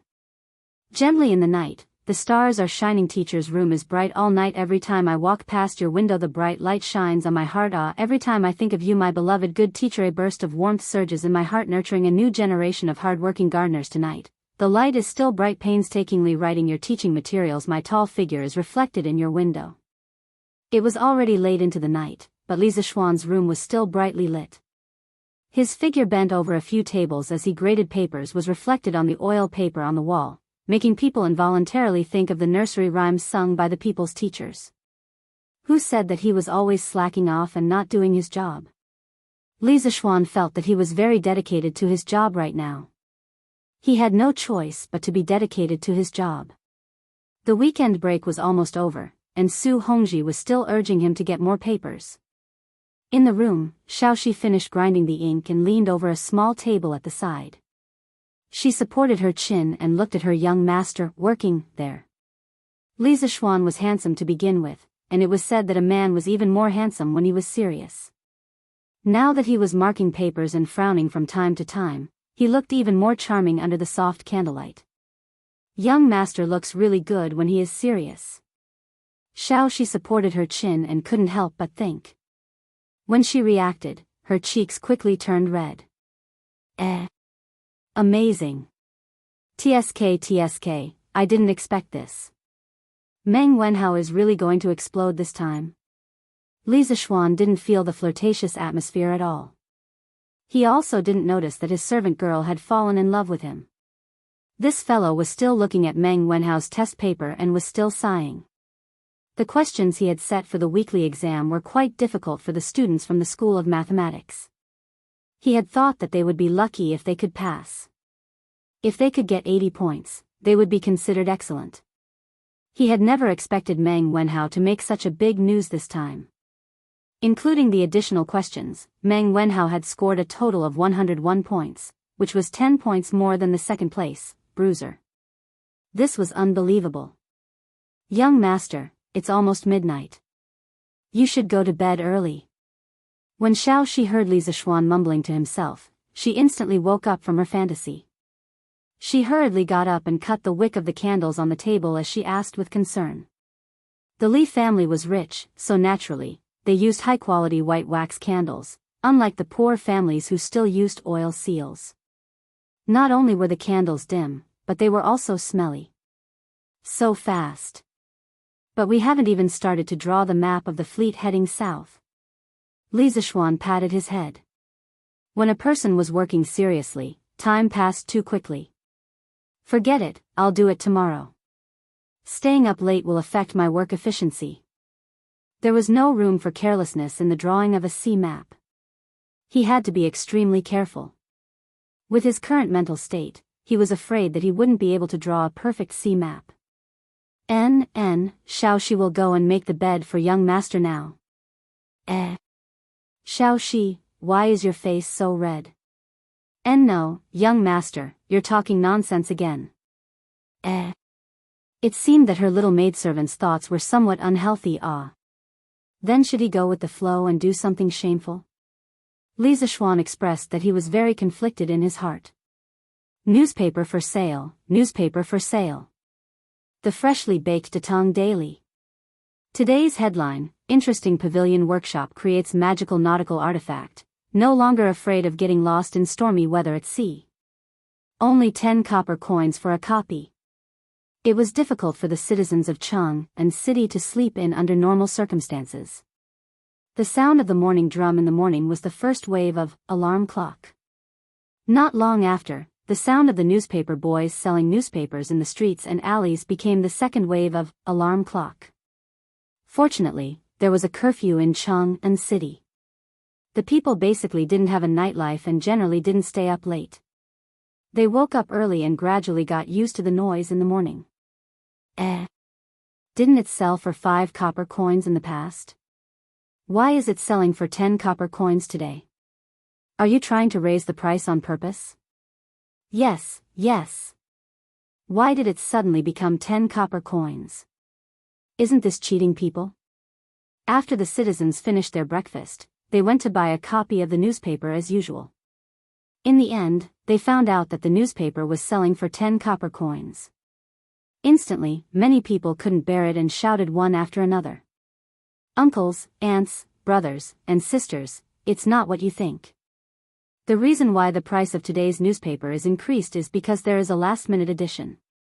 The content of today's newspaper is equivalent to twice as much as usual. You can take a look. There are 2 copies of today's newspaper. Normally, there is only 1 copy. Naturally, it will be sold for 10 copper coins. Please forgive us. Seeing that he was being condemned by so many people in the blink of an eye, the newspaper boy hurriedly told them what Ma Zhou had told them in the morning. Only then did the crowd avoid a commotion. I see. It seems that I have misunderstood this little kid. Yes, it used to be 5 copper coins for a copy. Today, it's 2 copies for 10 copper coins. He didn't raise the price maliciously. I knew it. Don't you know who is the one who runs the Datong Daily? It's Lord Li. This is the god of wealth. Why would he be greedy for your few copper coins? Yes, yes. Then, kid, give me a copy of the newspaper. Give me one too.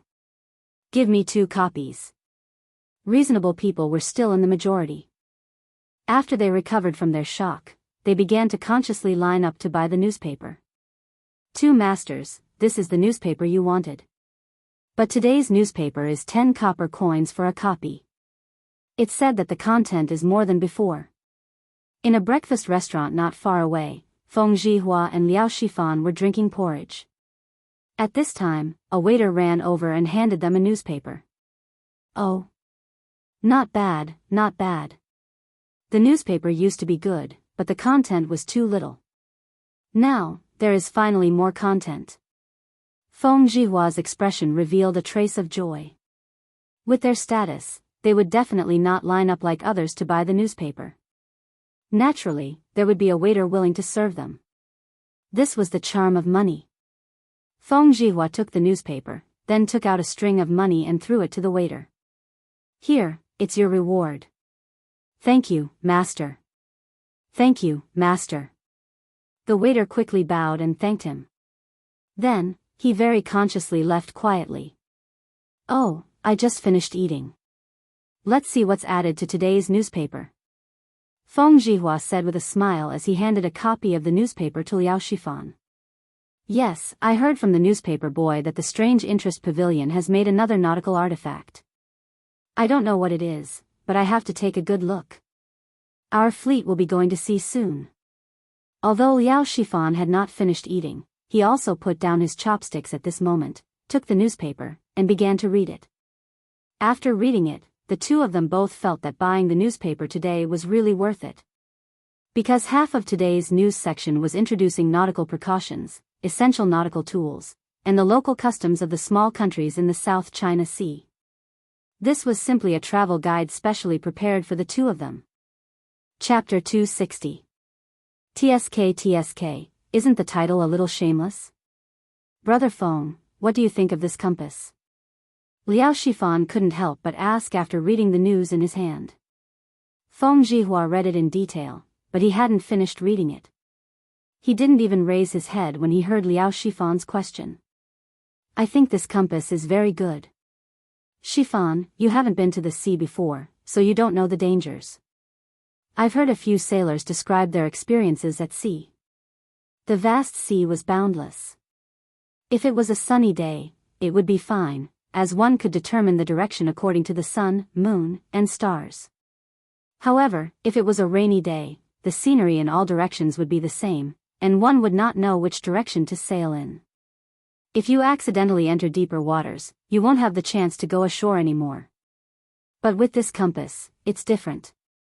Even if we're unfortunate enough to leave the fleet, we can still use the compass and the map to find the right direction.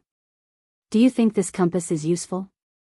Sailing on the sea is so scary. It seems like this compass is really necessary. Liao Shifan's face flashed with fear as he mumbled. So you see, didn't the imperial court set a rule that every 5 merchant ships participating in this trip must have at least one compass? I plan to send someone to buy a batch of compasses from Chitsu Pavilion when the East Market opens. Feng Zhihua said with an indifferent expression. But this compass costs 5 strings of coins, the imperial court buys it at 4 strings of coins, so of course it's more expensive among the commoners. Isn't it too expensive? Liao Shifan couldn't help but ask. Feng Zhihua heard his old friend's words and couldn't help but say earnestly, Shifan, don't be so short-sighted. Shifan, don't be so short-sighted. This trip to the south will increase our profits by at least 10 times or more. The more goods we send over, the more we'll earn. Comparatively speaking, this investment is worth it. Besides, we have to be conscientious when doing business. If we buy some compasses, the lives of our sailors will be better protected. We can't lose the big picture for small gains. I will go and buy 15 compasses in a while. When the time comes, each ship will have one. I hope Chitsu Pavilion has them. Brother Feng's words are reasonable. I will follow Brother Feng in a while. Shifan, you have to read the rest of the article carefully, especially this one, 5 things to watch out for at sea. I've learned a lot from reading it. I didn't expect that at such a young age, Lord Li is not only good at business, but also knows so much about navigation. It's really unbelievable. Really? Then I'll read it carefully again. However, ordinary people like us can't understand Lord Li. If my unfilial son is half as smart as Lord Li, I'd be willing to die immediately. Feng Zhihua sneered and said, Ha! Shifan, you sure have a big heart. If that useless brat of mine had even 10% of Lord Li's intelligence, this old man would wake up laughing in his dreams. As the two of them talked, they started to talk about the younger generation. It was as if they were talking about Li Zishuan. Today's newspaper not only expanded the content of the news section, but also the novel section, which gave the novel fans of Chang an infinite surprise. Sun Manor. Wow, that's amazing. 10 chapters have been updated today. Oh my god, that's awesome. Ha ha ha. I didn't know that tips could be used like this. If I had known, I would have sent someone to tip him yesterday. Sun Zifan was excited. He was looking at the author's words at the end of the novel. Thank you, Li Zishuan, for your generous tip. I'll update again. Anyone who had read a novel would definitely have experienced the pain of not having enough books. When Sun Zifan saw that there were 10 chapters, of course he was excited. Yesterday, little Fatty had a great ambition and wanted to write a novel himself. In the end, he locked himself in his study and spent the whole morning writing, but he couldn't even write a single chapter. He either wrote it and threw it away, or he threw it away and wrote it again. In the end, he flipped the table, patted his butt, and found his old Legend of a Mortal's Journey to Immortality to review it again. Although writing novels can make money, whoever wants to write can write. I'm not writing. I'll only be responsible for reading novels in the future. That was what Sun Zifan thought at that time. Kaihua Square, Wang Meng's house. Wang Meng saw that today's novel section had taken up almost an entire newspaper. He was pleasantly surprised. He counted for a long time before he realized that there were 10 chapters updated today. Damn, 10 chapters. Pai Xiajua is crazy. Oh my. So many people tipped yesterday. Wang Meng glanced at the back of the newspaper and saw that it was a sea of red. They were all tipped yesterday for Legend of a Mortal's Journey to Immortality. Those who could leave their names on the newspaper had tipped more than 100 strings of coins. He roughly estimated that the total tipped was close to 10,000 strings of coins. 10,000 strings of coins. How much money was that? Wang Meng's heart couldn't help but tremble. Although he wasn't greedy, he couldn't help but gasp in the face of 10,000 strings of coins. If he could write novels like Leather Knight, it would be awesome. Sigh, it's a pity that I didn't get on the newspaper. But it's not bad to get this branch leader badge. Wang Meng's father was only a 9th-rank official in the Ministry of Works. His family wasn't rich. Tipping 10 strings of coins was Wang Meng's limit. As he muttered to himself, he proudly took out a small copper badge from his bosom. On the front was written Branch Leader, and on the back were the words, A Biography of a Mortal's Journey to Immortality. This was the badge that the workshop's manservant had sent to him in the afternoon after he had tipped the workshop yesterday. The workshop hadn't finished processing the badge of Branch Leader in the morning, so it could only be sent in the afternoon. Cheng Manor. Wu Yun, come over quickly. Come over quickly. Your young master is on the newspaper. Ching Chumo held the newspaper and shouted excitedly in his courtyard. When the little boy heard his young master calling for him, he quickly trotted over. However, he was dragged by Ching Chumo to read the words on the newspaper. Clapping in admiration, slapping the table and standing up. If not for this reward, it wouldn't be enough to express my intentions. Ching Chumo of Huaid Fong tipped Leather Knight 100 strings of coins. Jiang Wuyun naturally knew some words as a page boy. After he finished reading, he couldn't help but be speechless. In his opinion, tipping 100 strings of coins was just to show his face in a corner of the newspaper. If this wasn't a retard, then what was? What's with your expression?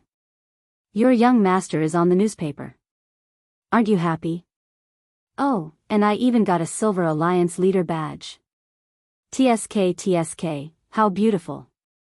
Ching Chumo couldn't help but be dissatisfied when he saw that his page boy's reaction didn't meet his expectations. Hee, happy. I'm happy for you, young master. You're amazing. Jiang Wuyun reacted and quickly squeezed out a smile. That's more like it. Chapter 261. South of Chang'an City, Jinyu Academy. Hua Hongyi, Meng Tianhua, and Liao Feichen, these 3 fellow sufferers, began their daily routine of morning reading. However, it was the unlucky Meng Tianhua's turn to buy the newspaper today. He was so unlucky that a copy today cost 10 copper coins. It was twice as much as usual. As Meng Tianhua read the newspaper, he could not help but feel the pinch. Oh my God.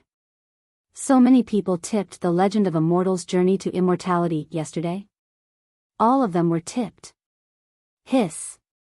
How much money does this add up to? That's insane.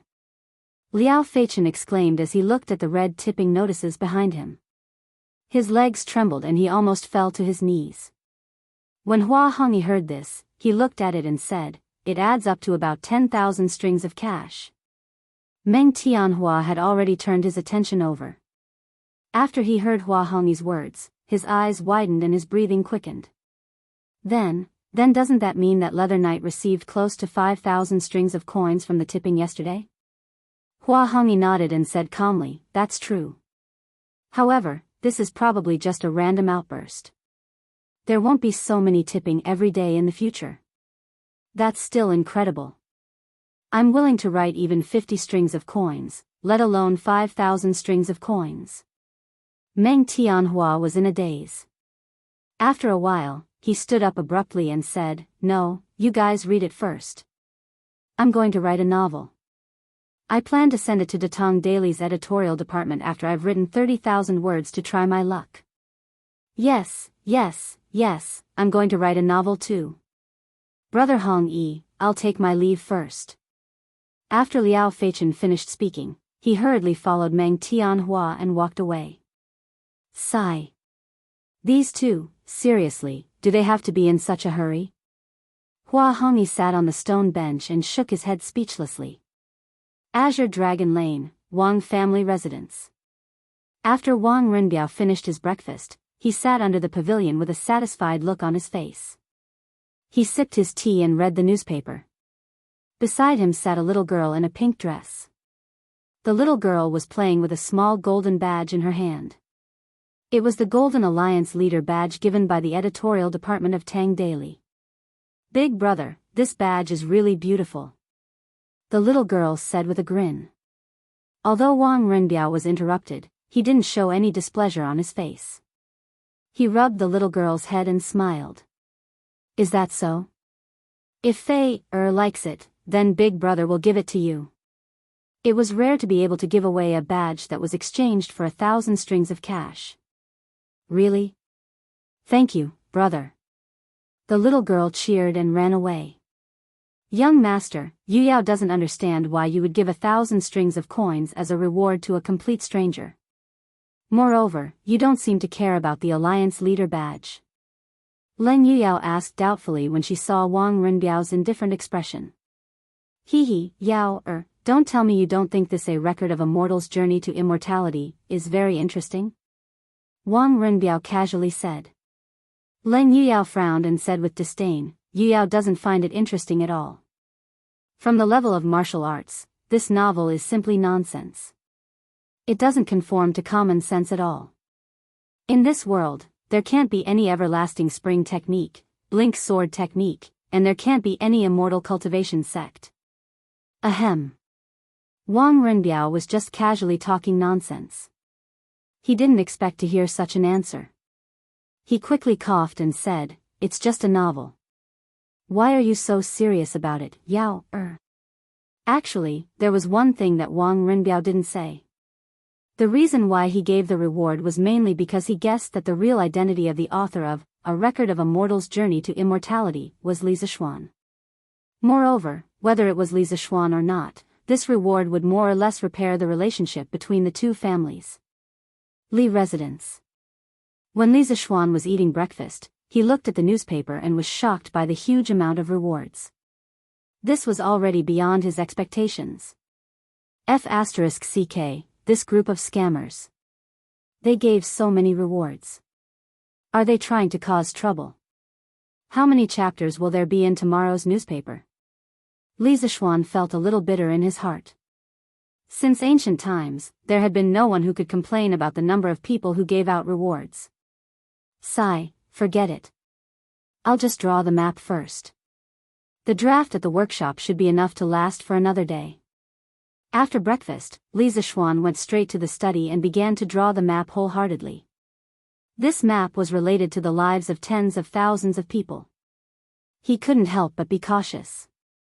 Li Zishuan sat quietly on the stool with his eyes closed. He began to slowly recall the maps of the Eurasian continent that he had read in the geography books from his previous life. Every island and every bay flashed past in Li Zishuan's mind. After a full hour, he opened his eyes and began to draw. His memory and control were excellent now. Mountains, rivers, oceans, and canyons gradually became perfect curves under his pen. He had a good grasp of the proportion and length. It looked like a perfect copy of the map from his previous life. Of course, the place names couldn't be copied. Li Zishuan didn't know if the tectonic plate movement would cause the world map of the modern era to be different from the one of this era.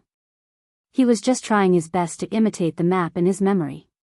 He believed that even if there were slight differences with the topography of this era, it wouldn't be too big. Such a detailed map was already better than more than 90% of the maps from the Tang dynasty. Just like that, Li Zishuan continued to meditate and copy the map in his mind onto a piece of paper. He kept his brain working at high capacity until the afternoon. Phew. It's really not easy to complete this. I'll never take on this kind of work in the future. It's too tiring. Li Zishuan kept rubbing his temples and couldn't help but mumble. However, the reason why he was able to finish it so early was not only because of his abnormal spiritual power, but also because the fleet was mainly going south by the coastal route. The maps he drew were only coastal nautical charts. As a result, the workload was reduced by more than half. Otherwise, it would take him 2 or 3 days to finish drawing the nautical chart. Young master, do you want to eat? Xiao Shi will go to the kitchen and ask them to heat up the food for you. Xiao Shi, who had been waiting outside the door, heard her young master's voice and quickly asked. Li Zishuan's heart felt warm. It felt good to have someone care about you. Eat. Xiao Shi, go quickly. Li Zishuan stood up and stretched his body. Then, he carefully put away the results of his hard work for half a day. Then, he pushed the door open and prepared to eat lunch. Recently, he had been working too hard for work. It really didn't suit his identity as a rich second generation.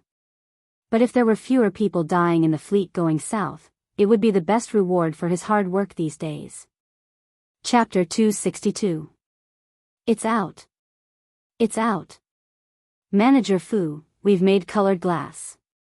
In the workshop of the Strange Interest Pavilion, a middle-aged man with dirty hair and a slightly yellow face ran out of a porcelain kiln excitedly and shouted at Uncle Fu, who was not far away from him. Falbert stayed up late last night and couldn't stand the high temperature in the kiln during the day. After all, he was old. He stayed in the kiln for a while before coming out to catch up on his sleep while waiting for the news. At this moment, Falbert, who was half asleep and half awake, heard the noise outside and woke up abruptly. He quickly opened the door and ran out. Chang Gui, you've really made colored glass? Falbert's voice was mixed with excitement and disbelief. It's true. We've really turned sand into glass. Look, Manager Fu, this is the colored glass we've just made. After Zhang Gui finished speaking, he handed over an irregular glass ball. His hands were dirty, but the glass ball was transparent and shiny, forming a very sharp contrast. Fu Bo took it and looked at it carefully in his hand. After a while, he said excitedly, "That's great. This is great. It's really colored glass. It's even better than the colored glass sold by the barbarians." Song Xiaoxi. Quick, go and tell young master the good news. Song Xiaoxi, who was at the door, quickly replied, "Yes. I'll go right now." After that, he ran out of the door in a hurry. Falbert looked at the colored glass ball in his hand and sighed. I didn't expect sand to really turn into colored glass. Damn those barbarians who sold colored glass at such a high price. Chang Gui, quickly organize some people to produce a batch of compasses. This way, we can produce colored glass ourselves. The cost of compasses should be less than usual. This is great. Yes, Manager Fu, I'll arrange for some people now. Li Residence. Li Zishuan was wolfing down the food in the front hall. He had been busy since morning and hadn't eaten a single drop of water. However, he often encountered this situation in his previous life. As an engineering student, sometimes he had to work overtime and didn't even have time to eat. Wasn't this a common thing? Young Master Wang is here. At this time, Xiao He hurriedly trotted over and bowed. Oh. What was he doing here? Yes, please. Li Zishuan hadn't finished his food yet. He puffed out his cheeks and glared at Li Zishuan. Yes, young master. Xiao He took the order and left. Li Zishuan took the opportunity to eat a few more mouthfuls of rice and then asked the servants to take the food away. Hee, long time no see. How have you been, Lord Li? As soon as the banquet was removed, Wang Renbiao walked in with his cold-faced girl with a smile. Hee, it's fine. Cousin Ren, come in and have a seat. Li Zishuan wiped his mouth and cupped his hands in return. In the main hall. Renbiao, is your father doing well in Cheng and this time? After transmigrating for so long, Li Zishuan wasn't an idiot. He had learned some basic etiquette and greetings. It was nothing more than asking if the other party's family was doing well, or if the other party was doing well. Thank you for your concern, Lord Zhu. My father is doing well, but he has returned to Sui province the day before yesterday. There is really too much official business backlog in the provincial government. Wang Renbiao cupped his hands and answered. So fast. I was grounded at home before, so I couldn't see your father off in person. It's really a pity. Li Zishuan was surprised at first, then said with a face of regret. He had a good impression of Wang Yu. He knew what to do and didn't have the arrogance of those aristocratic families. Of course, the most important thing was that he was generous. Those few luminous pearls were still in Li Zishuan's room. In general, Wang Yu could be considered a person with a temperament. On the side, Leng Yuyao secretly rolled her eyes. She didn't believe that Li Zishuan would be so attentive to her master. It must be because of the gift from the Wang family. What a money grubber, Leng Yuyao despised in her heart. Wang Renbiao didn't think like Leng Yuyao. He understood that since Li Zishuan said so, it meant that the relationship between the two families had eased greatly. This was what he and his father wanted to see. Thank you for your kindness, Lord Zhu. Renbiao will definitely convey it to my father. I came to disturb you this time because I have something I need your help with. Li Zishuan laughed and said, Haha, Renbiao, feel free to say what you need. I'll do my best to help. Wang Renbiao said happily, Thank you, Lord Zhu. I'm sure you know about the imperial court's recruitment of civilian merchant ships to the south. The Wang family also wants to participate in this vigorous sea trade. From today's newspaper, I saw that Lord Zhu's workshop had invented a small tool that can tell directions. It's very useful for navigation. So at noon, I sent someone to buy it from the Curious Pavilion. However, I was told that the first batch of compasses produced by the workshop had already been given to the imperial court. So, I wanted to pay a visit and shamelessly ask for some compasses from Lord Zhu. So it was about this matter. Li Zishuan was moved and asked curiously, Does the Wang family also have large ships? Indeed. Not only the Wang family, but the other 6 aristocratic families all have some merchant ships. To tell you the truth, the 80,000 chicken seedlings that your lordship bought in one go last time were transported from the Jiangnan area through the Grand Canal by my younger brother who borrowed my second uncle's merchant ship. He probably earned 5,000 strings of coins from this trip. This humble one only recently learned of this matter, so I hope your lordship will not blame me. The Wang family is also willing to return this sum of money. Wang Renbiao suddenly said with a solemn expression. Li Zishuan waved his hand and said unconcernedly, No need, no need. It's only 5,000 strings of coins. Besides, those chicken seedlings are worth that price. I'm quite curious to know how many merchant ships the Wang family intends to take out in this sea trade. Wang Renbiao pondered for a moment, then extended 5 fingers and answered, a total of 50. So, I hope that Lord Zhu can make an exception and give the Wang family 50 compasses first. Damn, 50 compasses.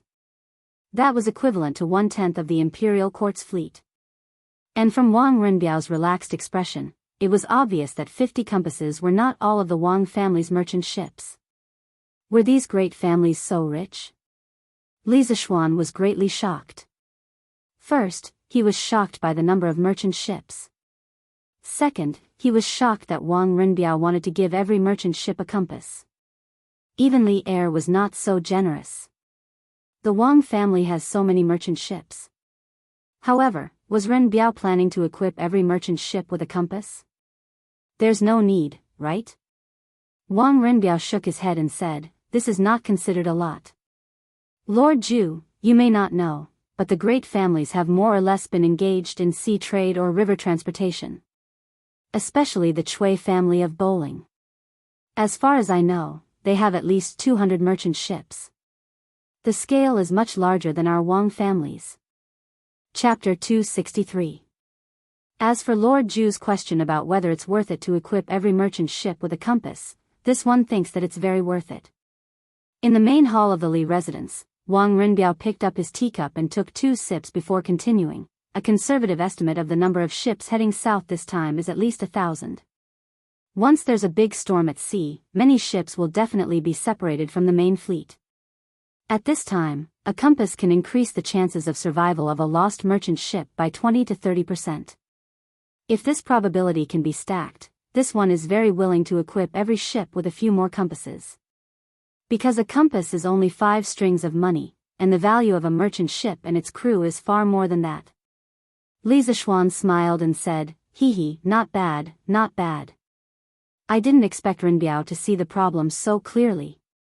Then he thought for a moment and said, as for the 50 compasses that Rinbiao wants, I'll have the workshop hand them over to you in 2 days, but I also have something that I need Rinbiao's help with.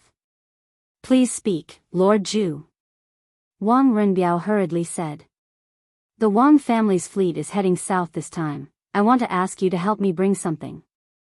I don't care if this thing is rubber. What's rubber? Wang Rinbiao was puzzled. He was considered knowledgeable, but he had never heard of rubber before. Li Zishuan deliberated over his words and described, it's the sap produced by a kind of tree. After you reach the Nanyang countries, you can send people to search for rubber trees. The rubber tree is an evergreen tree with a straight root system, 3 compound leaves, complete leathery, and panicle flowers. The fruit is a capsule, the seed is oval, and the juice is milky. This juice is rubber.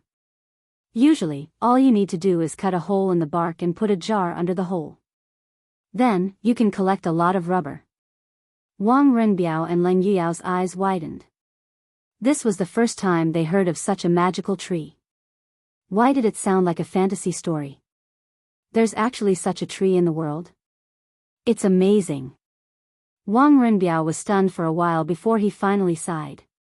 Li Zishuan smiled and said, this rubber tree is indeed a bit magical.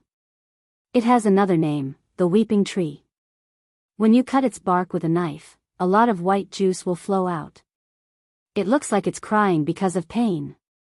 What Li Zishuan said was not nonsense. The word rubber tree originally came from the Indian word kaochu, which meant tree that weeps. Wang Rinbiao exclaimed, interesting, this is really interesting. After hearing what Lord Zhu said, if it weren't for the fact that my family didn't allow it, I would have personally gone south to take a look. Leng Yuyao couldn't help but frown. It's a good rubber tree, why do you have to cut its bark? You are so cruel. Li Zishuan rolled his eyes. Big sister, you carry a sword every day and kill anyone you don't like. You still have the face to say that others are cruel? Leng Yuyao instantly understood the expression on Li Zishuan's face. She blushed and quickly looked away, no longer saying a word. It was as if she didn't say those words just now. I need this rubber very much. Rinbiao, bring back as much as you find this time. I want all of it. Don't worry about the price, it will definitely satisfy you. It's best if you can bring back some rubber seeds, but be careful, its seeds and leaves are poisonous. Don't let people eat it by mistake. Li Zishuan saw that this cold-faced girl was tactful, so he didn't lower himself to her level. He turned his head and said to Wang Rinbiao. There were many industrial products that couldn't be separated from rubber. Li Zishuan really wanted this thing. Although rubber was originally produced in the Brazilian Amazon rainforest and had not been introduced to Asia at this time, the climate in Southeast Asia was hot, and there was plenty of sunlight and rain. It had the same climate as the Amazon rainforest, so it was hard to guarantee that there weren't wild and primitive rubber trees. If they found one, wouldn't it be a profit? Especially in Malaysia, this place was a famous rubber kingdom in modern times. The annual production of rubber was the first in the world. Maybe they could really find it. At this time, people certainly didn't realize the value of rubber. The first people to use rubber were the Indians, the oldest inhabitants of America.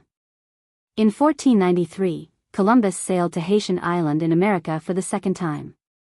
He saw the merry games of the Indians. They were singing songs in a circle, and tossing a ball to and fro merrily in tune with the rhythm of the song. When the ball fell to the ground, it actually bounced high. Columbus was surprised. After careful inquiry, he found out that the ball was made of something he had never known before, rubber.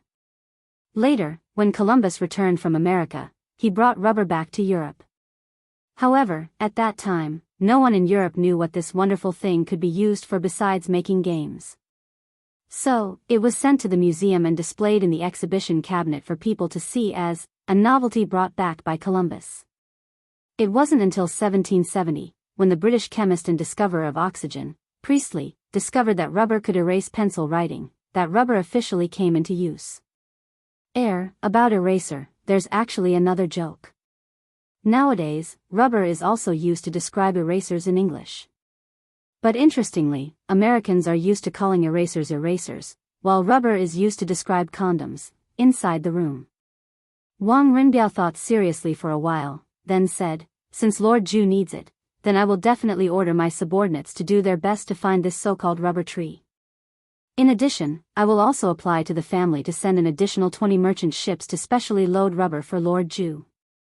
How about a ship of rubber at the price of 400 strings of coins?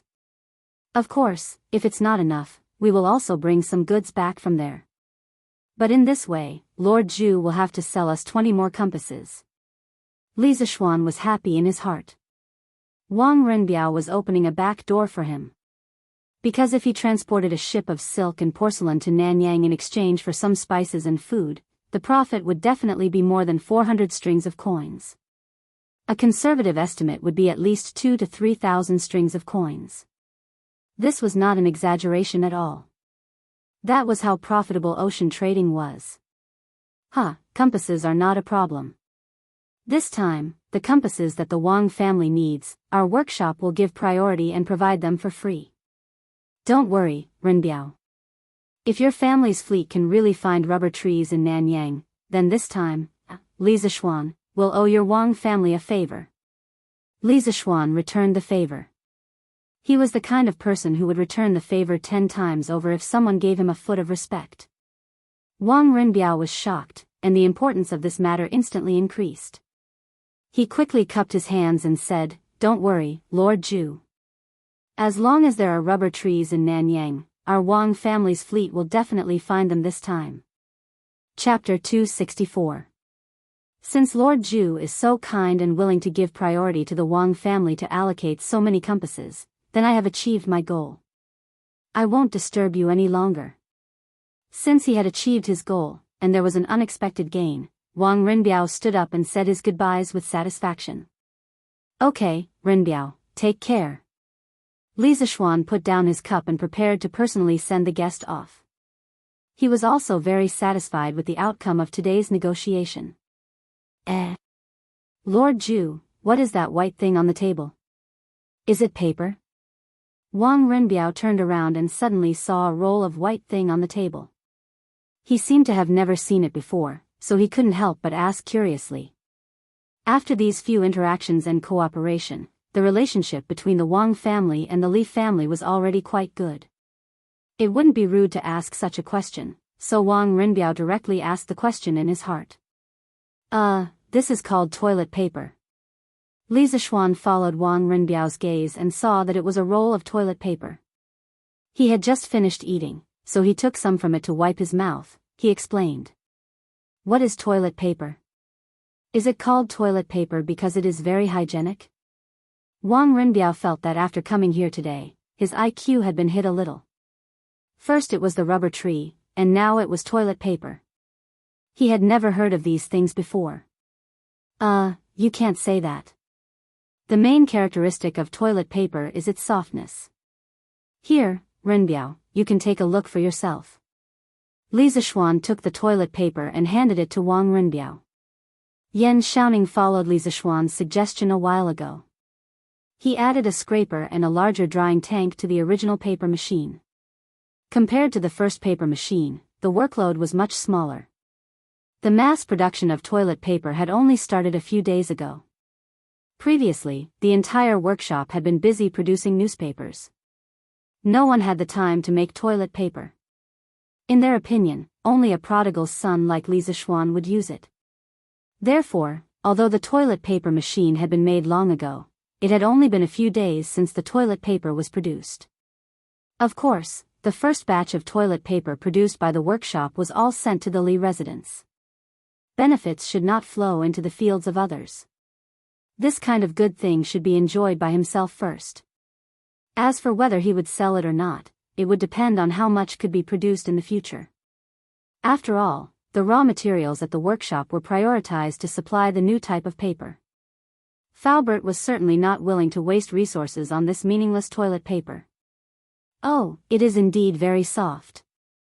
Wang Renbiao took the tissue paper and felt the soft touch on his hand. He couldn't help but exclaim. But after a while, he frowned and asked doubtfully, "But this paper is so soft, what's the use of it? It's probably not easy to write on it, right?" Li Zishuan muttered in his heart. This wrinkled tissue paper, it would be strange if it could be used to write calligraphy. If it was the ballpoint pen and ink pen from his previous life, it would be barely enough to write. Ahem, this tissue paper is not used to write. It's mainly used to wipe your mouth and butt. It's used to wipe your mouth. Li Zishuan was about to say that it was used to wipe his butt, but he suddenly saw that Leng Yuyao was still there. He quickly shut his mouth. Although he didn't have a good impression of this ice-cold girl, it wasn't good to say that it was used to wipe his butt in front of her. Is it only used to wipe your mouth? But can't you just use a handkerchief to wipe your mouth? Wang Renbiao didn't suspect him. It was because of this that he felt even more strange. At the same time, he was a little speechless. He secretly thought that Li Zishuan really knew how to enjoy himself. He even specially made a new type of tissue paper to wipe his mouth. He really knows how to have fun. Leng Yuyao didn't think so. She was standing closer to Li Zishuan. Moreover, she practiced martial arts, so her hearing was much sharper than Li Zishuan's. She heard every word of Li Zishuan's words clearly. Although Li Zishuan didn't completely say the words wipe his butt, Leng Yuyao could guess what Li Zishuan wanted to say. She couldn't help but fiercely glare at Li Zishuan. She secretly thought that this person looked decent on the surface, but in reality, he was no different from a vulgar hooligan. She didn't know why the young master valued him so much. Well, other than wiping your mouth, what else can you wipe? Renbiao, take a roll of tissue paper back and slowly think about it. I'll give this roll of tissue paper to you. Li Zishuan quickly said when he heard Wang Renbiao's slightly doubtful words. Oh. Thank you very much, Lord Zhu.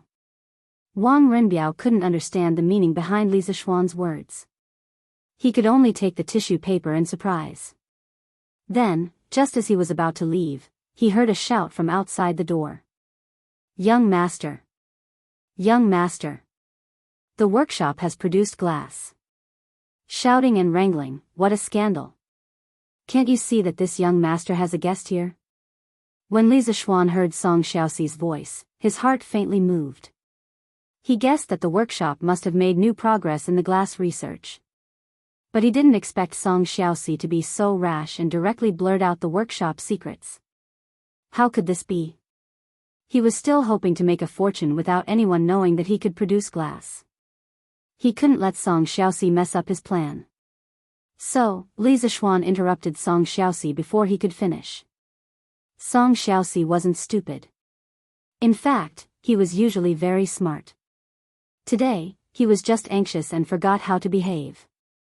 When he heard Li Zishuan's words from outside, he instantly knew that he had been too rash and messed things up. He was so scared that his legs trembled as he entered the house with fear and trepidation. He bowed to Li Zishuan and said, "Why, young master? I'm sorry. Humph. You can leave now. I'll deal with you later." Li Zishuan was indeed a little angry. He was usually pleasant, but it didn't mean that he wouldn't get angry. It didn't mean that his subordinates could be unruly. Song Xiaoxi really did cross the line today. After Song Xiaoxi obediently retreated to the corner, Li Zishuan looked at Wang Renbiao and smiled. Hee, my family's servants are rude. Cousin Ren, please don't laugh at us. Wang Renbiao's eyes flashed and he quickly said, "You're too kind. It's mainly because Lord Zhu treats people with generosity. Since Lord Zhu has something to do, Renbiao will take his leave now." Li Zishuan didn't purposely ask him to stay. He did have something to do. So, he cupped his hands and said to Wang Renbiao, "Cousin Ren, take care. We'll meet again when we're free." Wang Renbiao smiled and replied. Then, he took Leng Yuyao and was about to leave the main hall. Before Leng Yuyao left, she looked at Li Zixuan with disdain. Li Zixuan was really confused.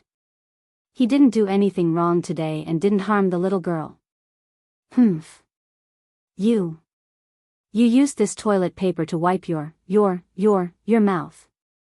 You're so disgusting. Leng Yuyao said in a voice that only the two of them could hear. After that, she didn't give Li Zixuan a chance to explain and left Li Zixuan alone in the wind. No, Li Zixuan almost vomited blood. Big sister. You misunderstood, okay? This toilet paper is not like a handkerchief that can be washed and used again. My toilet paper is only for one-time use. How is it disgusting? Chapter 265. Young Master. I know I'm wrong. After sending Wang Renbiao and Leng Yuyao off, Li Zixuan returned to the main hall. He glanced at Song Xiaoxi indifferently and then sat down at the side without saying a word. Song Xiaoxi's heart was flustered and he felt uncomfortable all over. He trembled as he came over, cupped his hands, and bowed. Didn't Steward Fu tell you that everything about Liuli is a secret of the workshop? Li Zixuan took a sip of water and asked. Young Master, Steward Fu said that I was in a hurry, so, Song Xiaoxi hurriedly explained. Humph. A secret is a secret. Under no circumstances can you reveal the secrets of the workshop. If you can't keep it a secret, then there will be no place for you in the workshop in the future. Because you will harm the interests of all the workers in the workshop. Li Zixuan said coldly. Bang! After hearing that, Song Xiaoxi was so frightened that his legs turned to jelly. With a bang, he knelt on the ground and begged for mercy with a pale face. Young Master, I know I'm wrong. I promise there won't be a next time. Please forgive me this time. Don't chase me out of the workshop. Only those who had stayed in the workshop knew how good it was inside. Song Xiaoxi's hometown was in a village outside Chang'an City. Previously, he had been working as a waiter in a restaurant in Chang'an City. Every day, he had to smile and flatter. If he was unlucky, he would be scolded by the shopkeeper. Moreover, he was paid very little. Ever since he entered the workshop, not only did his monthly salary increase, but there were also very few people who would find trouble with him for no reason. Every time he returned to the village, the villagers would always cast envious gazes at him. This was because the owner of the workshop he was working in was Li Zixuan, the person who invented the curved plow. He was the great benefactor of all the villagers. In the workshop, Song Xiaoxi could gain money, happiness, and dignity. How could he bear to leave? At this moment, he was so regretful that he wanted to slap himself. Li Zixuan looked at Song Xiaoxi expressionlessly. It was not that he was cold-blooded, but he had to follow the rules. Song Xiaoxi had always been Ma Zhou and Faobert's right-hand man in the workshop. Correspondingly, he knew a lot of things. If Li Zixuan did not scare him now, sooner or later, things would get out of hand. About a quarter of an hour later, Song Xiaoxi felt like a year had passed. The sweat dripping from his forehead mixed with the tears flowing from the corners of his eyes. At this moment, Li Zixuan finally opened his mouth. Get up. I'll give you one more chance. However, if there's a next time, you'll have to leave the workshop on your own. In addition, half of your salary for this month will be deducted as punishment. At the end of the day, Li Zixuan was still a little soft-hearted and could not be ruthless.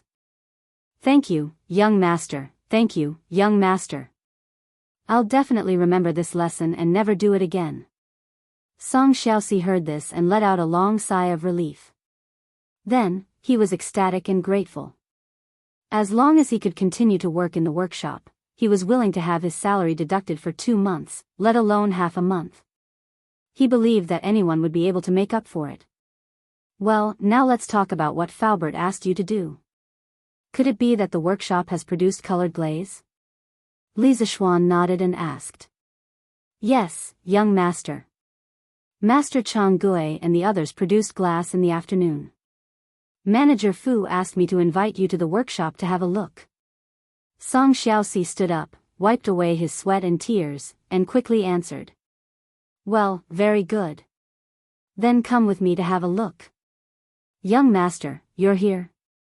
In the workshop of the Strange Interest Pavilion. Falbert received a message from a servant and quickly came out to greet him. Well, Falbert, did you stay up late last night? I've already told you that your health is more important. You don't have to worry about the glass. Why didn't you listen to me?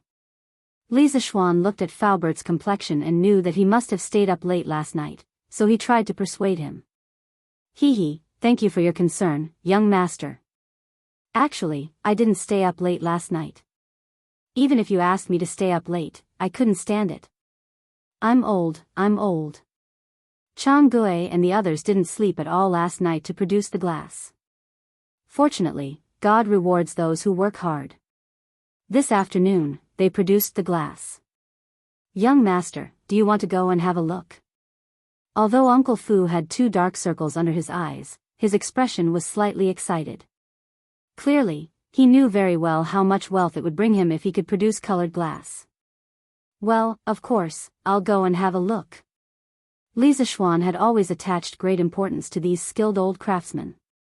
They were the key executors of the workshop's products, leading the way in this era. It was very necessary to pay them a visit. Following Falbert to an earthen porcelain kiln in the depths of the workshop, Falbert introduced, Young master, this used to be used to produce porcelain. Yesterday, you said that you wanted to produce glass, so I had people modify this kiln and use it to produce glass. Lisa Schwan nodded and smiled. Well, this is pretty good. How could porcelain make as much money as glass? Lisa Schwan was well aware of the situation. Chang Gui, Yongfu, and Hua, the boss is here to see you. Walking into the kiln, oh, it should be called the glass kiln now, Falbert shouted to the 3 dusty craftsmen inside. Lisa Schwan felt a wave of heat and dust hitting his face. He quickly covered his mouth and nose and unbuttoned his clothes to cool down. Oh, the boss is here? Greetings, boss. Greetings, boss. The 3 craftsmen inside heard Falbert's voice and turned to look at the door. Seeing that Lisa Schwan had come personally, they quickly put down their work and ran over, bowing to Lisa Schwan. Oh, no need to be so courteous, no need to be so courteous. The 3 of you have worked hard. Lisa Schwan gave up on covering his mouth and nose. Otherwise, others would think that he disliked them. The 3 of you have contributed greatly to the workshop's production of glass. In our workshop, those who contribute should be rewarded. Falbert, in the future, the workshop will take out a sum of money to reward those who make breakthroughs in the workshop's original techniques. This time, each of the 3 craftsmen will be rewarded with 200 strings of cash. Lisa Schwan continued. This was something he had thought about a long time ago. With great rewards, there would definitely be brave men. This was the only way to encourage everyone in the workshop to strive for technological advancement and innovation. The workshop would also be able to earn more money. Boss, this can't be done. Upon hearing that Lisa Schwan was going to reward each of them with 200 strings of cash, Chang Gui, Yongfu, and Enhua paled in fright and froze on the spot. Chang Gui was the first to react. Boss, you were the one who came up with the method of firing the colored glaze. We just followed your instructions and did it step by step. We really didn't contribute anything. This old man is ashamed to accept these 200 strings of cash. Chapter 266. Yes, boss, we can't accept these 200 strings of cash. Yes, boss, please take back your order. In the workshop, Yongfu and Enhua hurriedly agreed. 200 strings of cash was too much. It was enough to buy a small house in Chang'an. You don't have to refuse. Although I was the one who proposed the method of baking the glaze, you 3 have to figure out the specifics of the production. Therefore, these 200 strings of cash are what you deserve. I've already made up my mind. You can take the money without worry. Lisa Schwan said with a smile. In his heart, he was lamenting the sincerity of these people. In his previous life, if a boss wanted to give a bonus to his employees, anyone who refused would become a fool in everyone's eyes. Lisa Schwan chatted with the three for a while, asking if their families were in trouble and if their families were doing well. Then, he followed Faubert out of the glaze kiln. It was too hot in the kiln, and there was a lot of smoke and dust. On the one hand, it was the smoke from the fire, and on the other hand, it was the dust from the sand. It couldn't go on like this. If it went on for too long, it would cause lung disease. Faubert, I'll draw something that can cover the mouth and nose in a while. Go find a tailor to make it. In the future, everyone who enters the glaze kiln must wear this thing to prevent the smoke and dust from being inhaled by the workers. After leaving the glaze kiln, Lisa Schwan greedily took a deep breath of the fresh air outside. Then, he said to Faubert that it was necessary to wear a mask in this kind of workplace. Faubert asked curiously, "Young master, why do you have to do this? Brick and porcelain kilns have a lot of smoke and dust. The craftsmen have long been used to it. It's fine. Even if they're used to it, it won't do." Lisa Schwan said decisively, "I call this thing a mask. Faubert, have the tailor make a batch. In the future, whoever enters the glaze kiln without a mask will be kicked out of the workshop. In addition, after the matter of the compass is settled, the glaze kiln will also need to be remodeled. Think of a way to reduce the smoke and dust inside the glaze kiln as much as possible. This. Young master, isn't this system too harsh? You want to chase me away if I don't wear a mask?" Only then did Faubert realize that Lisa Schwan was actually serious. He couldn't help but be flabbergasted.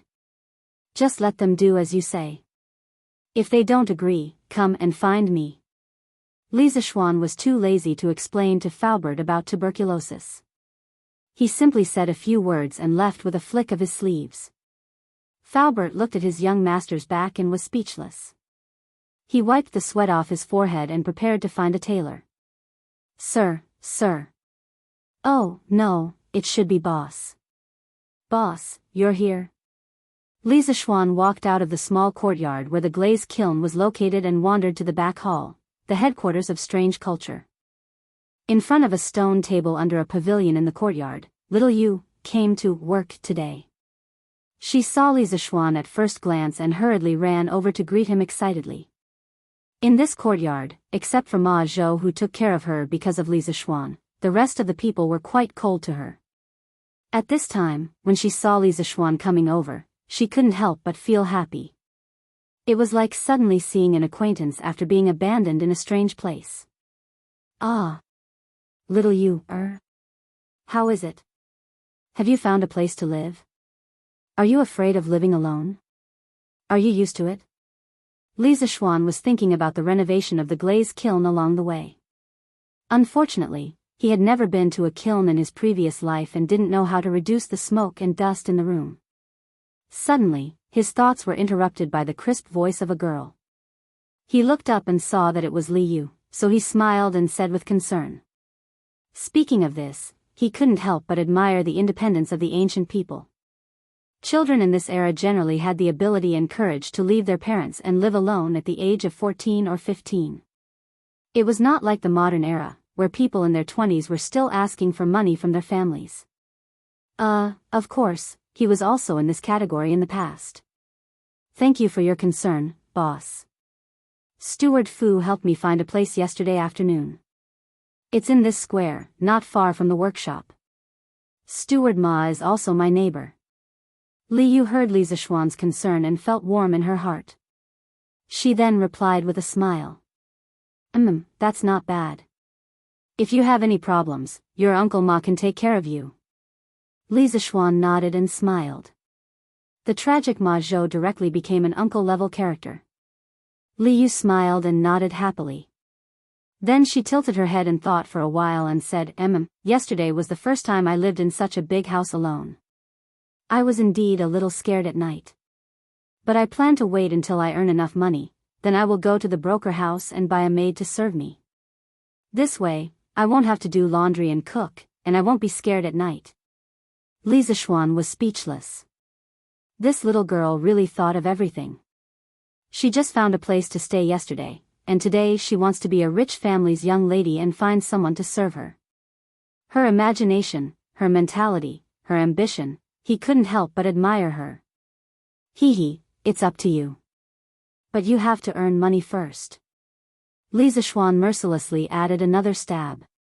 Li Yu, who was immersed in her beautiful fantasy, couldn't help but be stunned when she heard this. However, she quickly smiled again and said, hee. Of course I can earn money. Boss, look, these are the 2 articles I wrote.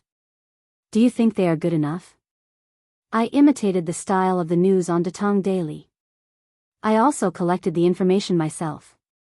I didn't make it up. Then Li Yu handed over a few manuscripts. Oh. From your tone, you seem to be quite confident. Then let me see. Li Zishuan suddenly became interested. He took the manuscripts and said with a smile. Then he took a look and saw the title of the first article, Rich Family's Prodigal Son Became a Monk for His Lover. Pfft. Seeing this title, Li Zishuan suddenly staggered and almost burst out laughing. There was no other reason except that this title was very similar to a meme he saw in his previous life. It was a very famous title, Rich Family's Prodigal Son Became a Monk for His True Love. Content, Dream of the Red Chamber. Similar ones, there were, title, Story of 3 Women and 105 Men. Content, Water Margin. Title, Cruel, the shocking murder of a beautiful girl who was burned to death by a match. Content, The Little Match Girl. What's wrong? Boss? Could it be that little you, didn't write it well? Li Yu asked nervously when she saw Li Zishuan's strange expression. No, it's good. Let me see it again. Li Zishuan quickly waved his hand and denied. Oh. Li Yu responded and then walked to the side, quietly waiting for Li Zishuan's judgment result. Chapter 267. Putting away his messy thoughts, Li Zishuan began to read the article seriously. Of course, it was undeniable that the title of Li Yu's article was very good. Compared to the later dynasties, the Tang dynasty was more open. The common people liked to listen to love stories. Li Yu's title alone was enough to attract people to continue reading. After a while, Li Zishuan finished reading the first article. He nodded, then shook his head. Li Yu was happy to see Li Zishuan nod, but Li Zishuan shook his head again. The smile on Li Yu's face froze. Boss, what do you think?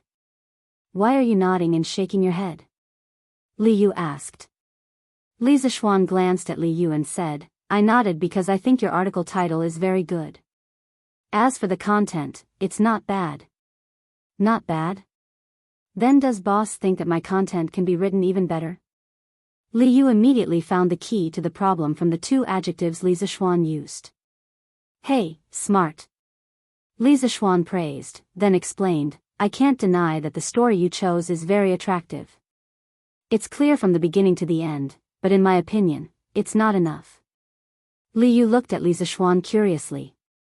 Li Zishuan smiled and led Li Yu to the pavilion. As they walked, he said, Brotherly, don't worry. Hee, little fishy, don't be unconvinced. There's a reason why I said that. First of all, your entire article gives people the feeling of looking at flowers on horseback. Your description of the incident is very general, very broad, and very boring. This directly causes your entire story to lack a sense of immersion. You have a good topic, but you don't describe a complete story with characters and emotions. The readers will only feel like they're chewing wax. Li Yu held onto the stone table, lowered her head and muttered, Is it that bad? Li Zishuan sat down and smiled, It's not that bad. The reason why I'm telling you so much today is for your own good. Of course, more accurately, it's because I want you to earn more money. Do you still want to hear more? Yes. Boss, please say it. When she heard about money, Li Yu's interest was immediately piqued. The depression she felt from being defeated by Li Zishuan was swept away. Hee, you little brat. Li Zishuan couldn't help but laugh. If I were to write about this topic, I could write at least 30 to 40,000 words and publish it in the newspapers for 5 to 6 consecutive issues. You see, the part where the rich Mo Wuk and the peasant Shuing Lian met, you can write more about how Shuing Lian was at home and how she was bullied by the village bullies. How helpless and hopeless she was. Also, when Mo Wuk saw Shuing Lian's peerless beauty, how shocked he was. Of course, the most important part is the part where Mo Wuk stood up to save Shuing Lian. You must write in detail. Such an important part, how can you write it all in just 2 sentences? Your foreshadowing is all for Mo Wuk to act pretentious and slap the face. Ah pooey, it's for the hero saving the beauty.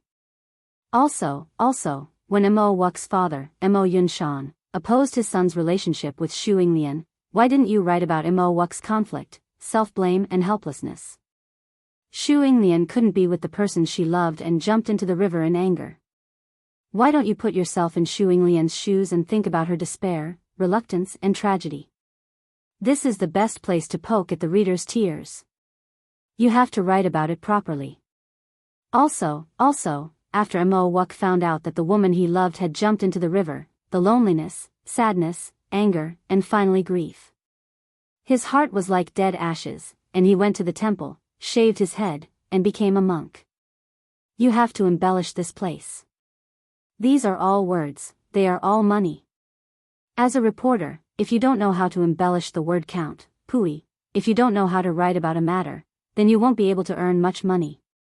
Li Zishuan was talking non-stop to Li Yu about how to embellish the news and how to write one story as 5 stories. He completely forgot that he was the boss of Datong Daily. If Li Yu really did that, she would be scamming his own money. Li Yu stood at the side and listened with her mouth agape. She really wanted to kneel down to Li Zishuan. What kind of boss would personally teach his employees how to scam their boss's money? Also, Li Zishuan's embellishment, ah pooey, it was the way to develop the story. It was really an eye-opener for her.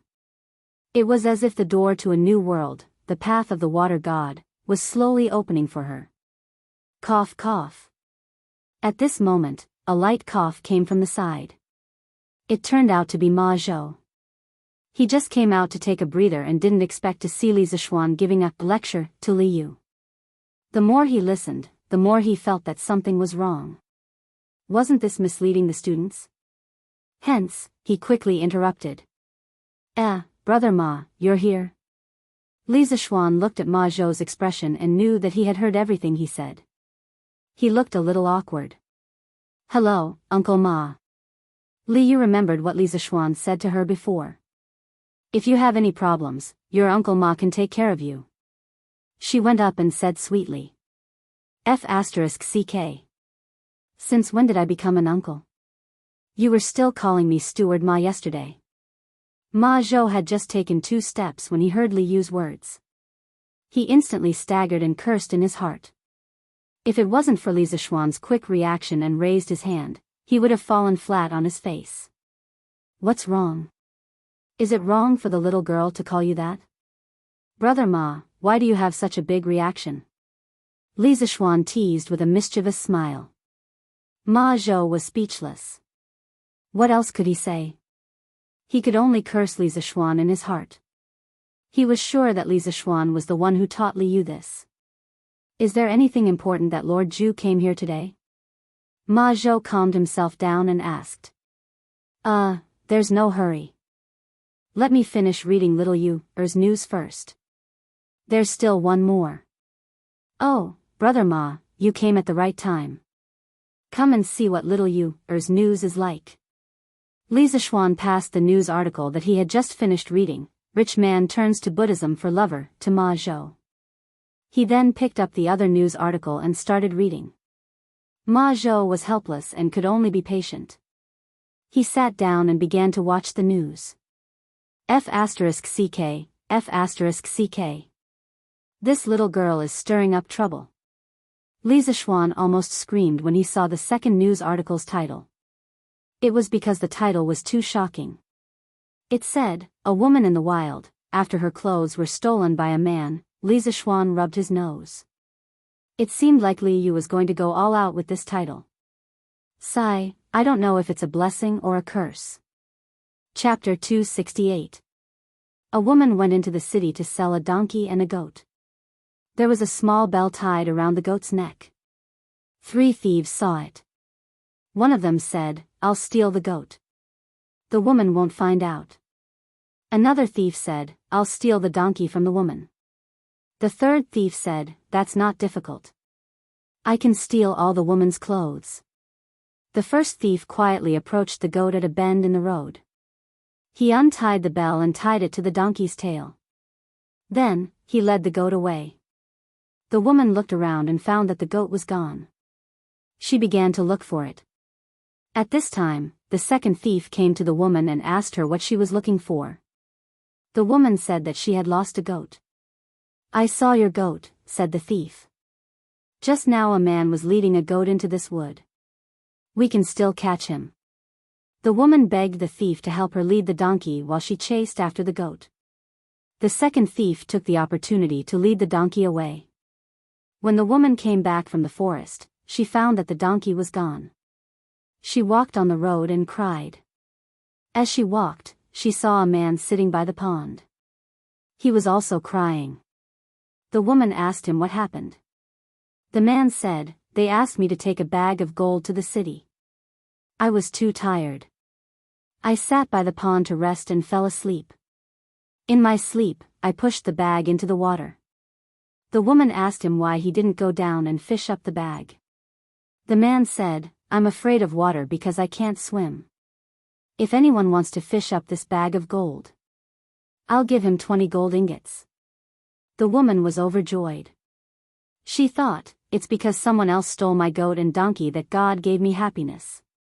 So, she took off her clothes and dived into the water. However, she couldn't find the bag of gold no matter how hard she tried. When she climbed out of the water, she found that her clothes were gone. It turned out that the third thief had stolen her clothes. Under the pavilion in the workshop, Lisa Schwan read the second article written by Little Fishy. A woman in the wild after her clothes were stolen by a man. He was lost in thought for a moment. There was no doubt that this news article was a complete clickbait. The content was completely different from what you would think when you first saw the headline. But behind this piece of news, there was actually a trace of philosophy. This way, the entire piece of news was instantly raised to a whole new level. This Li Yu's perception was not low. "Little Yu, who told you this story?" After a moment of silence, Lisa Schwan looked up and asked. Li Yu replied, "I heard this from an auntie in our shop yesterday. The incident happened to a woman from her family. I thought that if this incident could be written, everyone might be able to understand a lot of things after reading it. For example, greed will always be punished. Don't trust people easily. Trust people easily and you will have to pay the price. Not bad. You've come up with new tricks for the news." Lisa Schwan nodded and praised. His previous purpose of publishing the newspaper was to entertain the public and at the same time, attract investors and make some money. He did not expect Li Yu to be able to draw parallels and trigger another function of the newspaper, which was to educate the public. Moreover, she used a very lively and interesting method to educate the public. This was really rare. This girl's way of thinking was always very unique and creative. Hee, thank you for the compliment, boss. So boss, did I pass? Can I be a reporter for Datong Daily in the future? Li Yu heard Lisa Schwan's praise and immediately beamed with joy. You passed on my side. Brother Ma, what do you think? Lisa Schwan turned his head to look at Ma Zhou and asked. I think it's okay.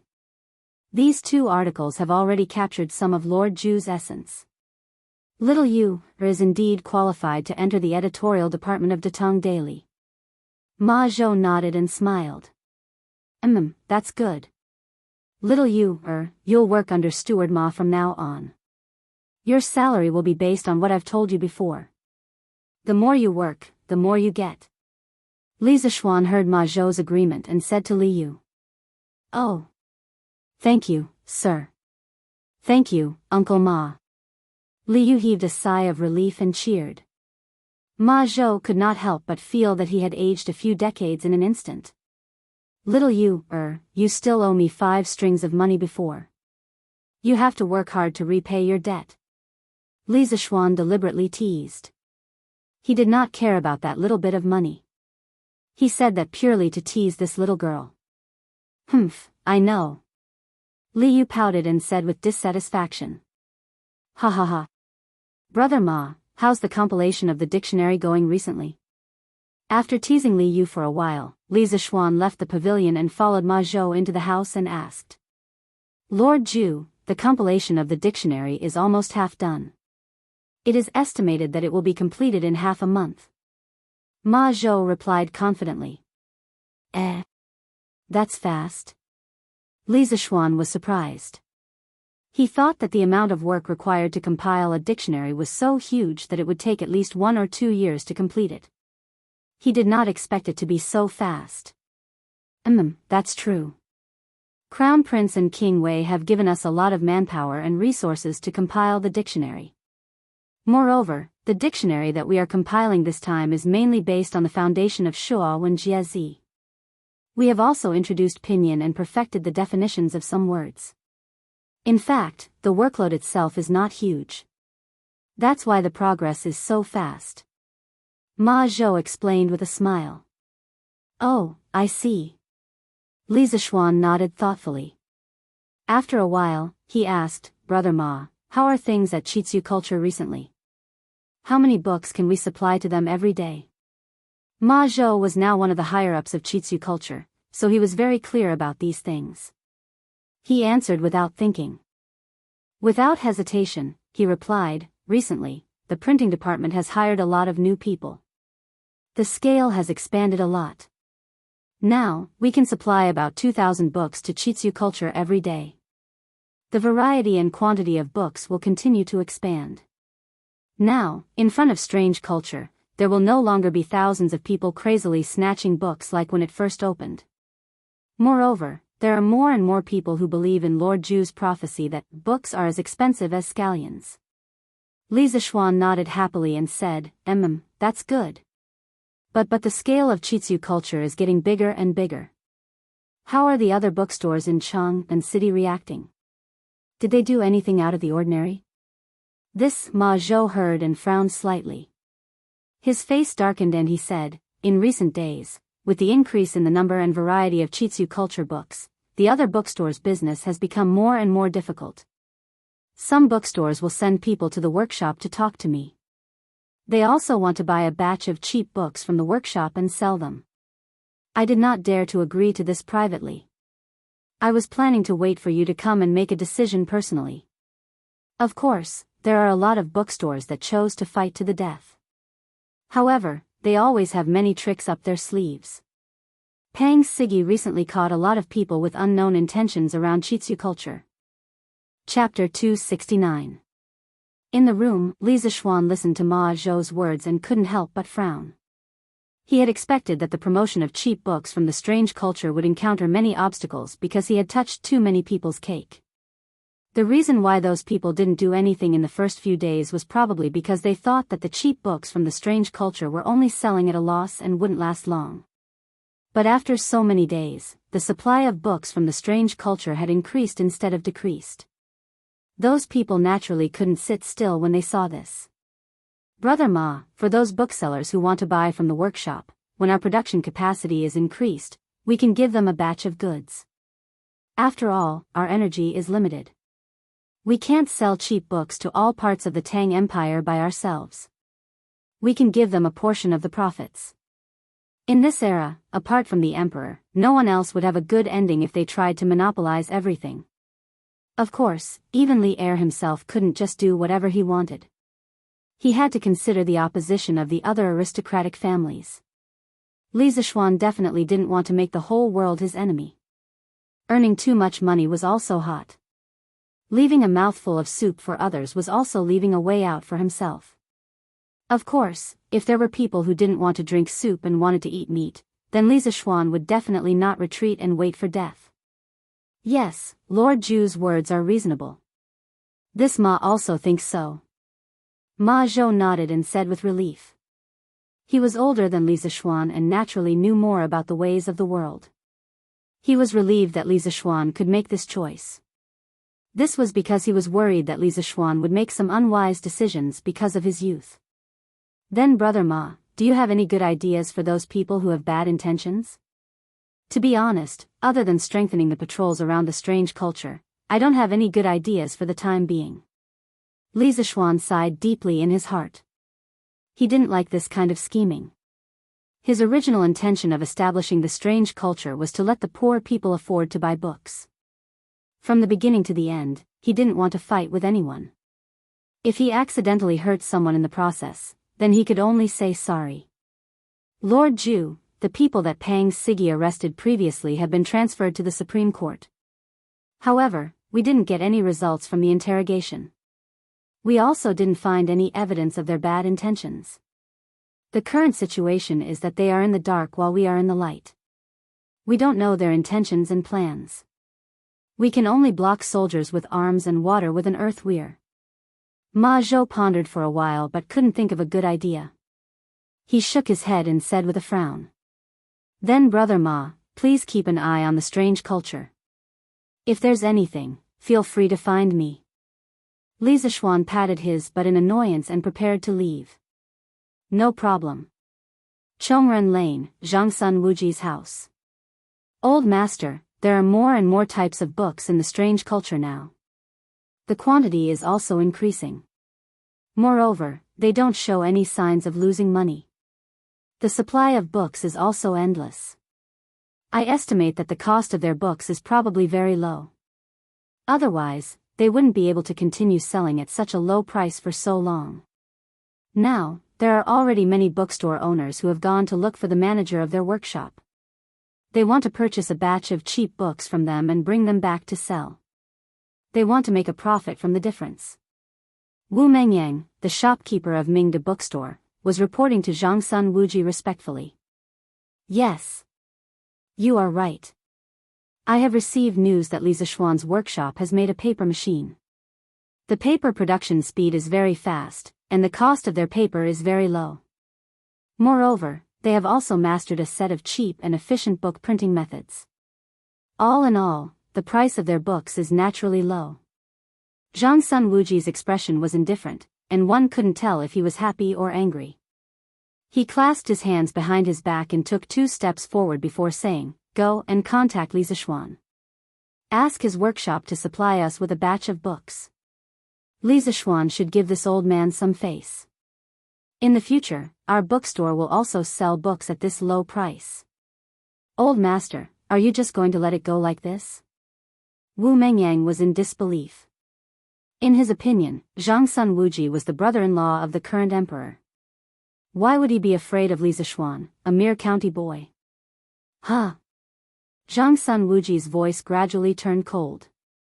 What do you want me to do? Do I need you to teach me what to do? Wu Mengyang could feel the coldness from Zhangsun Wuji. His legs trembled as he hurriedly said with a trembling voice, I misspoke. Please forgive me, old master. Please forgive me. Humph. Zhangsun Wuji snorted coldly and said, Leave. I will take my leave.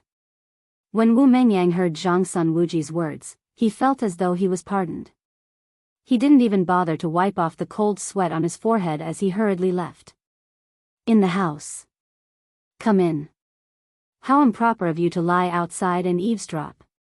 Zhangsun Wuji sat on the stool, took a sip of tea, looked outside the door, and said indifferently. I can't hide anything from father. Just as Zhangsun Wuji finished his words, a 12-year-old boy immediately came in. He chuckled. Chong-er, take a seat. Zhangsun Wuji pointed to a seat beside him and said. It turned out that this boy was Zhangsun Wuji's eldest son, Zhangsun Chong. Thank you, father. Zhangsun Chong obeyed and sat beside Zhangsun Wuji. Chong-er, you should have heard the entire story from start to end, right? Come, tell me your opinion. Do you think that I am weak like shopkeeper Wu? Zhangsun Wuji poured a cup of tea for himself and said slowly. Hearing those words, Zhangsun Chong sat up straight. He knew that Zhangsun Wuji was intentionally testing him. Father, I think that father definitely has your reasons for doing so. However, it is definitely not because you are afraid of Li Zishuan. The Li clan only rose up recently after Li Zishuan was conferred the title of Baron.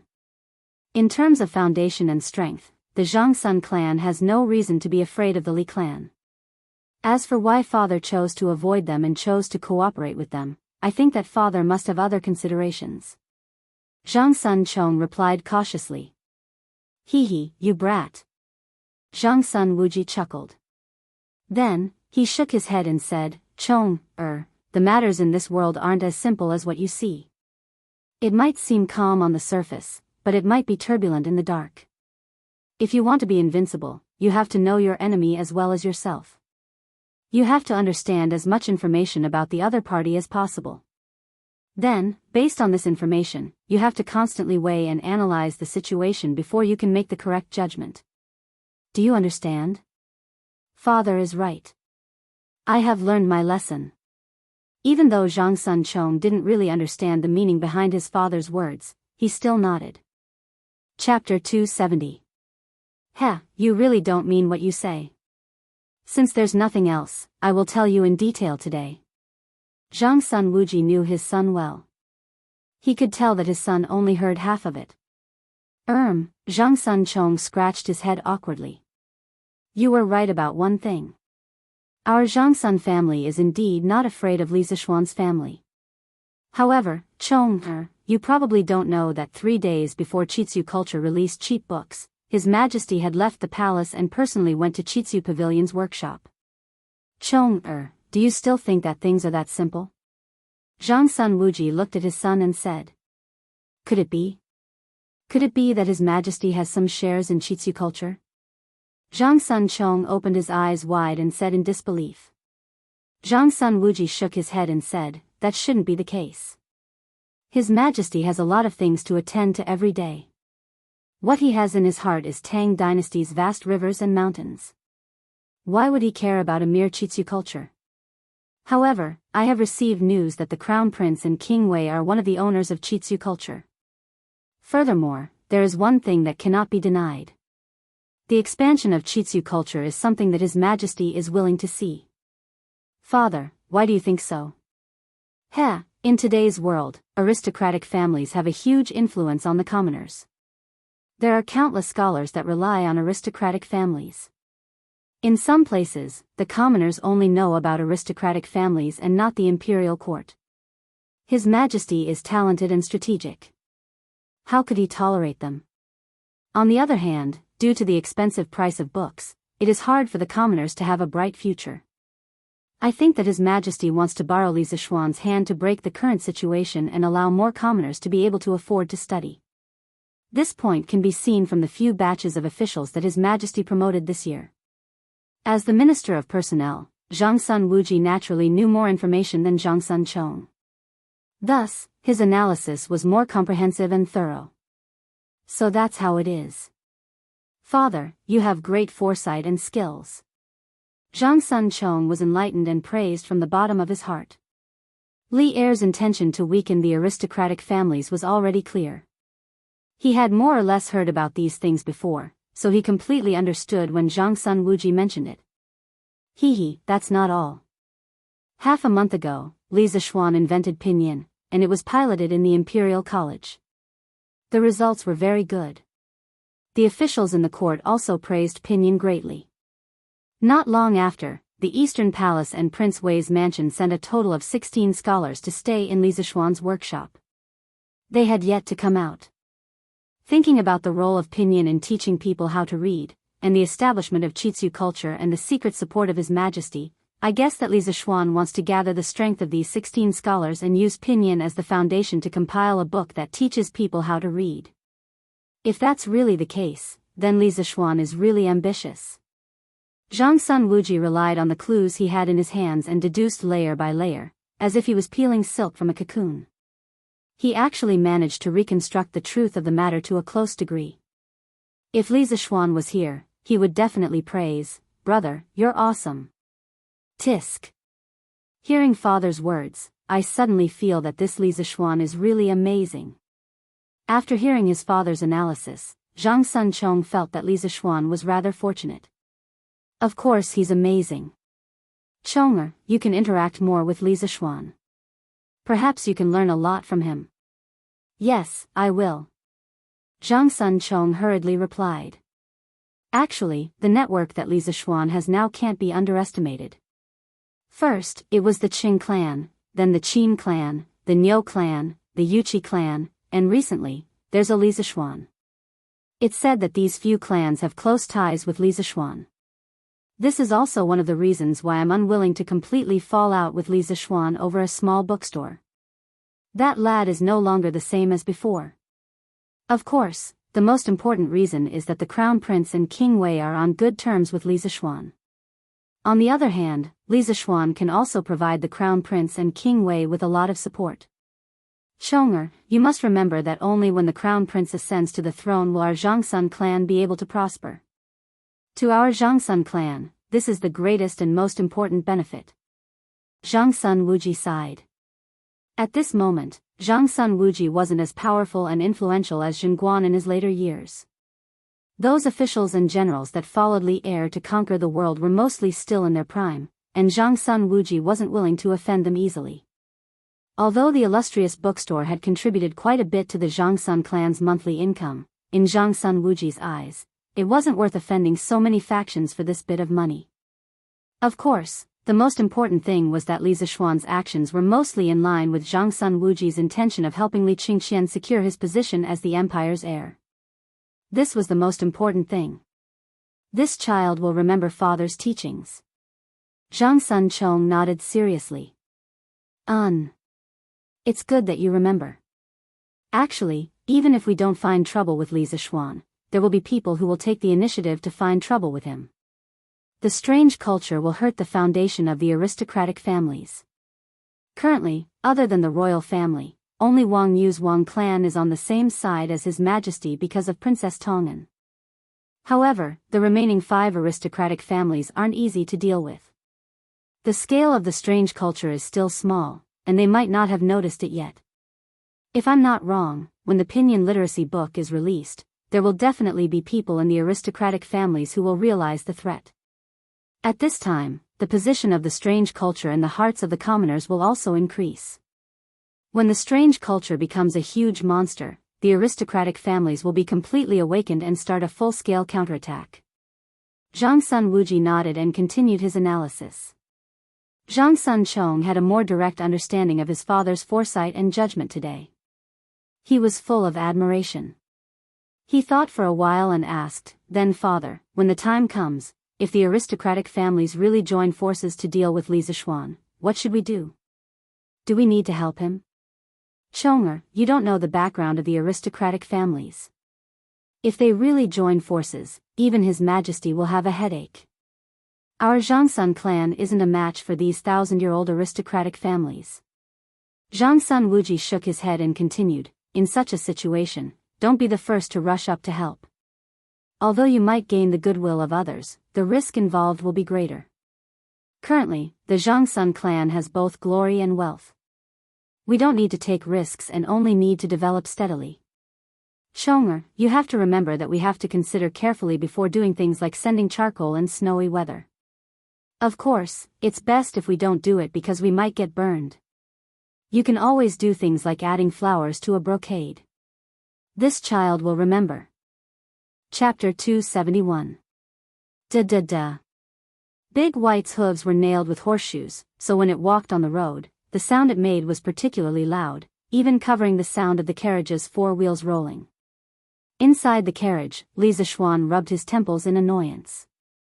When he thought of those people who coveted the strange culture, he felt a wave of exhaustion for no reason. He was most annoyed by scheming against each other. He worked hard for the strange culture just to let the scholars in the world be able to afford to read books. He didn't think about how much money he could make from it. If this behavior was in the modern world, many people would definitely scold him for being an idiot. He didn't want to live a good life as a rich second generation and had to do all kinds of things. In the end, he even offended people. Why did he have to be so stupid? Li Zixuan felt a trace of regret at this moment. No matter what era it was, outsiders would always be attacked by others. The strange culture was an outsider in the eyes of others because it greatly lowered the price of books, causing many people to suffer losses. Some were direct, and some were indirect. The direct ones were those booksellers, and the indirect ones were those aristocratic families. Sigh, there was no one he could confide his thoughts to. He could only bitterly bear it alone in silence. Li Zixuan half reclined on the sofa in the carriage, looking at the passers-by on the roadside with their families. Looking at the warm smile on the faces of a certain family of 3, he suddenly felt a little disappointed. A passerby, a passerby. The sound of the zither does not ring, the curtain of spring in March does not lift your heart is a small window tightly closed my Dada's horse hooves are beautiful mistakes I am not a returnee, I am a passerby. Right now, he was really like a passerby. He came in a hurry and left in a hurry. We are all passers-by in each other's lives. Li Zixuan slapped his thigh in annoyance. He wondered what Han Yushi was doing now. Although there were only less than 20 days left until the official wedding, Li Zixuan still missed Han Yushi very much. Sigh, this was the inconvenience of the ancient times. In the modern world, there were not so many broken rules. There were many people who lived together before marriage, so who wouldn't let the young couple meet before marriage? Even if the two of them were separated due to unforeseen circumstances, they could still video call each other to ease their lovesickness. However, in this era, it was extremely difficult to make a video call. Not to mention optical fiber communication, he couldn't even make an integrated circuit board in a mobile phone or a computer. It had nothing to do with technology. It was just that the industrial foundation of this era was too weak. No technology could be developed overnight. It had to be slowly accumulated. However, if he couldn't make a phone or a computer, could he make some simple communication tools? Rural phone? It's too low class, and it won't spread far. The principle behind the most primitive telephone was not too difficult. It was just a metal piece vibrating due to sound, and the electromagnetic switch coil connected to it generated an electric current, allowing the transmitter and receiver to realize the mutual conversion of sound mechanical energy and electrical energy, thus realizing long-distance communication. If there were enough components and conditions, Li Zixuan could also figure out how to make a telephone by himself. After all, he had done a lot of research related to circuits in his previous life. He had soldered circuits that were dozens of times more complicated than this, let alone a simple telephone. However, without electricity and the corresponding electronic components, how should he do it? Electricity, electricity, electricity, I have to make electricity first. I can't always do things for others. This time, I have to do something for myself. As for the strange culture, I'll do whatever I want. I don't believe that Li Er will let the other aristocratic families go against the strange culture. San Bao, turn the carriage around. Send me back to the workshop. With this thought, Li Zixuan's thoughts were instantly clear. He immediately did what he said and shouted out of the carriage. Ah! Young master, what did you say? San Bao, who was driving the carriage outside, suspected that he had heard wrongly and asked again. Turn the carriage around and go to the workshop. Li Zixuan was filled with energy at this moment. The dispirited look on his face disappeared instantly. Okay, young master. I'll change the carriage now. San Bao was sure that he didn't hear wrongly. Although he was full of doubts, he knew his duty. He only needed to follow whatever Li Zixuan said.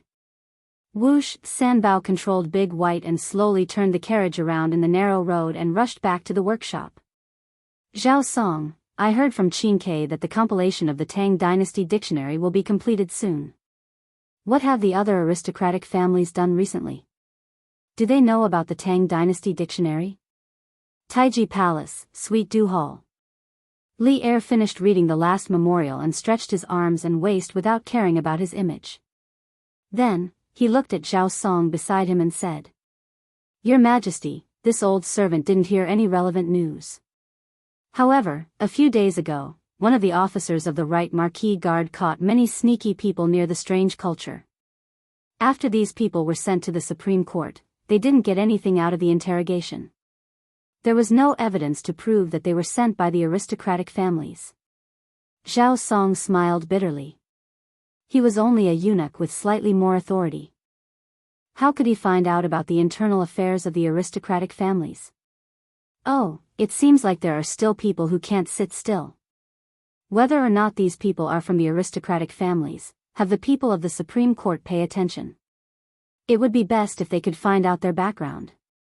Right, have Sun Fujia be in charge of this matter. Once the Tang Dynasty Dictionary is released, combined with the recent cheap books, the strange culture will definitely become a place of trouble. We will not allow those people to ruin our plans. Li Er's eyes were cold, and his voice was tinged with determination. Yes. Your Majesty. Summon Li Junxian. Li Er thought for a moment before shouting. Yes. A small eunuch stepped forward, clasped his hands in acknowledgement, and then withdrew. The hall fell silent. Li Er reclined on the dragon throne and took out today's Datong Daily to read. Seeing this, Zhao Song obediently stood to the side, quietly playing the role of a handsome man, a handsome eunuch. Around 15 minutes later, a white-robed general entered. It was none other than Li Junxian. Paying respects to your majesty. Dispense with the formalities. We called you here to ask if there has been any activity from the great clans? Li Er put down the newspaper and indifferently asked. Replying to your majesty, based on the investigations of the 100 Cavalry, the great clans have not done anything other than actively organizing merchant ships to join the imperial court's fleet. Li Junxian didn't know why Li Er would ask this question, so he could only honestly report what he knew. Oh. These vermin of the country are truly insatiable. They actually want to use this southern trade to make a fortune. Li Er deeply furrowed his brow. He was unhappy that the great clans benefited. After a few moments, he shook his head and said, this is also good. They won't be able to divert their attention to the strange culture. Junxian, pay more attention to Li Zishuan's strange culture and workshops. Yes. Chapter 272. Li Junxian received the order and left. Within the hall, Li Er propped his chin up and pondered for a while. After confirming that he had not missed anything, he let out a sigh of relief and reclined on the dragon throne. He flipped open the Datong Daily and continued to read the newspaper. Zhang Sun Wuji's previous conjecture was correct. Li Er had indeed intended to use Chitsu culture to dig up the foundation of the great clans. If one were to say that the cheap books that Chitsu culture had crazily released previously were a hidden worry for the great clans, then the appearance of the Great Tang Dictionary would have a fatal impact on the great clans. This was because once there was a dictionary, a large number of literate people would emerge from all over the Great Tang. The demand for books would increase and the children of poor families would be able to learn some knowledge by themselves without relying on the great clans. In less than 5 years, the number of children of poor families would far exceed the number of children of landowning clans and the children of fake landowning clans that relied on the great clans. At that time, the advantage that the great clans had in terms of education resources and manpower would be completely lost. From this perspective, Li Er was indeed using Li Zishuan. However, to be used by the ruler of a country meant that Li Zishuan had value. Furthermore, Li Er's use was not the type of use where he would disregard the life and death of the other party. He had always had a backup plan for the safety of Chitsu culture and the workshop. He intended to groom Li Zishuan and leave him for Li Qingqian. Naturally, he would not watch as Li Zishuan faced the 5 great clans alone. This brat actually advertised his compass in the newspaper. Furthermore, I heard that he even rewarded his own novel yesterday, praising himself. Truly shameless. Li Er muttered to himself in annoyance when he saw the advertisement in the middle of the newspaper that was dedicated to the superior properties of the Chitsu Pavilion's compass. Others might not know that the Legend of a Mortal's Journey to Immortality was written by Li Zishuan, but how could he not know? He could only sigh in his heart. Li Zishuan's skin was getting thicker and thicker. Young master, we're here. In front of the Strange Interest Pavilion workshop, Sanbao got off the carriage and opened the curtains. Sanbao, you go back first and ask Xiao Shi to pack some clothes for me. Also, tell my parents that I won't be going back for the next few days and will be staying in the workshop," Li Zishuan ordered as he jumped off the carriage. San Bao was stunned for a moment before he bowed and replied, "Yes, young master. I will go back and make the arrangements now. And, you can take the carriage back and send the carriage over later," Li Zishuan quickly added when he saw that San Bao was about to run back. "Thank you, young master." "Young master, why did you come back?" Li Zishuan walked through a few courtyards and of course, passed by countless curious looks from the craftsmen and servants. He directly arrived at Falbert's office. Falbert saw him and asked in surprise. After all, Li Zishuan had just left not long ago. "Falbert, I want to make something very important and I need some materials. I will write a list now and you can help me get some. I will be staying in the workshop for the next few days and will be staying in the Drunken Wind Pavilion." Li Zishuan went to a few tables and said as he wrote.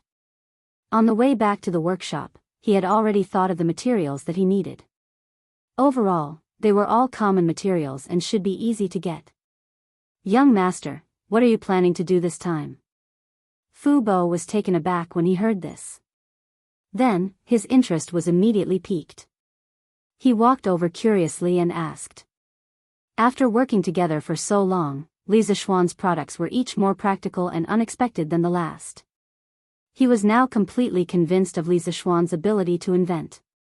Unlike when Li Zishuan was building the curved plow, Falbert raised some doubts. Now that he heard that Li Zishuan was going to make something new, he only had curiosity and anticipation in his heart. There were no doubts at all. "I plan to make something that transcends time. This will be one of the greatest inventions of the Han family in thousands of years." Li Zishuan paused and thought for a while when he heard that. Hiss. No matter how much Falbert believed in Li Zishuan, his heart couldn't help but waver at this moment. Li Zishuan's words were too big. He saw that Li Zishuan didn't mean to explain, so he quickly came to the door and looked outside cautiously. After making sure that there was no one outside, he carefully closed the door and windows. Fortunately, his office was a standalone building with no outsiders. Otherwise, if Li Zishuan's words were to spread, who knew how much trouble it would cause? "Young master, I don't know what you want to do, but please be careful when you speak. Be careful that the walls have ears. An ordinary man is innocent, but treasuring a jade ring will arouse the envy of others. If what you just said is spread out, it will inevitably cause some thieves to covet it," Falbert said with a serious face. "Haha. I know. Thank you for your concern, Falbert." Li Zishuan shook his head indifferently. He was also a master close to the guru realm. How could he not be aware of whether there was someone eavesdropping around? However, he knew it well in his heart. There was no need to say it out loud. Falbert also had good intentions. "Falbert, can you get these materials prepared for me?" Li Zishuan waved his hand, picked up the list of materials he wrote, and handed it to Falbert. Falbert took it and looked at it carefully. Then his face suddenly became very strange. Because there was a material on the list, it was really. Falbert really couldn't think of what Li Zishuan would use it for. Could it be used to cook? "Young master, these materials are no problem. I will ask someone to collect them for you immediately." A moment later, Falbert said to Li Zishuan. "All right, thank you, Falbert. I will return to Drunken Wind Pavilion first." Li Zishuan stood up and prepared to return to his private courtyard to wait for Xiao Shi to deliver the equipment, and Falbert to deliver the materials. Take care, young master.